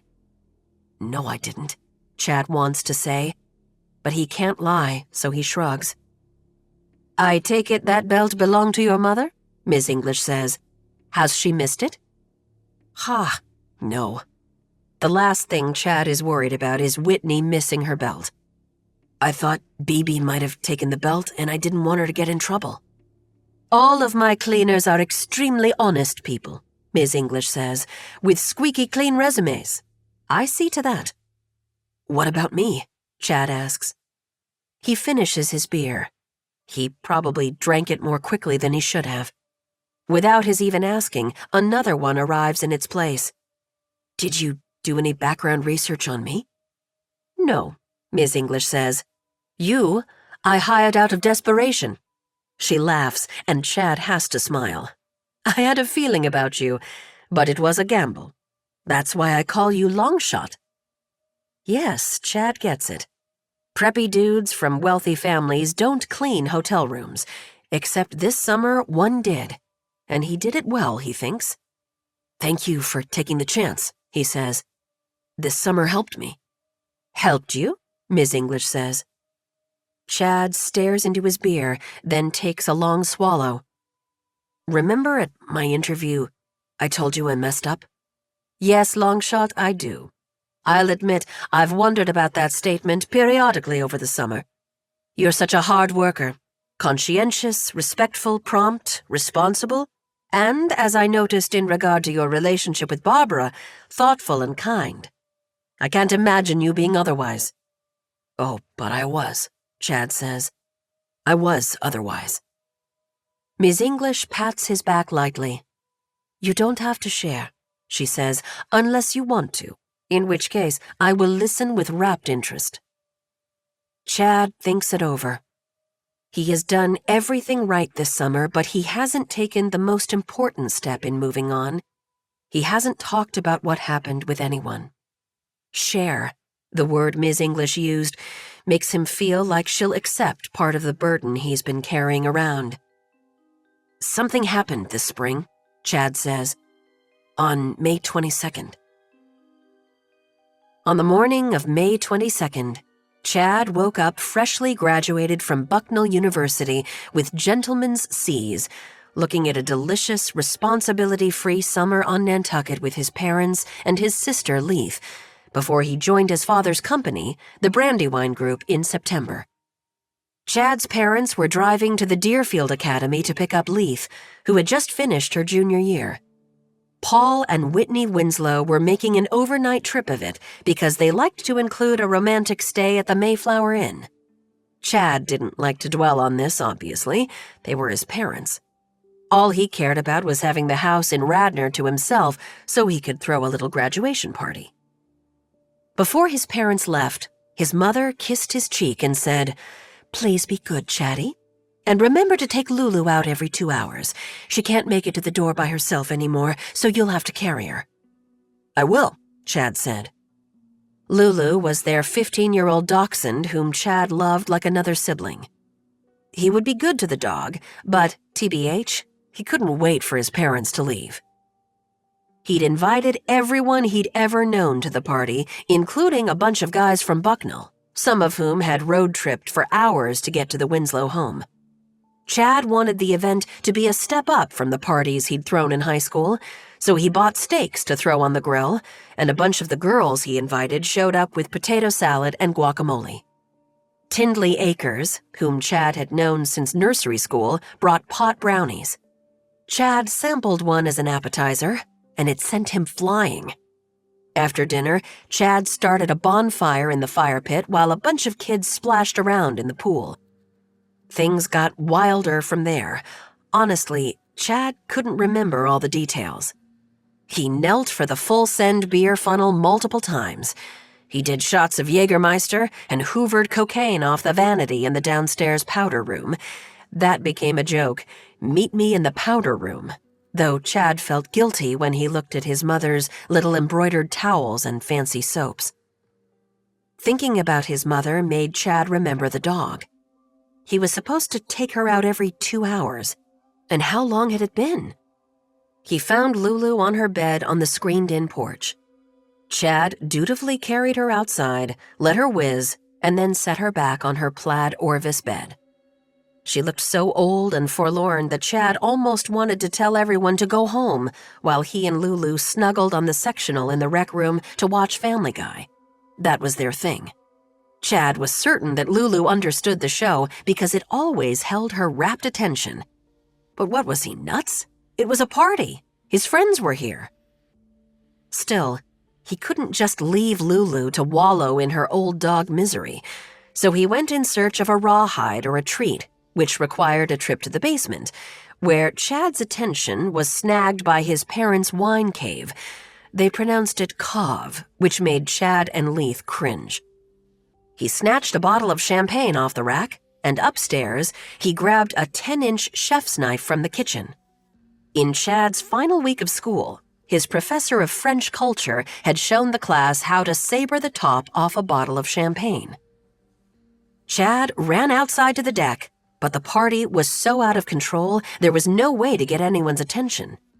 Everyone was in or around the pool, swimming, drinking, smoking, making out, dancing. The outdoor speaker blasted Pop Smoke's What You Know About Love. Chad ran the blade of the knife along the throat of the champagne bottle, just as Professor Legree had shown them, then hit the bottle with the blade and, whoosh, the top of the bottle sliced off, neat and clean. Bubbles spewed over Chad's fingers. He enjoyed one split second of blissful satisfaction. The sabering worked. This was a party trick he could use for the rest of his life, before he saw his college roommate and best friend Patty hunched over, holding his face. Somehow, without even knowing, Chad knew. He ran over to Patty. "You okay, man?" There was blood spurting out of the fingers that Patty was holding over his left eye. The cork and the top of the bottle with its thick glass edge had hit Patty in the face. "Call 911!" Chad shouted, but nobody heard him, and Chad's phone was over by the outdoor speaker controlling the music. He grabbed the nearest person, Tindley, as it turned out, and called the ambulance from her phone. Patty wasn't making any noise, and he was as white as a sheet. Tindley had the presence of mind to bring Patty a damp towel for his eye. Chad held Patty's arm, the one that wasn't pressed to his face, and wished like hell the cork had hit anyone but Patty. Patty Farrell was not only Chad's best friend, he was a genuinely good and smart person. He'd been a scholarship student at Bucknell. His dad was a long-haul trucker, and his mom worked as a legal secretary. They lived in a town of 400 called Grimesland, North Carolina. "I'm so sorry, man," Chad said, wondering why the hell he had sabered the champagne when there were people around. How irresponsible was that? He hadn't noticed Patty sitting on the deck. That was the thing. Patty must have been alone in the dark, which made Chad feel even worse. Patty didn't know anyone at the party besides the 3 other Bucknell guys, and he was quiet by nature. Patty had driven up from Grimesland at Chad's insistence. "You have to come, man. There are going to be so many girls." When the ambulance arrived, some people scattered, thinking it was the police. Chad grabbed his phone but left the music playing and climbed into the back of the ambulance with Patty, who kept insisting he didn't need to go to the hospital and shouldn't go because his parents didn't have that kind of health insurance. "I'll pay for it, man. It was my fault," Chad said. The paramedic, a woman named Christy who was actually kind of hot, managed to pry Patty's hand away from his eye. She said matter-of-factly, "That's going to need surgery." "I can't," Patty said, "afford it."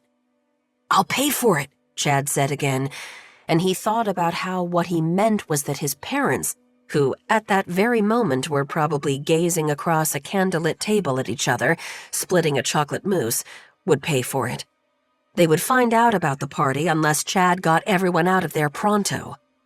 He wondered how bad it would be if he didn't go to the hospital with Patty and instead stayed home and did damage control. Bad, he thought. And for the first time in a long time, maybe ever, said a prayer. When they got to the hospital, Patty was rushed away. Chad heard someone mention an eye specialist. He was buzzing from the cocaine but also drunk and high and teetering on the edge of paranoia. A nurse gave him a form to fill out, but he knew only some of the answers.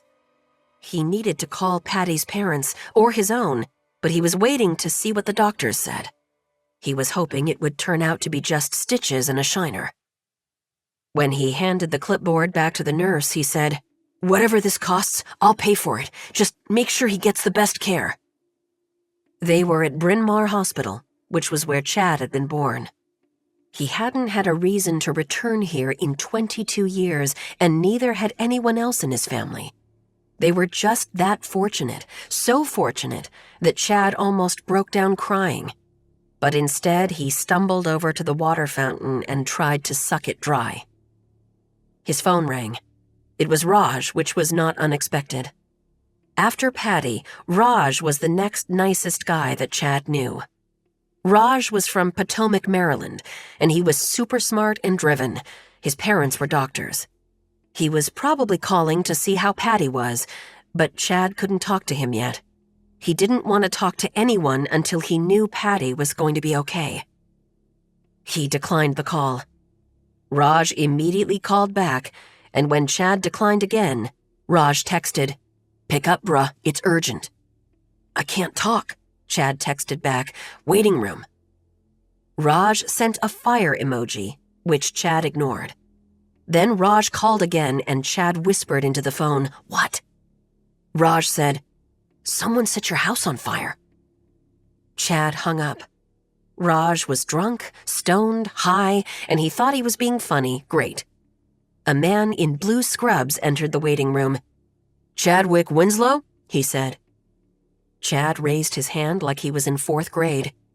The man approached and said, "Dr. Harding, nice to meet you. You're here with Patrick?" Chad nodded. "He's gone into surgery. The cornea appears to have been sliced. We're going to try to save the eye, but there's a better-than-not chance Patrick will have partial to full vision loss." Chad gagged, but no, he couldn't uke here in the waiting room. He breathed in through his nose. "I want to pay for it." Chad's phone rang. It was Raj again. Dr. Harding clapped Chad on the shoulder and said, "We're keeping him overnight. Why don't you go home and get some rest? One of our nurses has contacted Patrick's family." No, Chad thought. He'd met Mr. and Mrs. Farrell a handful of times. They weren't fancy or sophisticated like Chad's parents, but they were kind, decent people. Patty had an older brother, Griffin, who was in the U.S. Navy, stationed in Honolulu. They FaceTimed once a week. The doctor disappeared back down the hall, and when Chad pulled his phone out to call an Uber, he saw another text from Raj. "Your house caught on fire. The fire department put it out, but the deck and the screened-in porch are torched. You need to come home right now. Your neighbors are here. Also, man, I hate to say this in a text, but your dog is dead." Lulu, Chad thought, and for a second, he couldn't breathe. Chad's phone rang again. The screen said, "Dad." "I burned down part of my house," Chad says to Ms. English. "That was the least awful thing I did. I killed my dog, whom I loved so much, whom my whole family loved, and my sister still won't speak to me. She hates me." He gets an aching lump in his throat. "All I can think about is Lulu's fur catching on fire or her coughing from the smoke." He stops. It was so terrible, and it was all his fault. He pushes his beer away. He thought he'd be okay to drink again, but now his stomach is churning just like it did that night at the hospital. "And my best friend, a guy I loved like a brother and always wanted to protect, a guy who was kind of like BB, because he didn't come from a background like mine, lost his vision in his left eye. Forever. And we're not friends anymore. I haven't heard from him since he went back home." Chad had stayed at the hospital until his parents and Patty's parents had shown up. Patty underwent surgery and was released 2 days later. When the nurse wheeled him out with a patch over one eye, Chad started apologizing, insisting it was an accident. He hadn't seen Patty sitting there, but he could hear his voice ricocheting off a new steeliness encapsulating Patty that Chad hoped was just the painkillers, but that turned out to be anger. "You're shallow, thoughtless, and oblivious to your own privilege. You didn't check to see who was sitting around you when you sliced the top off a glass bottle with a 10-inch chef's knife because you didn't care. Anyone sitting in your direct line of fire would have been in your way, spoiling your fun, and we both know nothing and no one means more to Chad Winslow than fun. Your whole existence is filled with empty, meaningless pleasure, and this will continue to be true because no one is ever going to hold you accountable. You'll never develop character, and you won't go to heaven or hell because you don't have a soul." Patty had been at least partially right. Nobody held Chad accountable. His parents did extreme damage control, calling in a favor at the Philadelphia Inquirer so the incident didn't make the papers, and personally phoning the parents of every kid who attended the party and promising favors in exchange for their kids' silence or threatening lawsuits because someone, Chad still doesn't know who, threw a can of lighter fluid into the fire pit. The can exploded, and burning fragments sliced through the screen of the porch and instantly ignited the sisal rug and the drapes and the dog bed. Chad overheard his mother lying to people on the phone, saying they'd put Lulu down. She was so old and feeble, poor thing. Patty didn't tell anyone anything. He returned to Grimesland, which was far, far away from the gossip channels of the main line. "I didn't get in any trouble," Chad says. "My parents were angry, of course, and they were disappointed. But mostly, they were worried about how the incident would reflect on them. They thought everyone would say they were bad parents, and so they did what they could to sweep it under the rug. They bought me a brand new Range Rover as a graduation present, and it was delivered to my house the day after Patty went home. So it felt like I had done all these heinous things and was rewarded. Chad shakes his head and his eyes flood with hot tears as he thinks, what the actual Ms. English lays a cool hand on his arm. But you corrected course on your own, she says. You came to me, and I put you to work in a place where we don't sweep anything under the rug. Chad wipes his eyes with the back of his hand. You told me that you believed even the biggest messes could be cleaned up. And that's what you did, she says. I'm sure your parents are very proud of you. They're not, though, Chad says. Neither one of them has praised me for getting this job. My father told me to quit.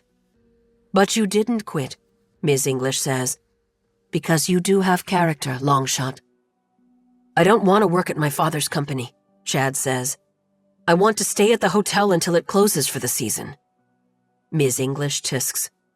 You have to get on with your life. But I don't want... They're interrupted by a silver-haired gentleman in a pink shirt who puts a hand on Ms. English's back and says, Hello, Magda. Ms. English rises from her stool and offers the gentleman her hand. He kisses it like someone in the movies, and Chad thinks, who is this dude? The guy is gazing at Ms. English like she's a Victoria's Secret angel, and Chad feels uncomfortable, like he's the one interrupting them, not the other way around, and protective, too. He gets to his feet. Hi, he says, I work for Ms. English. The gentleman turns to Chad, then looks at Ms. English. This is your long shot? Ms. English chuckles. It is indeed. Xavier, please meet Chadwick Winslow. Chadwick, this is Xavier Darling. Mario's I Love You playlist for Lizbet. XO, Beyonce.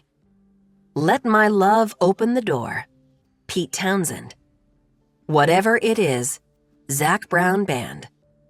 Never Tear Us Apart, In Excess. Come to Me, Goo Goo Dolls. Everlong, Foo Fighters. Head Over Feet, Alanis Morissette.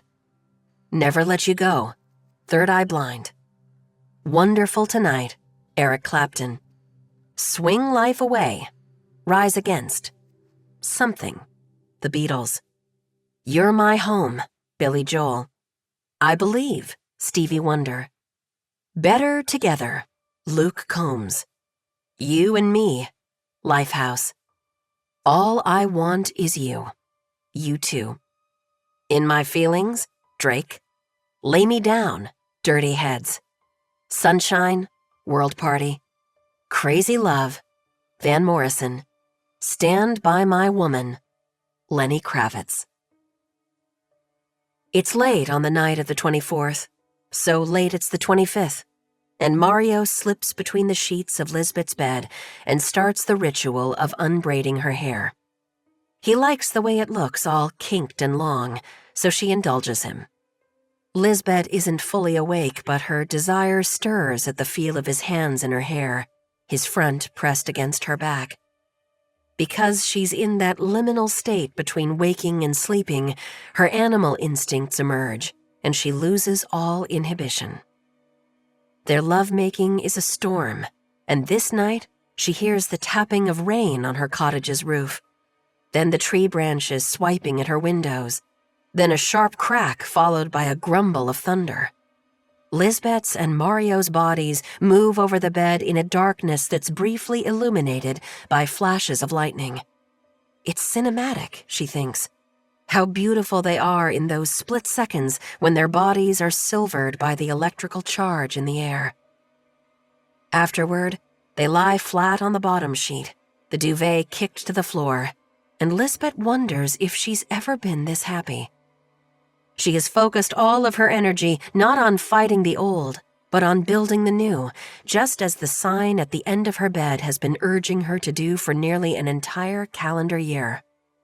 She wishes that back on September 30th, She could have somehow known that one day she would be lying in bed next to Mario freaking Subiaco after having impressed the hell out of the new owner of the Hotel Nantucket, where she was the general manager. Would she have believed it? Mario expels a breath. "I love you," he says. The rain has stopped, the wind has died down, the lightning and thunder have rolled past. "What?" Lizbet says, though of course she heard him perfectly. Mario faces her. "I love you," he says. "I'm in love with you." He starts laughing. "I honestly can't believe it. I'm, 46, almost 47? And in all those years, I've told only 3 other women I loved them. One was Allie Taylor in 6th grade. And yes, that was real love, the purest kind, awkward and unrequited. One was my mother, of course. And the third was Fiona. I loved Fee, but that was different. Because although I would have lain down in traffic for her, we weren't romantically involved." Lizbet's heart feels like an exploding star in her chest. She realizes it's time for her to say it back, but she wants to hear more. "How can you be so sure with me?" she says. "Explain yourself." "Working backward," Mario says. "When you ended things a few weeks ago, I thought, okay, she's not ready. No problem. Things had gotten serious pretty quickly, and I knew you were coming off this other relationship, so I told myself I understood. But I was hurt by it, which was a new feeling for me, or new since 6th grade when Allie Taylor went to the Valentine's Day dance with Will Chandler instead of me." He grins. Lizbet touches his face. He loves her. "Before that, I wouldn't say it was love at first sight, but when I saw you in the parking lot that first day in those sexy heels telling JJ to leave you alone, even though the dude was down on one knee proposing, I thought, that poor guy blew it, but I'm not going to." "Stop," Lizbet says, though she's grinning. "Before that," Mario says. "There was no before that," Lizbet says. "That was the day we met." "Before that, Xavier told me that he'd hired a lioness named Lizbet Keaton to manage the hotel. He said you used to run the deck with your boyfriend, but that you'd parted ways and you were looking for a fresh start." "Lioness?" Lizbet says. Direct quote. "You don't forget a description like that." I was so intrigued that I did some stalking. I saw the feature about you and JJ in Coastal Living, then I checked out the deck's website, and I developed a little crush on you." "You did not." "I did," Mario says. "You reminded me of Allie Taylor." Lizbet swats him and he says, "I'm serious. She had blonde hair like yours and pale blue eyes and that sweet but tough thing going that I haven't encountered in any other woman until I met you. I always said I was going to find Allie Taylor someday and marry her." Lizbet is starting to feel a little jealous of Allie Taylor. "But when I checked Facebook, I saw she was married with 4 kids at private schools in Manhattan, and I also realized I was happy for her in that life. The magic was gone. But when I look at you..." Here, Mario traces his finger from Lizbet's shoulder down her arm. "I feel like I'm 12 years old again, and everything is shiny and new and colorful and full of wonder. And that's how I know that I love you." "I love you too," Lizbet says. "There's a reason why I'm telling you tonight," Mario says, "even though I've been in love with you for most of the summer." "What's the reason?" she says. "Xavier was crazy about the bar. Our numbers are good, and you said he was happy with the hotel." "He raved," Lizbet says. "So today it finally felt real," Mario says. "It felt sustainable. Like I can dig in here. I can stay here and do my thing with the bar, and you can run the hotel. And in the off-season, we can go wherever the spirit moves us. I still own a place in LA. It's a bungalow with a little pool out back and an avocado tree." "An avocado tree?" Lizbet says. She kisses Mario and pulls the duvet onto the bed. All she wants is to go to sleep dreaming of swimming pools and movie stars, an avocado tree, and some craftsman furniture in Mario's bungalow. Tomorrow, she will still have to charm Xavier, still have to make sure everything is beyond the beyond for him. A hotel experience isn't made in one afternoon or even one night. Lizbet closes her eyes and Mario starts breathing deeply, but Lizbet can't settle. She's in a happy bubble, insulated and safe, but isn't there the teeniest tear threatening to deflate it? Well, she thinks, the last Friday of the month is only 2 days away, which means a new Hotel Confidential post. Either Shelly Carpenter has stayed with them or she hasn't. If she has and she gives them less than 5 keys, or if she hasn't and doesn't review them at all, what will happen? Chapter 24. Heartbreaker. Xavier Darling is out to dinner, and so Grace spends the evening doing a few minor hauntings. She's able to delight Mary Perkowski from Ohio by flickering the lights, then playing Mary's favorite song, Thunder Road, spontaneously over the sound system, then by making the shears of the canopy bed sway like the dress in the song. Next, it's off to Suite 114, where Grace peeks in on the Marsh children, who will be leaving in the morning. Today marked Louie's last chess lesson with Rustum, and Wanda returned her Nancy Drew books to the library. She made it all the way to number 45, The Spider Sapphire Mystery. Kimber isn't exactly an organized packer. She has been stuffing things in bags indiscriminately, a process that was interrupted by moments of her sitting on the bed with her face in her hands or writing her memoirs on her laptop with tears streaming down her face. Grace has grown attached to Kimber, and Wanda and Louie, and even Doug. She can't imagine the hotel without them, but it's the very nature of a hotel to be impermanent. Hello, then goodbye. That's how it goes. If people stayed forever, it would be a home. Grace moves in close to Wanda, the only supernaturally sensitive person in the past 100 years who has wanted to understand her. Grace kisses her cheek, leaving behind a cool damp spot. Wanda's eyes flutter open. Grace. I'm here, sweet child, Grace thinks. Then Doug growls. He's such a crank with her, though Grace likes knowing he'll protect Wanda. And Grace leaves the room. Nighty-night. She floats up 2 floors and across the hall to the owner's suite, a place she has consciously avoided all summer long, and sure enough, it triggers her right away. Despite the fact that it's bright and white and beachy modern now, Grace can picture her 19-year-old self crouched on the ground, trying to coax the damn cat, Mittens, out from under the bed. She's thinking that a woman who would throw a silver candlestick at her own pet is a woman with a turd for a heart. Grace hears the door open.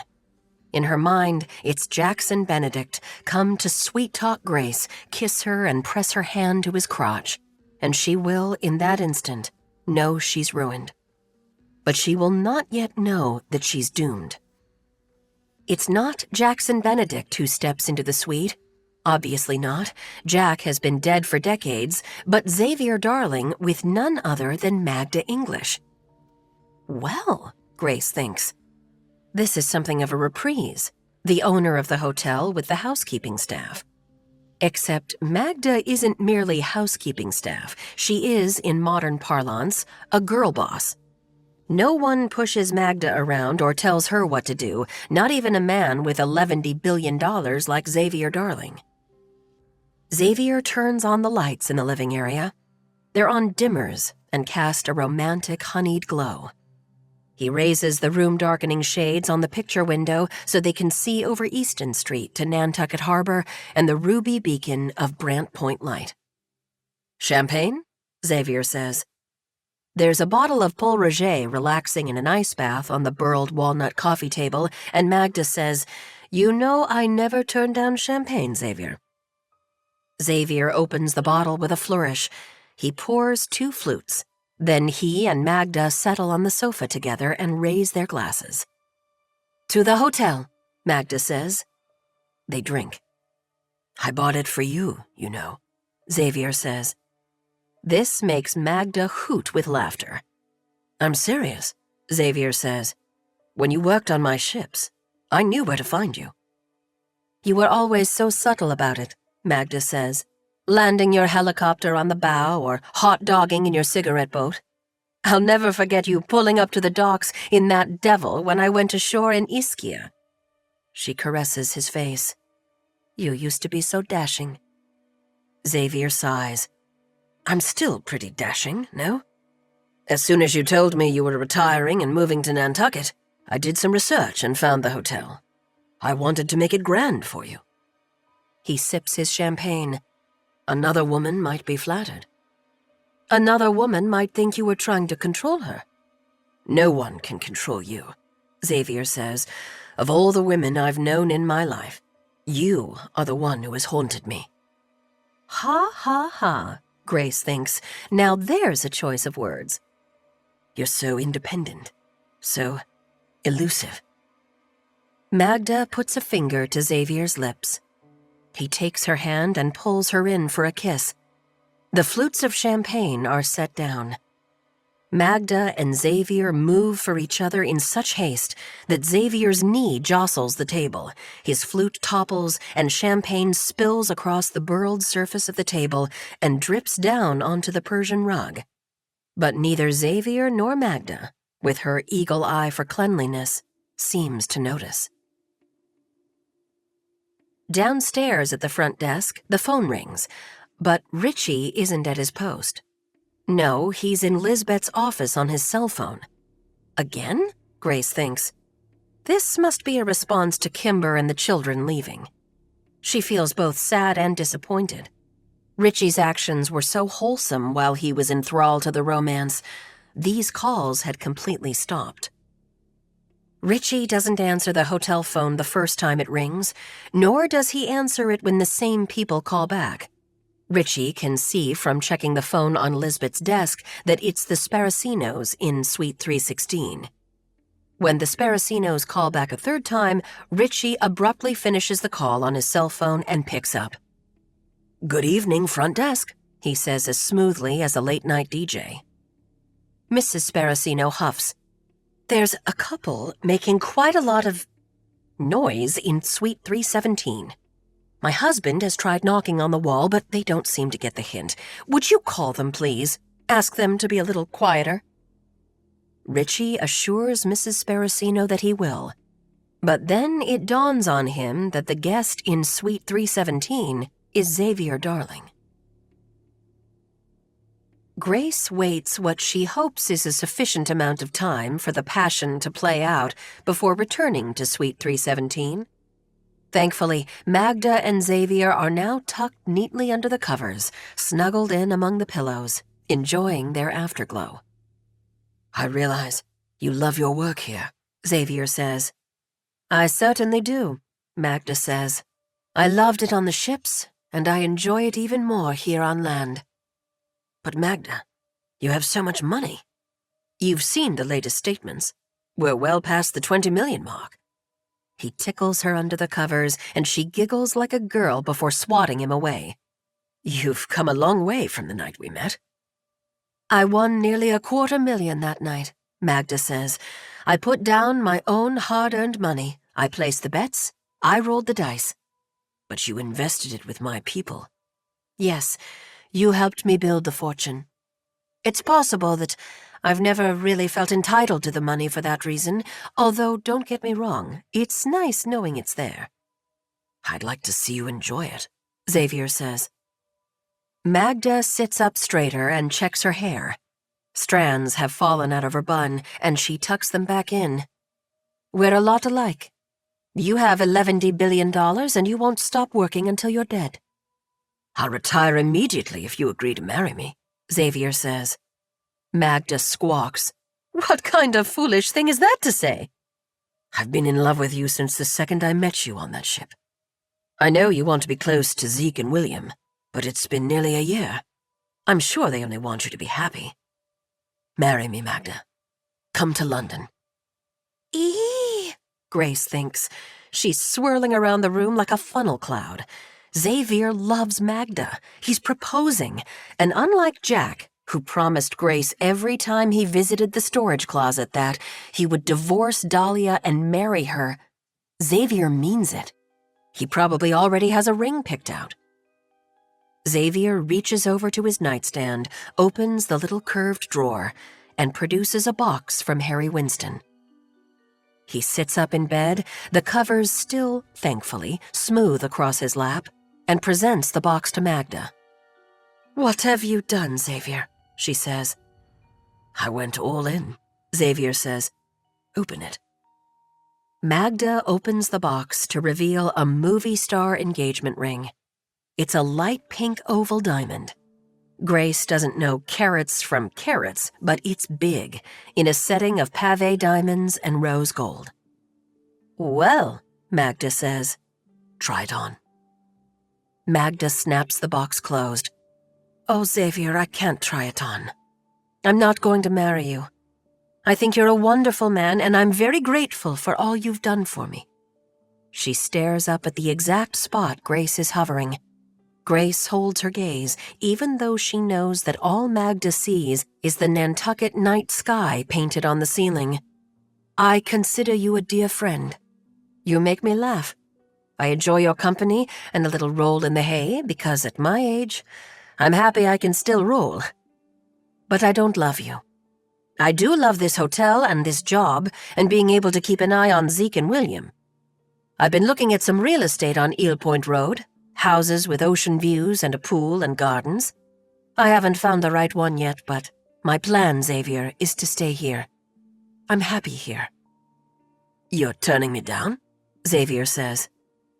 Magda presses her palm to his cheek.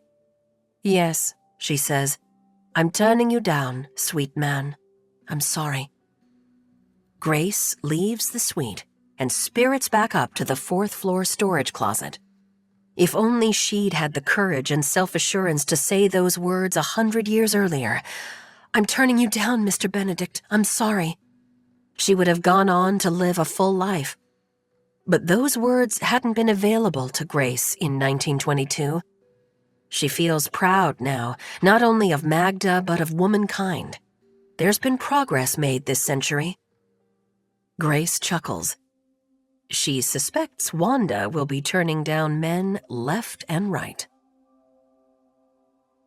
Lizbet has arranged for Yolanda to take Xavier up to Great Point on Thursday. In Lizbet's opinion, Great Point is the ultimate Nantucket destination, and Yolanda's classic Bronco is as cool a vehicle as exists on this island. Lizbet asked Beatrice to prepare a picnic of chilled lobster rolls, yellow tomato gazpacho, corn salad, and some of Mario's church picnic eggs in a proper hamper with a bottle or two of Domaine Haute, Xavier's favorite rosé. Lizbet wonders if Xavier will ask her to go along, since he barely knows Yolanda. She would love to say yes. She has been yearning to stretch out on the sand all summer, but of course she has to stay at the hotel and make sure things run smoothly. Maybe he'll invite Edie to go. They seem to hit it off. Or his old friend Magda. Lizbet can't really spare Magda today or any day, though she'll have to if Xavier asks. The only person Lizbet does not want to see go on a day trip with Xavier is Alessandra. The way she threw herself at him in the break room was embarrassing. Lizbet gets to work early, but apparently not early enough, because when she walks into her office, there's a note on the desk from Xavier. He's gone. "What?" Lizbet shouts. The note says simply, "Had to leave the island unexpectedly. So sorry. XD." She bursts out to the desk, but no one is there.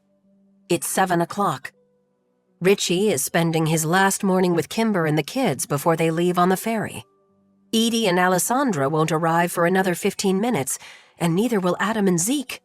The only person in the lobby is Louis. He's at his usual place at the chessboard by the front window, playing against himself.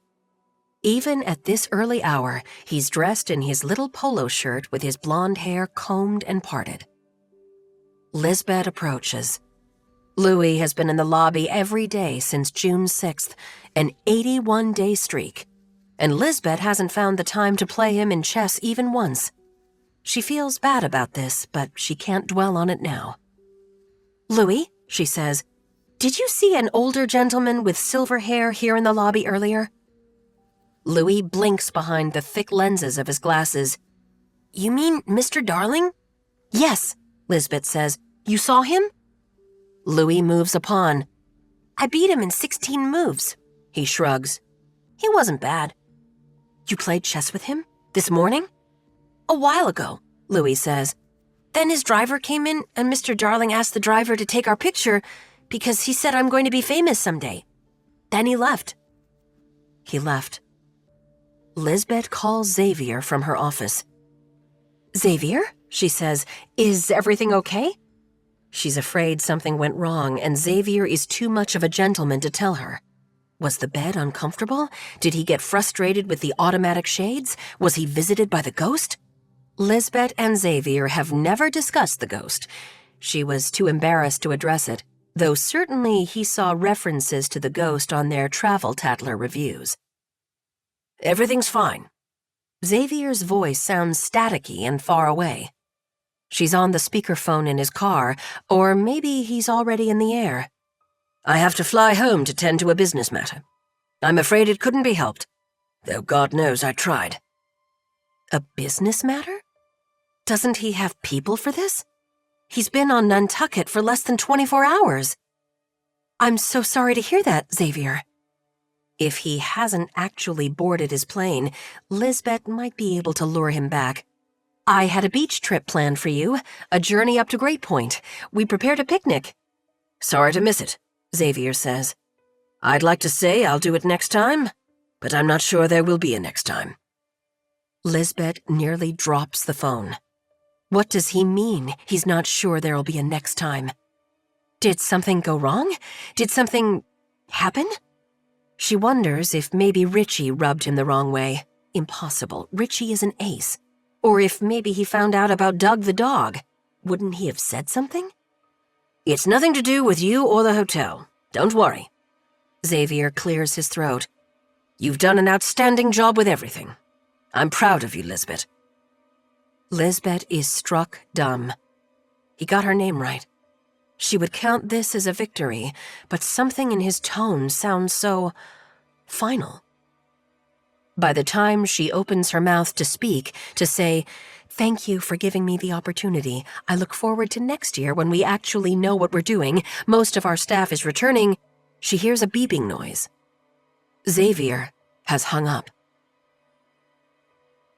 It was Edie who checked in the Marsh family back on June 6th, and because Alessandra has taken lunch, it's Edie who checks them out. Edie thinks back to the moment Kimber, Wanda, and Louie first walked in. Kimber with her peacock-dyed hair, Wanda and Louie in their little glasses, and then the surprise of Doug. If they'd checked in today instead of on day one when Edie was so desperate to win the $1,000 bonus, would she have been as accommodating? Would she have booked them for 11 weeks without a credit card?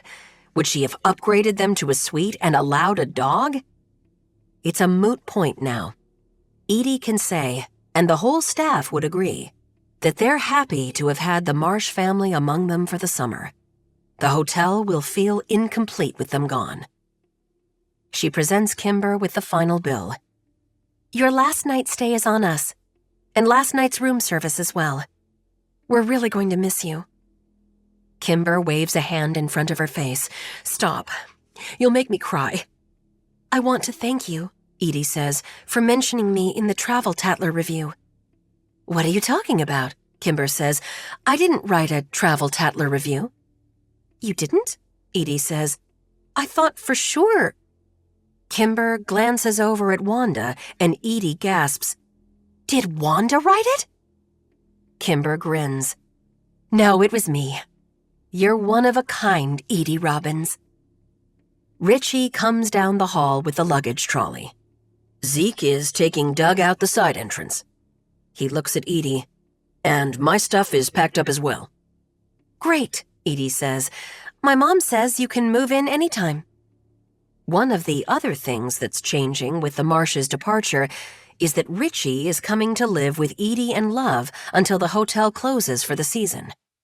Kimber confessed to Edie that Richie had been living in his car before he moved into Suite 114. When Edie told her mother this, Love offered Richie their spare bedroom for a very reasonable rent. Lizbet appears from the back office as Kimber scans the list of charges. This all looks good. She pays the balance in cash, then throws in an extra $1,000. To split among the staff, she says. Her eyes glass over with tears. Getting away this summer with the kids was the best decision I've made in my life. Thank you. She takes Richie's hand.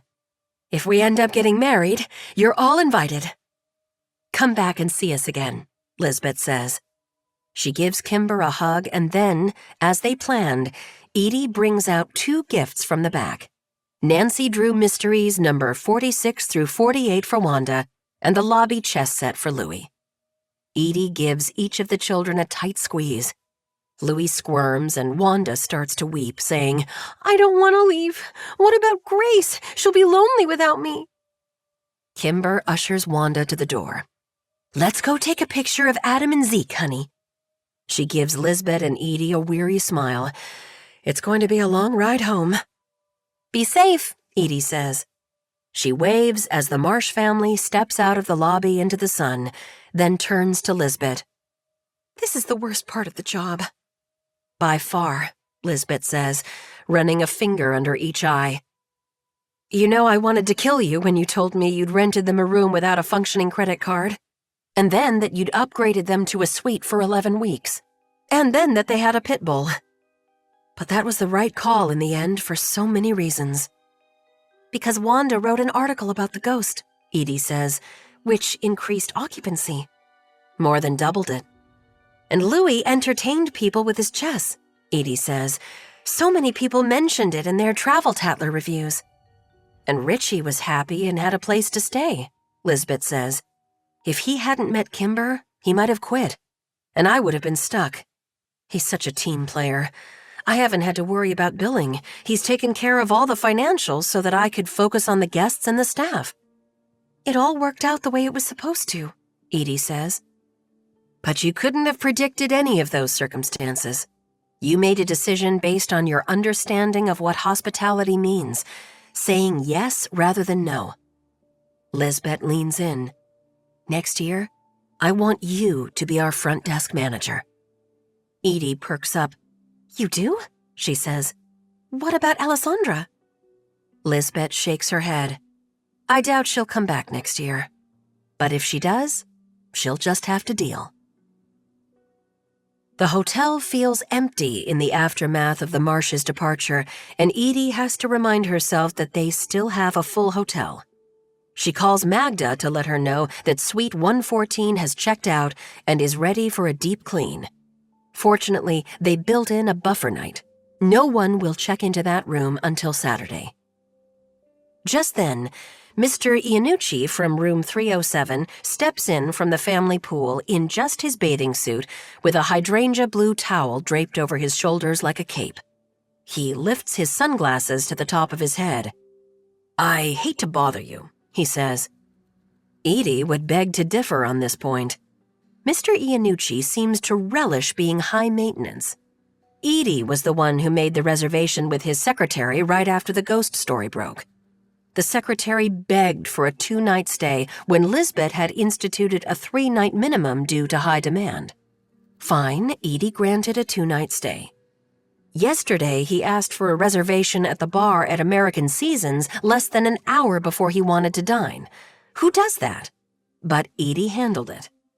This morning, he showed up in the lobby in his pajama bottoms and a Hanes undershirt and typed on his laptop and drank coffee and ate 2 of Beatrice's almond croissants, even though a sign encouraged the guests to take only 1. He then asked Edie if she could arrange for a surfing lesson for later that morning, and Edie smiled and said, I'll try, though what she meant was a little notice would have been nice. However, Zeke was still friends with everyone at the surf school, so he arranged for a private lesson with Liam, the best instructor. Fine, great. Mr. Iannucci was so happy. Not happy enough to tip either Edie or Zeke, but that's not why they do the job. Then Mr. Iannucci called down to the desk to say that the water temperature on the South Shore was only 72 degrees. "That's a bit chilly for me," he said. "I'm going to stick to the pool." Edie called to cancel the surfing lesson with her apologies, but feared that the next time she asked for a last-minute favor, she would be turned down. "What can I do for you, Mr. Iannucci?" Edie says now. "The nice lady from the kitchen brought out the lemonade and the cookies," he says. Edie's eyes widen. Lemonade and cookies? Is it 3 o'clock already? But the children at the pool snatched up the cookies before I could even get out of my chaise. Could I possibly get some more cookies? Edie will have to request another special favor, this time from Beatrice. "No problem. I'll ask the kitchen for another batch right away." Mr. Iannucci holds up prayer hands, but does he actually say thank you? He does not. He slips back through the pool door. Edie calls the kitchen to ask for more cookies, and when she hangs up, Lizbet steps out of her office. "I'm going home early, Edie. This whole thing with Xavier, and the Marsh is leaving, I'm schlumped. I need to recharge my batteries for tomorrow." Tomorrow is the last Friday of the month, which means a new Hotel Confidential Instagram post. "No problem," Edie says. "I've got things covered here." Lizbet's brow wrinkles. "Where's Alessandra?" "At lunch," Edie says breezily, as if Alessandra hasn't been gone for over 2 hours. A few minutes later, Beatrice appears with another platter of cookies. She shakes her head at Edie in mock disgust. Asking for extra cookies is no bueno because Beatrice is prepping for evening service at the Blue Bar, and Edie says, "You're going to make one guest in particular very happy." "It better be Shelly Carpenter," Beatrice says, and Edie laughs. But when she steps out onto the patio of the family pool and sees Mr. Iannucci under an umbrella with his laptop out, she thinks, is Mr. Iannucci actually Shelly Carpenter? He has asked for a lot of special favors, starting with the 2-night stay, which means he'll be checking out by 11 a.m. the following day, conveniently 1 hour before the post comes out. "Here you go, Mr. Iannucci," Edie says, offering him the cookies. She's so hungry she could eat the entire platter herself. The fresh-from-the-oven cookies are studded with milk chocolate chips, white chocolate chips, and toffee bits. They're crisp at the edges but soft in the center. "What service?" Mr. Iannucci says, helping himself to 2. Again, not quite a thank you, Edie thinks. She wants to peek at whatever Mr. Iannucci is writing on his laptop. Is Shelly Carpenter really Bob Iannucci, a man? Oh, Edie hopes not. That would be such a disappointment. Edie steps back into the lobby to see a woman heading for the front desk like a blonde bullet. She looks at Edie, then at Alessandra's unmanned computer. "Where is she?" the woman hisses. "I'm sorry?" Edie says. "Where is who?" Though Edie fears she knows. "The little Jolene," the woman says. Jolene, Edie thinks, and she relaxes a bit. She thought the woman was looking for Alessandra. "Her!" the blonde says, holding up her phone. She starts scrolling through photos. Alessandra in someone's kitchen, Alessandra on a bathroom scale, Alessandra lying across a very nice king-size bed that Edie suspects is not her bed at Adam and Raoul's house. "She sent these to my husband and told him she'd forward them to me if he didn't pay her $50,000. Despite her empty stomach, Edie feels like she might vomit. "She's blackmailing him," the woman says. "Where is she?" "At lunch," Edie whispers. What's that saying? It takes a thief to catch a thief. Alessandra is a blackmailer just like Grayton. She's a hypocrite. She had sex with this woman's husband and took pictures of herself in their home. They aren't nudes, thank God. It's now 3:15. Alessandra left for lunch 2.5 hours ago. Of course, Alessandra would make an exit right before she had to face the music. Let me call her Sal, Edie says. What's your name? Heidi Bick. She knows who I am. Edie dials Alessandra's number, her eyes stinging with tears. She and Alessandra became friends. They bonded.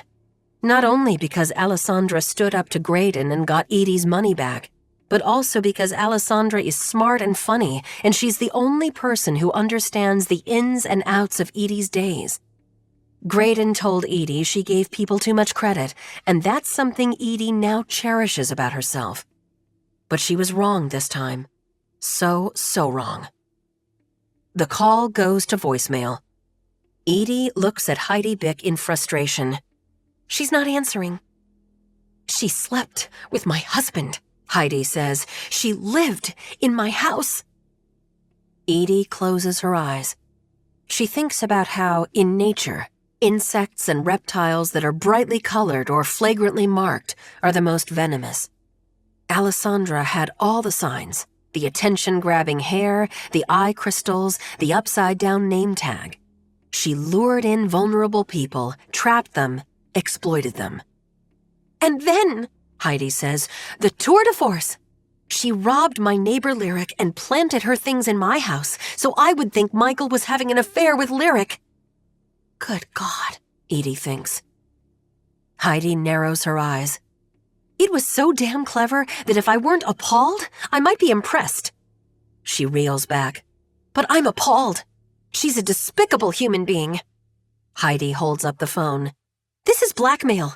50 grand? It's extortion. I'm pressing charges. The door to the family pool opens and Mr. Iannucci steps in. Pressing charges? He says. Sounds like things are getting hot in here. Edie whips out her fake smile like a gun from a holster. Can I help you, Mr. Iannucci? Seems I've lost my room key, he says. Can you make me another? Please, Edie thinks. You mean, can you please make me another? Happy to, she says in her fake cheerful voice. Mr. Iannucci won't know it's fake, but Alessandra would, because it's a desk thing. Edie doesn't want to be angry at Alessandra. She doesn't want the accusations to be true.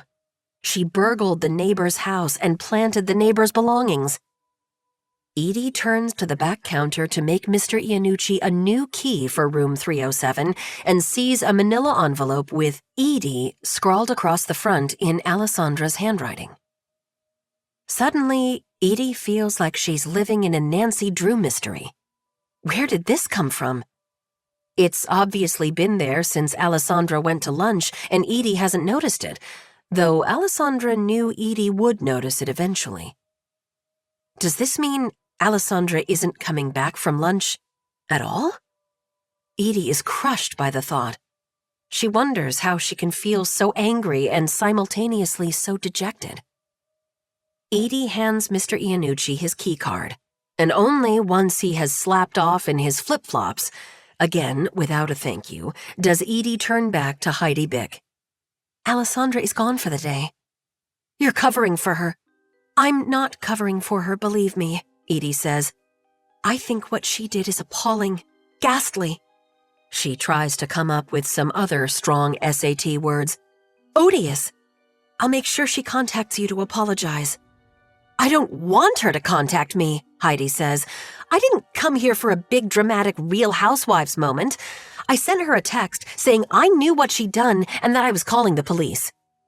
Heidi slips her phone into her bag. Then I decided the texting was cowardly, so I came down here. And the closer I got, the more pissed off I became. Heidi takes a breath and looks at Edie with imploring eyes. Listen, I realize half of this mess is my husband's fault. I just want her to leave my family alone. I understand, Edie says. I'll give her that message. Heidi Bick reaches across the desk and grasps Edie's wrist. Thank you. Lizbet has a real treasure in you. I didn't realize you knew Lizbet, Edie says. The plot thickens. We're friends, Heidi says. I considered calling her first and getting the little Jolene fired, but Lizbet has enough going on and it's hard to find help, and I'm determined to fight my own battles. Edie's spirit flags with, it's hard to find help, because as incensed as Edie is, she doesn't want to see Alessandra fired. What will they do if Alessandra doesn't come back? The quick fix would be to put Edie's mother, Love, on the day desk, and sorry, but that's not an option. And yet, how will Edie ever be able to express her opposition to this arrangement to either Lizbet or her mother? I understand. Heidi backs up toward the door. Tell her to go ruin someone else's life. The instant Heidi Bick disappears, Edie rips open the envelope. Inside is a note. Edie, I'm sorry. This is rightfully yours. And a stack of $100 bills. Edie counts it. $4,000. Alessandra's bonuses. As soon as Edie's shift is over and Richie shows up, he wants to talk about how nice Edie and Love's home is and how grateful, yada yada, but Edie cuts him off. She doesn't have time. She hops on one of the hotel bikes and books it over to Hooper Farm Road, where Adam, Raoul, and Alessandra live. Edie rehearses what she's going to say in her head. She's going to air her anger first. How could you? You're a hypocrite. I believed in you. Once that's out, she'll grant Alessandra forgiveness. But when Edie pulls into the driveway, she finds Raoul and Alessandra loading Alessandra's Louis Vuitton duffels into the trunk of Raoul's car, and Edie forgets the anger part. Wait, she says, skidding to a stop. Raoul and Alessandra both turn to stare, but neither one of them says a word. Finally, Raoul checks his watch. I need to get to work. I'm already late, and we all know I'll hear it from Adam. He looks at Alessandra. Am I taking you to the boat? I talked to Mrs. Bick, Edie says. It's fine. You don't have to leave. She isn't going to say anything to Lizbet. She just wants you to back off. Raoul's expression remains impassive, and Edie wonders if she's creating a big, dramatic Real Housewives moment, but even if she is, Raoul won't tell anyone. He's a vault. Alessandra nods at Raoul. You go to work. I'll stay and talk to Edie. Your boat, Raoul says. I'll change it, Alessandra says. Alessandra leaves her duffels on the front porch and leads Edie inside, which is its own kind of jackpot because who doesn't want to see the place where her co-workers live, especially when it's 23 Hooper Farm Road? According to Edie's mother, this house has been the rental for a colorful cast of Nantucket characters over the years. For a number of summers, servers from the Blue Bistro lived here, and after that, a group of pilots for Cape Air, and after that, girls who worked on a high-end landscaping crew, one of whom was dating the bassist for the Dropkick Murphys. But if Edie is expecting holes punched in the walls by jealous boyfriends or scorch marks from a fondue party gone bad, she's disappointed. The living room is dominated by Raoul's workout equipment, the kitchen has a peeling linoleum floor, and there's a short, dim hallway that must lead to the bedrooms. Alessandra takes Edie out the back door to a secluded yard where the kitchen table sits atop a lawn that has just been cut, probably by Raoul. There are white fairy lights strung through the overarching branches of a big shade tree. Alessandra takes a seat at the table, and Edie sits next to her thinking, I'm going to have to beg her to stay, and how twisted is that? You blackmailed that woman's husband, Edie says. She's proud of herself for not completely buckling. I did, Alessandra says.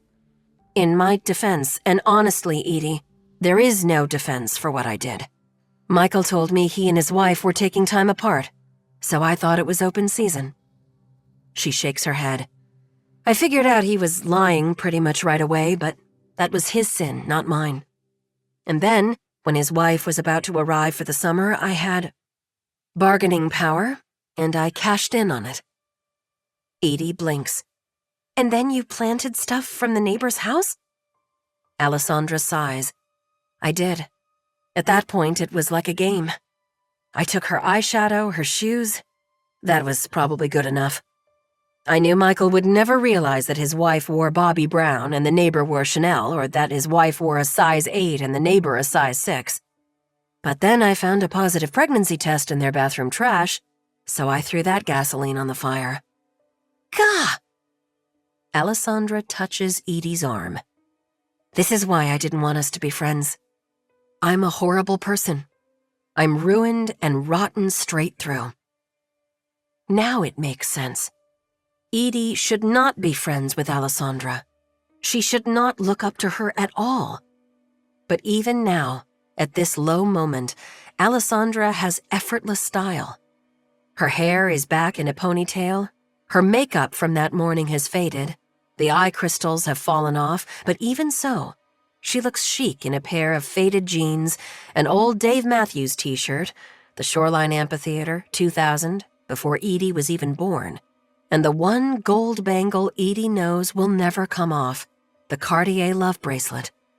Someone had once cared enough about Alessandra to give her that. Then I started sleeping with guests at the hotel in exchange for them mentioning me in their reviews. Alessandra leans forward and slaps her palms on the table. That's how I won the $4,000. I prostituted myself for it. I was trying to get the money, and I only stopped because... Because you realized someone else should have a chance to win the money? Alessandra scoffs. No. I stopped because of that douchebag with the Corvette Stingray in 310. Remember him? Ugh, Edie says, yes. He took me to dinner at Topper's, Alessandra says. Talked all about himself, but whatever. I wasn't there for the conversation. Then when we got back to the hotel, he shoved me onto the bed, ripped up my dress, and pinned me down. He would have raped me if I hadn't thrown him off. Oh my God, Edie says. I can't believe you threw him off you. That dude was all muscle. As bad as that experience was, it was also a wake-up call. I stopped targeting men and just focused on doing my job. She pauses. But then when Xavier showed up, I thought, he's wealthy and single. Why not go after him? Ew, Edie says. He's like 70 years old. Didn't matter. He wasn't interested in me. So I texted Michael those photos I'd been saving in case of emergency. She gives Edie a direct gaze. I wouldn't blame you if you never spoke to me again. I knew you'd been on the other side of that, and I did it anyway. Yeah, Edie whispers. I didn't have parents like yours growing up, Alessandra says. Parents who led by example and showed me how to do things correctly. I didn't grow up in a nurturing community where everyone called me Sweet Alessandra and had my back. I mean, that's no excuse. I know right from wrong, and I consistently choose wrong. Heidi Bick should press charges. She should want to see me fired. She's not doing any of that, Edie says, as long as you stay away from them. I will, Alessandra says. She gives Edie a weary smile. Sometimes I wish men weren't so predictable. It's this statement more than anything else that illustrates their age difference, Edie thinks. Men are predictable to Alessandra, but to Edie, they're still a mystery. I want you to stay, Edie says. I'm upset about what you did, but I can't bear to think of finishing up the season without you. Who would I complain to about Mr. Iannucci? Iannucci, Alessandra says. I'm telling you, that guy's a cop. Edie grins. I thought he was Shelly Carpenter. The Post comes out tomorrow. Another reason why you have to stay, Edie says. You have to. Okay, Alessandra says. Her eyes mist up. Thank you for, I don't know, showing up here, being tough but cool. The corners of her mouth lift a bit. I raised you well. Edie pulls the manila envelope out of her backpack. I'm giving you your money back, by the way. No, Alessandra says. I cheated. It's yours. You're great on the desk, Edie says. It's yours. I'm not taking it back, Edie. I don't deserve it. Edie pulls the cash out and riffles the bills. How about we split it then? Alessandra releases a breath. Fine. Fine. Edie counts out $2,000 and slides it toward her friend. She thinks about her little spy club with Zeke and wonders if she has any obligation to tell him about this. She decides not. It's a desk thing. Chapter 25. The last Friday of the month. August. Lizbet and Edie are in Lizbet's office at 11:58, and at 11:59, Lizbet taps on her Instagram icon. As soon as her phone says noon, she visits the Hotel Confidential account and refreshes, but all she sees is the review from the Sea Castle Bed and Breakfast in Hyannisport. "Come on, Shelly," Lizbet says. She turns to Edie. "Has she ever been late before?" "Hit refresh again," Edie says.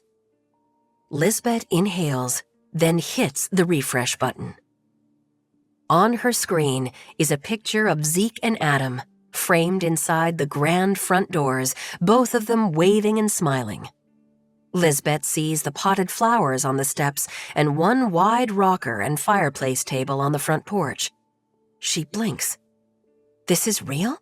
This is their hotel? Those are their bellmen? Because it feels like a figment of Lizbet's imagination, a manifestation. Edie, who is holding her own phone, shrieks, and Lizbet reads the caption. She leaps out of her chair and grabs Edie, and the two of them dance around the office. Lizbet's eyes blur with tears. She can't believe it, and yet she knew they would do it. In her heart, she knew. She used to think that meeting JJ and running the deck was her dream come true, but no, it's this. This is what she was meant to do. "We did it!" Edie shouts. "We did it!" Adam and Zeke come running in. Adam is on the phone with Raoul, who has just seen the review at home. Alessandra slips in, and Lizbet gives her a hug, because any way you look at it, they couldn't have gotten 5 keys without her. Lizbet texts Mario, 5 keys. Adam says, "Has anyone read the actual review yet?" "No," Edie says. "Let's all do it at the same time. 1, 2, 3. "Wait, I'm not ready," Adam says. He scrolls. "Okay, go." They click on the link in bio. Hotel Confidential by Shelly Carpenter. August 26th, 2022. The Hotel Nantucket, Nantucket, Massachusetts. 5 keys. Hello, friends. I've been reviewing hotel experiences for nearly 15 years, and never once have I been tempted to use the word best. It's not an appropriate qualifier for a hotel. How can one compare the Siam in Bangkok to Auberge du Soleil in Napa, to the Dulini River Lodge in South Africa? The answer is one can't. Though all exquisite, they're different species. However, after a recent visit to the Hotel Nantucket, I find myself struggling for a word other than best. I have, for the first time, awarded a property 5 keys, and there's no doubt in my mind that this coveted 5th key is well-deserved. The Hotel Nantucket, originally built in 1910, has survived a fire, financial difficulties, and owners with poor taste. It fell into severe disrepair and sat on the market for over 10 years until it was purchased by London billionaire Xavier Darling. As you know, friends, the most important quality for me in any hotel is a sense of place. Unlike the 3 other luxury properties on Nantucket, the White Elephant, the Nantucket Beach Club and Hotel, and the Wauwinet, the Hotel Nantucket isn't located on the water. It claims a full block of Easton Street, which is easy walking distance from the cobblestoned streets of Nantucket's downtown. The lobby is a large, airy room that blends historical elements, the building's original oak beams, an authentic whaleboat that serves as a chandelier, with modern, comfy chairs, ottomans, tables laden with books and games. Unlike some other lobbies I've visited, the lobby of the Hotel Nantucket is one people gravitate to. The hotel's simple but extraordinary continental breakfast is served here every morning between 7 and 10:30. Don't miss the percolated coffee or the almond croissants. And while I was in residence, a young chess prodigy played with any guest brave enough to challenge him. Often a crowd gathered. The magnanimity that was extended to me throughout my stay began at check-in. I was upgraded to one of the hotel's exquisite suites for the price of a standard street view room. The living area of the suite included a library wall that was lined with books, a mixture of current bestsellers, with a whole shelf dedicated to beach reads, and classics. There was a cushioned window seat wide and long enough to actually accommodate a reclining adult human. So often, I feel that window seats are only for show. Also in the living area was the complimentary minibar. That's right, friends, I said complimentary. The minibar was stocked with local beer, wine, and spirits, smoked bluefish pâté and guacamole from local fishmonger 167 Raw, and packages of crackers and chips, gluten-free crackers available upon request. The master bedroom featured the largest bed I have ever slept in. It's a custom size called Emperor. The bed was sheathed in Matuk linens, my preferred brand, as you know, and topped with a cashmere blanket from local weaver Nantucket Looms. The ceiling of the room was hand-painted with the Nantucket night sky by Tamala Cornejo, which was a particularly appropriate touch since Nantucket is the birthplace of noted female astronomer Maria Mitchell. The bathroom was the platonic ideal, spacious, luxurious, well-appointed. The shower was tiled with oyster shells. The lighting over the sink made my skin look as dewy as Anne Hathaway's in The Princess Diaries. Am I aging myself? And there was a separate water closet, which I always prefer. The hotel featured a wellness center, which, I will not lie, friends, I did not visit after my initial inspection, though other guests gushed about the gym, sauna, and the yoga studio, and 2 glorious pools, one a joyous hive of activity for families, and one a serene refuge for adults only.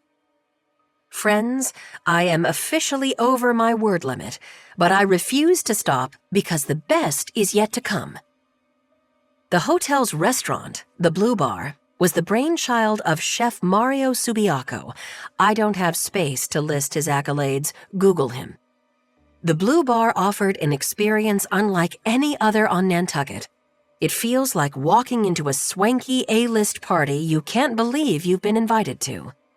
The cocktails were made with top-shelf liquor, the fare was fun-loving, pigs in a blanket, a little retro, church picnic deviled eggs, and a little decadent, luscious caviar sandwiches. All meals end with a visit from the whipped cream concierge, vegan whipped cream available upon request. A copper disco ball dropped at 9 o'clock, and the music switched to 80s dance hits. The best part of the Hotel Nantucket wasn't the conviviality in the lobby, or the expansive real estate of the bed, or the festive atmosphere of the Blue Bar. The best part of the Hotel Nantucket was the staff. It may have taken me 15 years to realize this, friends, but realize it I have. Hotels aren't about rooms. They aren't about amenities. They're about people. And the people who work at the Hotel Nantucket are what earned the property its 5th key. The front desk clerks, the bellman, the night auditor, the housekeeping crew, and the general manager, Lizbet Keaton, were attentive. They listened. They were friendly. They were helpful. They were knowledgeable. And above all, they were kind. Some of you might be wondering if I'm going to address the elephant in the room. Is the Hotel Nantucket, as reported by the AP, the Washington Post, and USA Today, haunted by the ghost of Grace Hadley, a chambermaid who was killed in a fire in 1922? I don't believe in ghosts, or I didn't before my stay at the Hotel Nantucket. During my stay, I heard tales of flickering lights, music blaring out of nowhere, the electric shades going haywire. None of those stories persuaded me. However, I did feel a watchful, even nurturing presence throughout my stay. It's my unshakable opinion that Grace Hadley makes most of the hotel's guests, including yours truly, feel safe, and yes, even loved.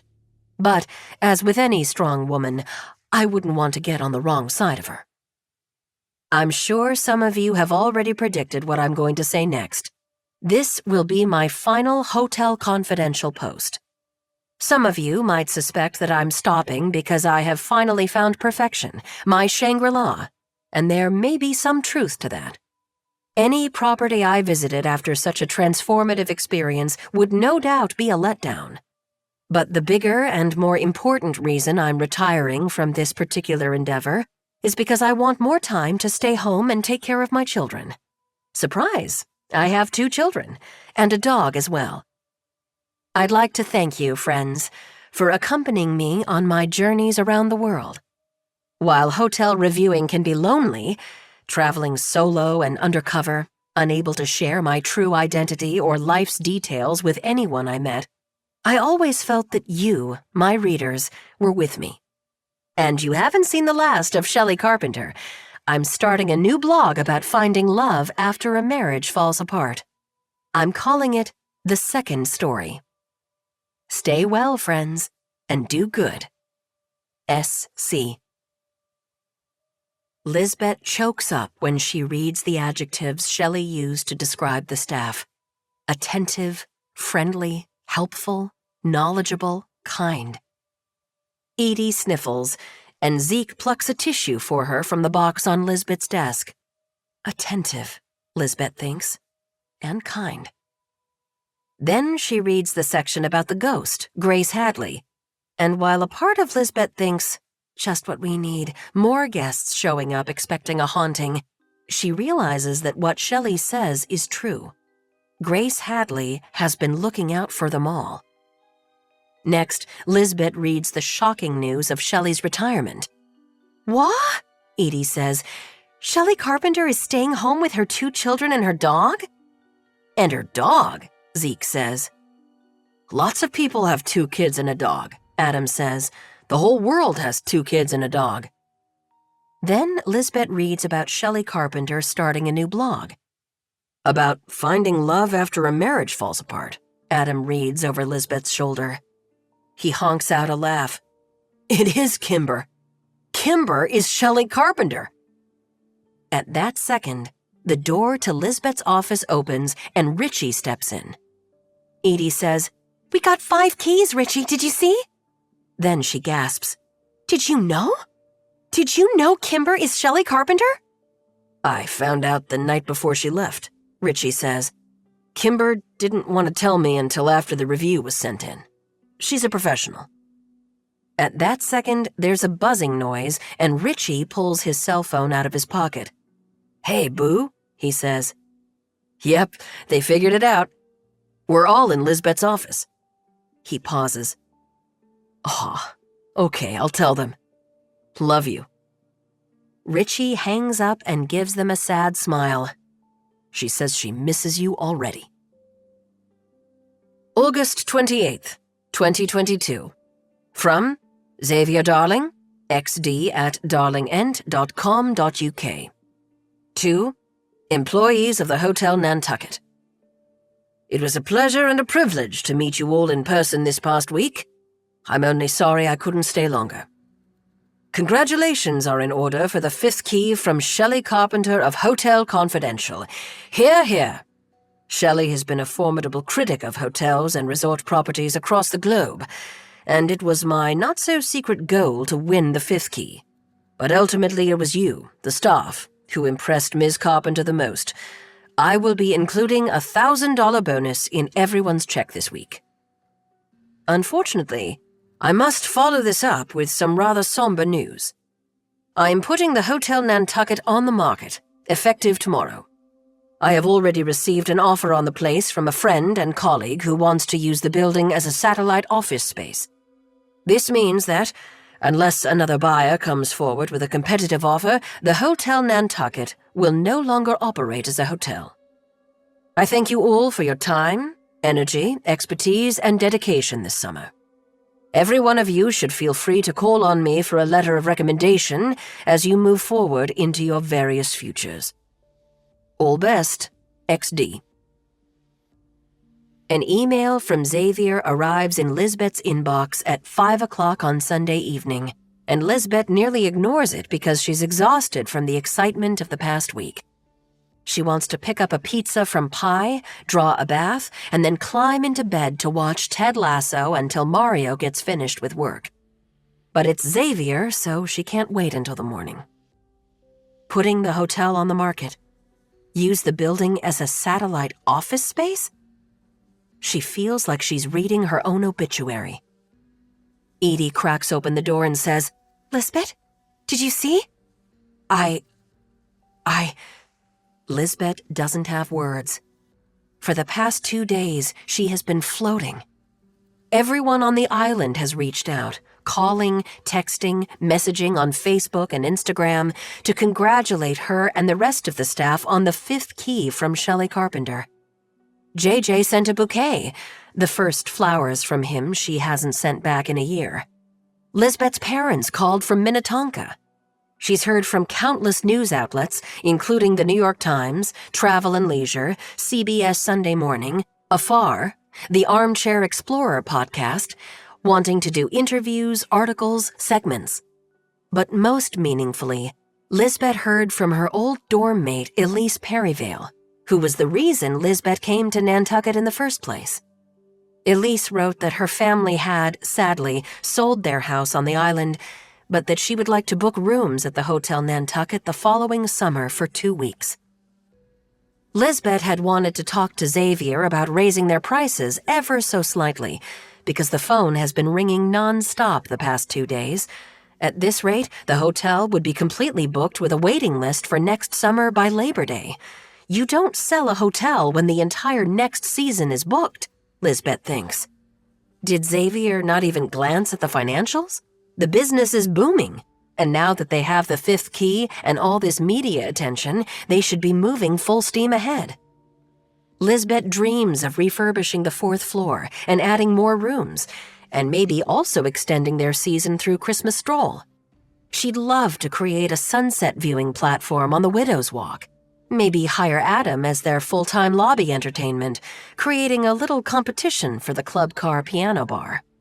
Their Instagram could use some beefing up. She could give Edie a side hustle of being their social media manager. There are so many things. They're just getting started. He's selling it, Edie says. He already has a buyer. Lizbet gives Edie a wink. He must be cranky about something else, she says. This isn't real. He won't sell. He won't? Let me talk to him, Lizbet says. As Lizbet dials Xavier, she wonders again if something happened while he was here. He left so early, so quickly, without saying goodbye. Maybe it was business, but Lizbet's gut tells her it was something else. The call goes straight to voicemail. It is 11 o'clock on a Sunday night in London, but Xavier sent the email only 10 minutes ago. Surely he's still awake. She calls again from her phone. Voicemail. She sends him a text, something she has never done before. It has always seemed too casual, too familiar, but this is an emergency. Xavier, can we please talk about your email tonight? I'm not sure I'll sleep otherwise. She stares at her phone, trying to manifest a response. Sure enough, 3 dots rise on Xavier's side of the chat. What is he going to say? She needs to talk to him, ask him what happened. Wasn't any negative experience he might have had while at the hotel washed away by Shelly's 5-key review? The dots disappear, but no text comes through. Lizbet checks her email. Nothing. He doesn't want to talk to her. It's this that fills her with a hot, loose, watery panic. She runs into the Blue Bar kitchen, even though the bar is filling up with guests and Mario has started service. She catches a glimpse of him, gorgeous as ever in his white chef's jacket, houndstooth pants, and White Sox cap, at the pass inspecting the plates, and she fully expects him to tell her to leave. She's never interrupted him at work before. But instead he steps away and says, "Beatrice, cover for me, please. I need a minute." He takes Lizbet by the hand, and they step into the quieter service kitchen where a huge bowl of dough is proofing. Beatrice's croissants for the next morning. You heard? Lizbet says. He did just what I was afraid he'd do, Mario says. Pulled the plug. But why? Lizbet says. Doesn't he realize how great everything is? He got what he wanted, Mario says. The fifth key. Guys like Xavier aren't in this for the money or the greater good. Restoring an historic building, boosting the local economy, creating jobs. They're in it for the bragging rights. He probably bet some guy he met at Annabelle's that he could buy a hotel and get the fifth key. And he did. And now he has no use for it anymore. Lizbet wants to feel angry, but she's too tired. So what overcomes her is grief. She cries against the front of Mario's pristine white jacket, and he holds her tight, rubbing her back. It'll be okay. We'll go to California. You can work at a hotel there. I know the GM at Shutters. You'll like that. On the beach in Santa Monica. I don't want to work at someone else's hotel, Lizbet says. Does she sound childish? Probably. But she can't imagine getting a job in Los Angeles. She also can't fathom finding another position here on the island. She made one monumental change, successfully. But she can't turn around and do it again. We'll figure it out together, okay? Mario says. He eases her off him so he can look her in the eye. You aren't alone anymore. I'm here. And I'm out of a job, too. We need to make Xavier change his mind. Mario sighs. He isn't going to change his mind, Lizbet. Suddenly, Zeke comes charging into the kitchen, and his presence is so startling that Lizbet thinks Xavier must be on the phone. He called back. He's willing to talk. Zeke says, Lizbet, we need you in the lobby. Stuff is going down. Stuff is going down. When Lizbet gets back to the lobby, she sees Richie with 3 gentlemen in suits, one of whom is handcuffing him. Wait! Lizbet cries out. Her head feels like it's going to topple off her body. What's going on? Mr. Decameron is under arrest for wire fraud, one of the gentlemen who's not cuffing Richie says. He holds up a badge. Agent Iannucci, FBI. Lizbet blinks. Mr. Iannucci, formerly of room 307. Richie? She says. Richie hangs his head. I'm sorry, Lizbet. Chapter 26. The Cobblestone Telegraph. On Sunday evening, Fast Eddie heads into his real estate office on Main Street to type up the listing sheet for the Hotel Nantucket. He received a call from Xavier Darling earlier that afternoon. Xavier wants to sell pronto. He's already gotten an offer from a colleague in London who wants to convert the hotel into an office building, but this colleague is holding firm at $16 million. Listed at 20, Xavier told Edie, but between us, I'll take 22. You put 30 into it, Edie said. 32 if you count what you paid for it. I need to take it as a loss this year, Xavier said, though not too much of a loss. Edie puts the listing on his website at 7 p.m. Xavier informed Lizbet and the rest of the hotel staff of his intent to sell at 5 p.m. Poor Lizbet, Edie thinks. She poured her heart and soul into that place and turned it into a genuine phoenix risen from the ashes success story. She has such a magic touch that Edie decides he'll offer her a job as a sales associate with Bayberry Properties and sponsor her classes. Edie then pops into Ventuno for a celebratory cocktail. He tells the bartender, Johnny B., that he's relisting the Hotel Nantucket for $25 million. Those of us who overhear this tidbit note the barely suppressed glee in Eddie's voice. He's looking at quite a commission, especially if he comes up with the buyer. One of the people who is sitting at the Ventuno bar within earshot of Edie is Charlene, the nurse from Our Island Home. Charlene is drowning her sorrows because her favorite resident, Mint Benedict, has contracted pneumonia, and the doctors say he's not likely to make it through the week. The next morning, when Charlene goes to visit Mint at the Nantucket Cottage Hospital, Mint asks her to collect everything from his safety deposit box at Nantucket Bank. "There's some of my mother's jewelry that I want you to have," Mint says, his voice broken and gravelly, "and there are papers I'd like you to go through. Letters and my father's journal." Charlene pats Mint's hand, which is burning up despite the intravenous antibiotics. "I'll bring it all here and we can go through it together. How about that?" She considers telling Mint what she overheard about the Hotel Nantucket going on the market again, but she isn't sure if this will make him feel better. He was right. The place does seem to be cursed, or if it will send him into a downward spiral. She decides to keep the news to herself. Jordan Randolph at the Nantucket Standard notices the new real estate listing right away.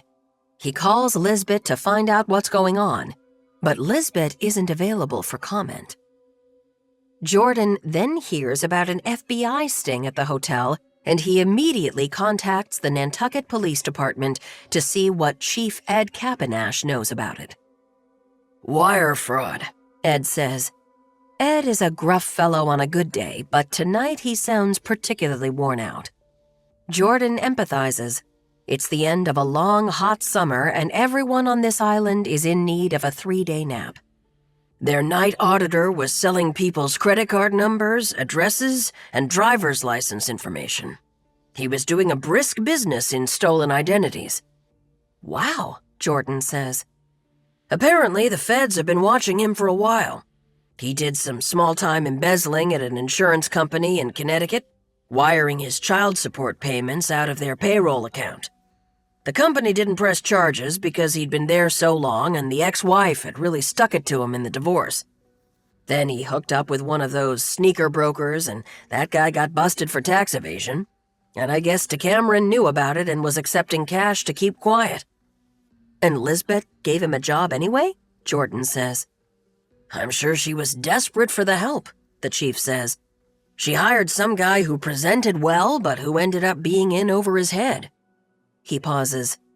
"Some days I feel like that guy." "Yeah," Jordan says. "Me too." And the conversation ends on a laugh. Blonde Sharon can't believe her good luck. The Hotel Nantucket is at the center of all this gossip at the same time that her sister, Heather, checks in for a week-long stay. Sharon picks up Heather, who is brunette, from the airport, drives her to the hotel, and accompanies her inside under the guise of getting her settled. But really, Sharon wants to find out what precisely is going on. She passes sweet Edie Robbins on the front steps. Edie waves and says she's going to lunch, but that Alessandra will be happy to check Heather in. Bingo, Sharon thinks.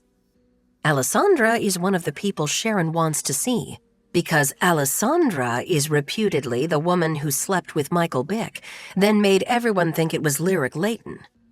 Sharon is expecting a villainess from a James Bond film, and while she's not disappointed by Alessandra's appearance, she's a stunner with wavy strawberry blonde hair and stylish makeup. She's wearing white eyeliner, and Sharon wonders if she could get away with that, or if she's 25 years too old. And what about eye crystals? Alessandra isn't the evil bitch that Sharon expects. She's warm and genuine, as well as incredibly helpful and organized. She prints a list of all of Heather and Sharon's dinner reservations, and she has somehow managed to score the two of them a tea time for the next day at Myacomet Golf Club, which is basically impossible because everyone knows there's a top-secret list of preferred clients even though the course is public. Well done, Alessandra, Sharon thinks. Is Lizbet around by any chance? Sharon asks. Let me see if she's available, Alessandra says. A second later, Lizbet emerges from the back office looking as fabulous as ever in a black linen sheath with peekaboo cutouts at the waist and a cute belt. Is the black because you're in mourning? Sharon asks. I hear the hotel is being sold. I'm optimistic that whoever buys it will keep it the way it is, so we'll all have our jobs next summer. Sharon says. Not to be Gertie Gloom, but I heard there was a buyer already who wants to turn it into a corporate headquarters. Lizbet purses her lips. Sharon, she chides, you know better than to spread rumors. I have a good source. Well then, I suppose I'll be moving to L.A., Lizbet says. Sharon is rendered temporarily speechless. Nobody on this island wants to see Lizbet move away. What happened to your night manager? Sharon asks. I heard the FBI arrested him. Lizbet smiles without showing any teeth. Sharon isn't without self-awareness. She knows she's pushing it with this question. Richie is a very sweet man, Lizbet says. However, Love Robbins will be on the night desk until we close. Sharon reaches out a hand. We're all wishing you well, sweetie pie. And it's true. We all are. It's one of the few things we can agree on. After watching the unlikely blossoming of the Hotel Nantucket over the summer, we want to see it succeed. But we have to admit, it's not looking good. Chapter 27. Long Shot. At 8 o'clock Monday night, there's a knock on the front door. Chad is up in his room playing Madden NFL, though he's supposed to be getting a head start on his packing. His job at the Brandywine Group starts the Tuesday after Labor Day. After his drinks date with Ms. English the previous Wednesday, Chad marched into his house and invited his mother, father, and Leith into the formal living room. They complied, probably only because it was such an unusual request. They never used the formal living room. Chad had some things he wanted to say. First of all, I'd like to apologize. I'm to blame for Patty losing an eye, for Lulu's death, and for all of the damage done to our house. Chaddy, his mother said, I thought we agreed to move on. Chad ignores this predictable response. I got a job at the Hotel Nantucket because I wanted a summer of honest work. I didn't want to teach little kids to chip and putt. I wanted to do something difficult, unpleasant even. Chad paused. I didn't take the job to make you proud of me. I did it for myself.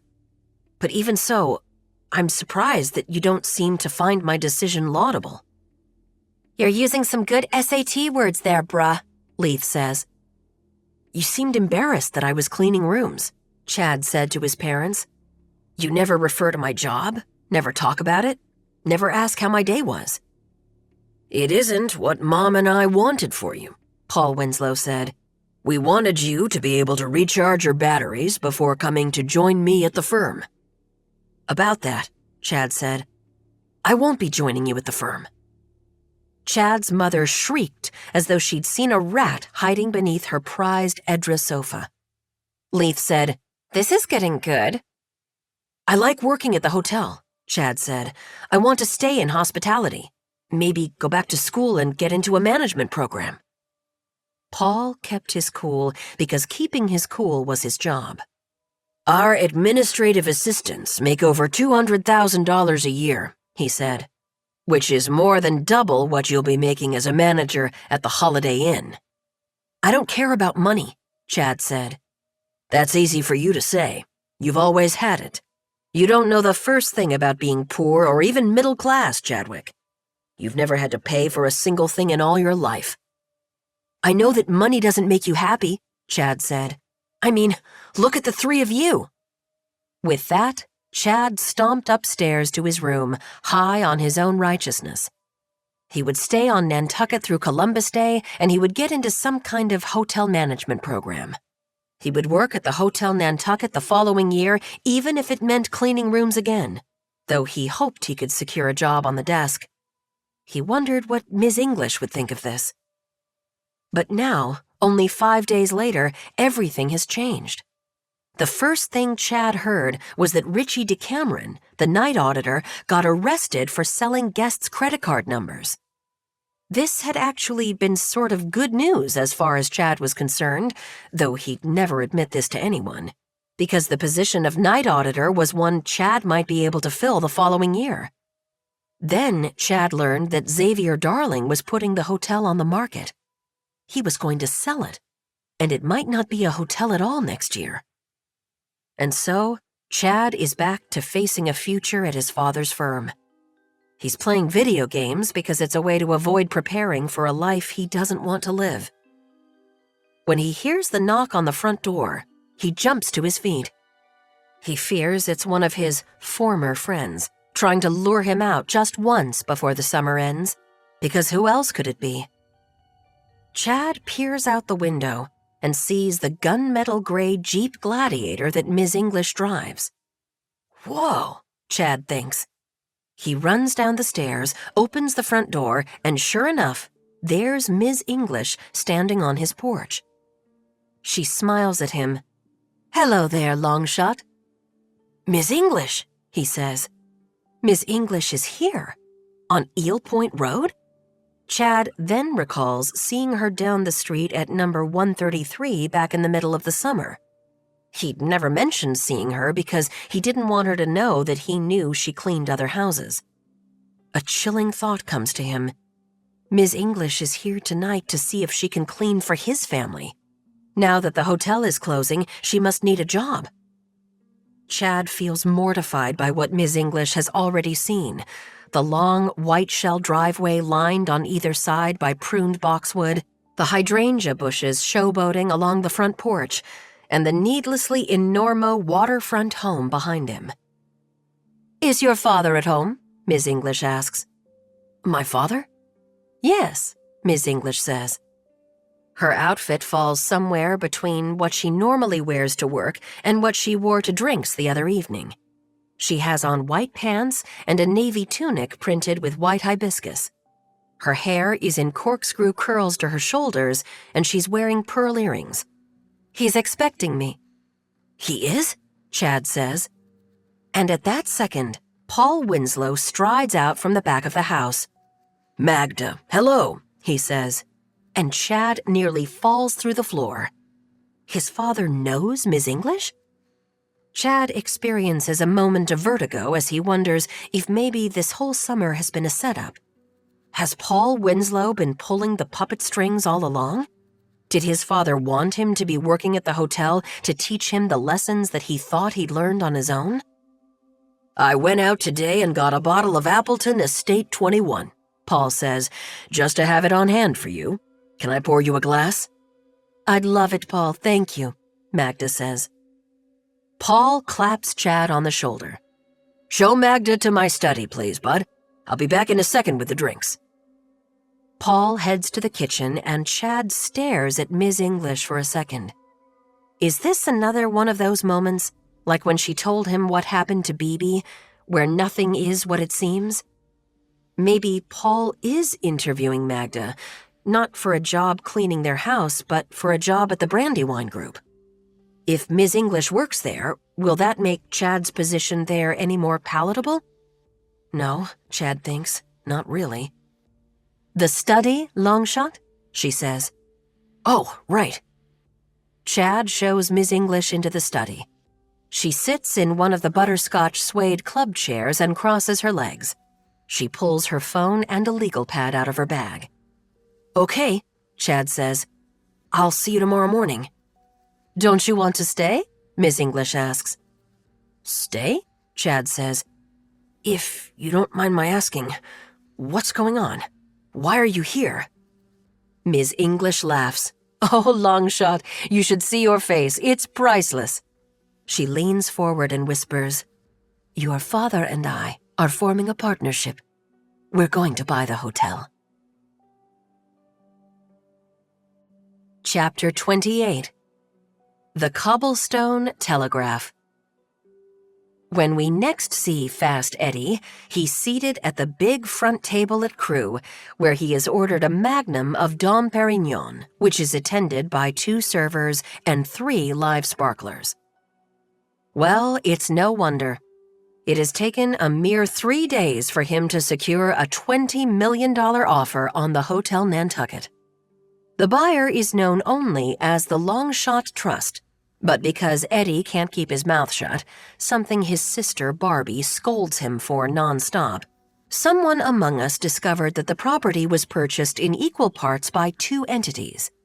One was Paul Winslow, a principal at the Brandywine Group who owns a home on Eel Point Road, and the other was Magda English, the head of housekeeping at the Hotel Nantucket.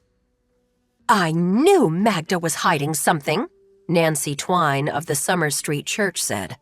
I used to wonder about her putting so much in the collection plate on Sundays, and now I find out she could have put in 10 times more. She has millions. Yes, Magda English's net worth hovers around $24 million. The unconfirmed story is that she caught the eye of Xavier Darling 30 years earlier when she was working on one of his cruise ships. He wined and dined her in Monte Carlo, and they ended up at a casino where she placed a $500 bet, her own money, she would be quick to point out, and rolled the dice at the craps table for nearly 2 hours, going all in each time and walking away with $215,000. She invested this money with Xavier Darling's bankers, where it grew at a steady rate. Then, in 2012, Xavier approached Magda with a dark horse opportunity. He was investing in a company that was developing a new kind of personal security software. After reading the company's prospectus, Magda told Xavier she wanted in. The company went public in July of 2021, and Magda's small fortune became a big fortune. The following month, her sister-in-law, Charlotte English, died suddenly in her sleep, and Magda moved to Nantucket to be with her brother William and her nephew Zeke.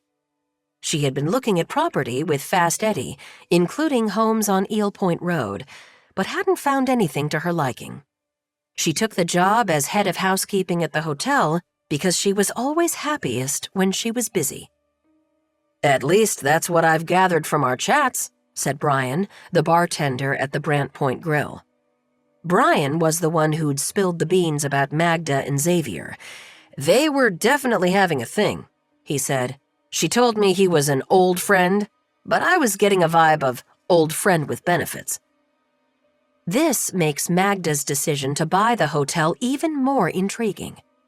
Apparently, when Edie told her that Xavier already had a private offer of $16 million, Magda said, "I'm going to call Xavier's bluff. His friend who wants to turn the hotel into a satellite office is probably only half serious. Who puts a satellite office 30 miles out to sea? But my partner and I will give Xavier the benefit of the doubt and offer $18 million. He'll close at 20. "Done," Magda said. As for Magda's partner, Paul Winslow, he was overheard saying, "I'm sure I'll be accused of buying the hotel for my son, but in reality, I was presented with a smart business proposition by Magda English.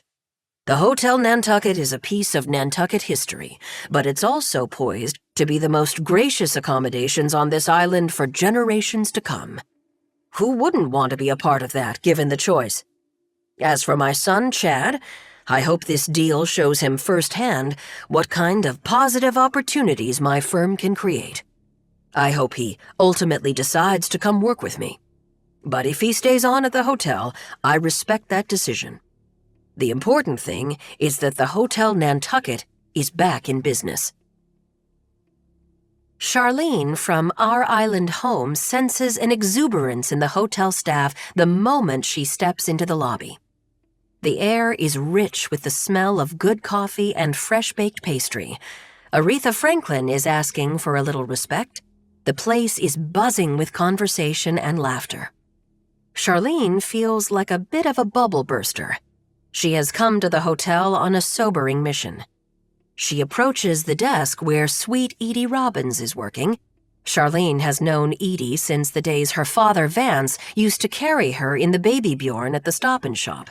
Though now Edie is all grown up, looking quite chic in her silky hydrangea blue blouse. Charlene says, "Good morning, Edie.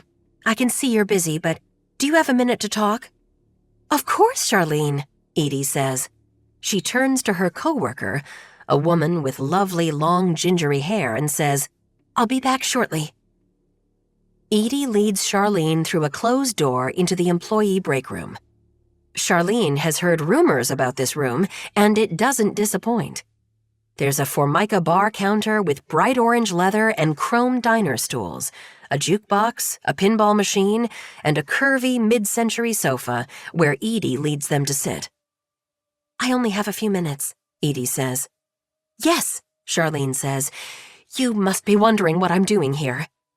She pulls a plastic bag from her purse, and from the bag, she removes an old leather-bound journal with the initials JFB in gold leaf on the cover. I'm sad to say that Mint Benedict passed away yesterday. Edie blinks. I'm sorry, I don't know who that is. He was one of your residents? He was elderly? 94, Charlene says. He was the only child of Jackson and Dahlia Benedict. Edie smiles politely. I'm still not sure. They owned the hotel from 1910 to 1922, Charlene says. Then there was a fire and a chambermaid was killed. Our ghost, Edie says. Your ghost. Charlene hands Edie the journal. This is Jackson Benedict's diary from that year. Mint kept it in his safety deposit box. Mint's mother, Dahlia, died of alcoholism when Mint was only 10 years old, and Jackson passed from cancer in 1943.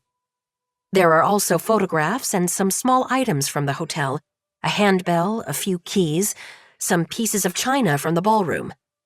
Mint is donating those to the Nantucket Historical Association, but he wants you here at the hotel to have Jackson's diary. He made it clear he would like someone to actually read it. I'll read it, Edie says, but I can't do it right now. I have to get back to work. Just promise you'll— Yes, of course, Edie says. I'm pumped about this. She opens the journal's cover and sees the first page is dated August 22nd, 1922. This is the hotel's history. I have to admit, I read it myself, Charlene says. It reveals some secrets about this place. The literal skeletons in the closet. You should probably read it first, Edie says to Lizbet, sliding Jackson Benedict's diary across Lizbet's desk. Charlene gave it to you, Lizbet says. I'm not sure I can get to it tonight, Edie says. I'm going to dinner with Zeke. What? Lizbet says. Is this hotel responsible for another romance? Edie shrugs. We're just going out to celebrate the hotel purchase. She lowers her voice. Zeke had no idea his aunt had that much money. He and his dad were totally blown away. Thank God for Magda, Lizbet says, or I'd be working as the concierge at the Peninsula in Beverly Hills. Alessandra steps into the office. The concierge at the Peninsula in Beverly Hills? She says. That's the job I'm applying for. I know, Lizbet says. They called me today for a reference. And, Alessandra says, I predict that next summer you'll be back on the West Coast. Where I belong, Alessandra says. Yes, Edie thinks. She'll miss Alessandra, but she's excited about taking over as front desk manager. I hope the men in LA are ready for you, she says. They aren't, Alessandra and Lizbet say together. Sit down if you have a minute, Lizbet says. Edie is going to read to us. August 22nd, 1922.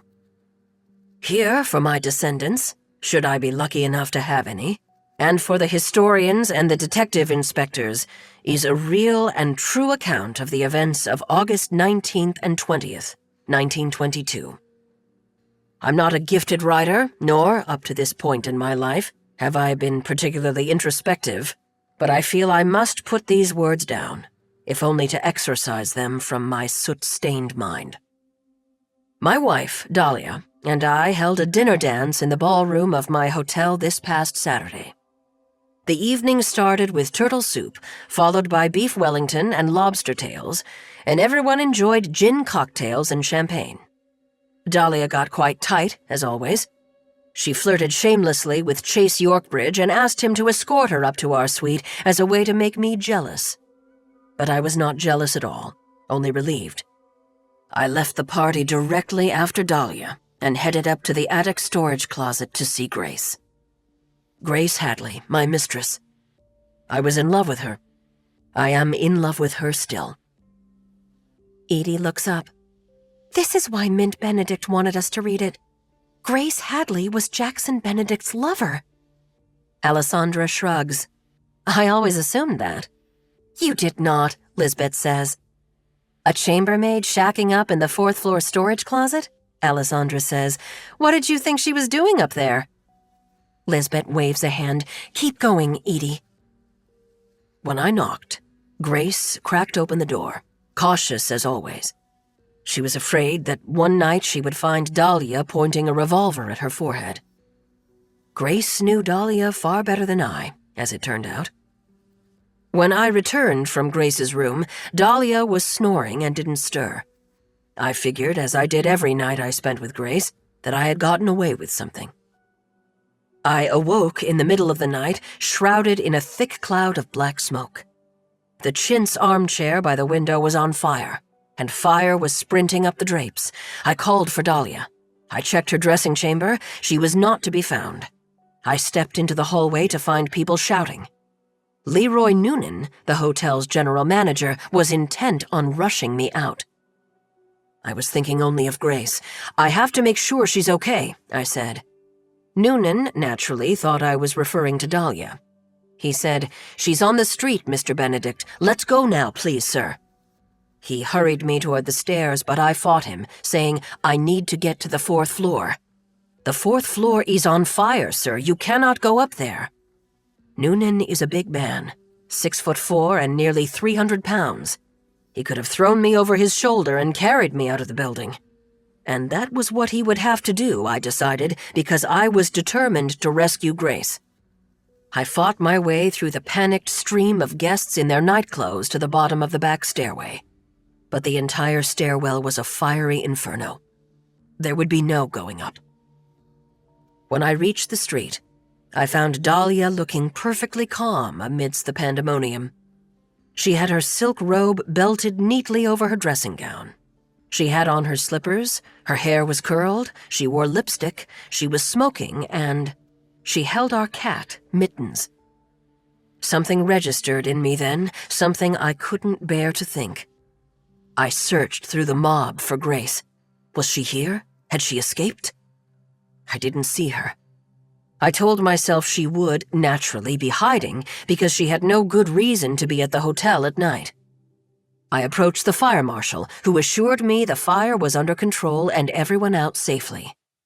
Everyone? I said. Even the people on the fourth floor? There was no one on the fourth floor, he said. We checked. He'd checked the fourth floor. Grace had escaped, and now, as I suspected, was lurking in the shadows somewhere. I returned to Dahlia's side. She said to me, The girl didn't get out. I locked her in from the outside. I grabbed Dahlia's arm. What have you done? I said. I saw the orange ember at the end of her cigarette as an evil, glowing eye. Did you set this fire, Dahlia? The cat wriggled free of Dahlia's arms and jumped to the ground, despite its bad leg. I wouldn't say that too loudly. The insurance, Jack. If there's no insurance, you'll be ruined. She put a finger across my lips. Accidents happen. I wanted to rage against her, but it only took a moment for me to realize that she was right. She had set the fire and locked Grace's door.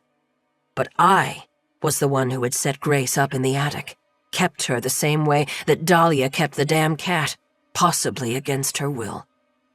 If Grace had defied me, I would have had no choice but to fire her and make sure she didn't find a job anywhere else on the island. I am responsible for the death of my beloved mistress, Grace Hadley. Jackson Floyd Benedict. When Edie stops reading, a hush comes over Lizbet's office. Finally, Alessandra speaks. What a buzzkill. No wonder Grace haunts the hotel, Lizbet says. I would too if I were her. Edie turns the page and finds it blank. This is the only entry in the diary, she says. Her eyebrows shoot up. This is all he wanted us to know. Chapter 29. Mosaic. Grace was hanging, literally hanging on Edie reading Jack's words, and it was even more cleansing and validating than she dreamed it might be. Dahlia set the fire. Dahlia locked the door so it wouldn't open, but Jack was correct. Ultimately, Grace's presence in that room was his fault, and Dahlia's infernal jealousy also his fault. It's a written confession, just like in the movies. Lizbet puts the diary in the safe in her office. Tomorrow, she announces, she'll show it to Jordan Randolph at the Nantucket Standard. Grace can only hope that he'll write a follow-up article to the one published a century ago. Crime solved 100 years later. Grace Hadley murdered by hotel owners. Grace feels lighter. There's no anger weighing her down, no indignation shackling her to the hotel, no leaden angst. She's free to go to her eternal rest. She's taking the robe with her, but she leaves Lizbet's Minnesota Twins cap on the Formica bar in the breakroom. Let her wonder. Grace finds the hatch to the Widow's Walk open, and when she ascends to the fresh afternoon air, just tinged with salt, she catches Lizbet and Mario leaning against the railing, sneaking in some kissing. Grace tests out her new buoyancy, rising above them and gazing down. It's a whole new perspective. She can see the entire hotel. Edie and Alessandra are at the front desk. Alessandra is on the phone. Edie is checking in some guests. Zeke rolls a luggage trolley by and winks at Edie. Raoul is out front at the bell desk dealing with a guest who is checking in with an exotic bird, a hyacinth macaw. Has word gotten out that, although pets are technically forbidden at the hotel, exceptions will be made? In the yoga studio, Grace watches Yolanda lead a class of perimenopausal women in a butterfly stretch. Over at the Blue Bar, Petey Castevens is pressing fresh juices and refilling her garnishes. Beatrice is piping bechamel sauce into warm, airy gougere fresh from the oven. Octavia and Nevis are cleaning room 108, and sure enough, Nevis finds a pair of men's boxers draped over the telephone, which makes Nevis grimace and Octavia giggle. Chad and the new cleaner, Doris, are wheeling their housekeeping cart down the second-floor corridor. They stop at the brass porthole windows because it's their day to be polished. Chad squirts solution onto a rag and starts buffing, and Grace thinks, "That's right, Longshot, show her how it's done." Doris isn't quite the cleaner she thinks she is. Doris says, "So, Mr. Darling put the hotel on the market because Magda turned down his proposal?" "Yes," Chad says, "but that needs to stay our secret." And mine, Grace thinks. At that very minute, Magda is in the housekeeping office on the phone with her accountants. Edie's mother, Love, and Adam are walking up the front stairs. It's time for the shift change. "Welcome to the Hotel Nantucket," Adam sings out when he steps through the doors. Grace goes a little higher and finds she can check in on other people she knows. B.B. Evans is sitting in her criminal justice class at UMass Dartmouth. She has her hair in a cute ponytail, and tied around the elastic is what looks like a black and gold Fendi scarf. Grace gasps. It's either the scarf stolen from Mrs. Daly's suitcase, or it's a knockoff B.B. bought from a vendor on Newbury Street. Grace chooses to believe the latter. Grace ascends a little higher, and New York City comes into view. What a hive of activity! But even with all the action, Grace easily homes in on the Upper East Side. She sees Louis in a Classic 6 pre-war apartment on Park Avenue. He's taking a chess lesson from a grandmaster. Grace finds Wanda walking Doug around the reservoir in Central Park. Doug is still sensitive to supernatural disturbances. He stops in his tracks and lifts his bucket head to the sky.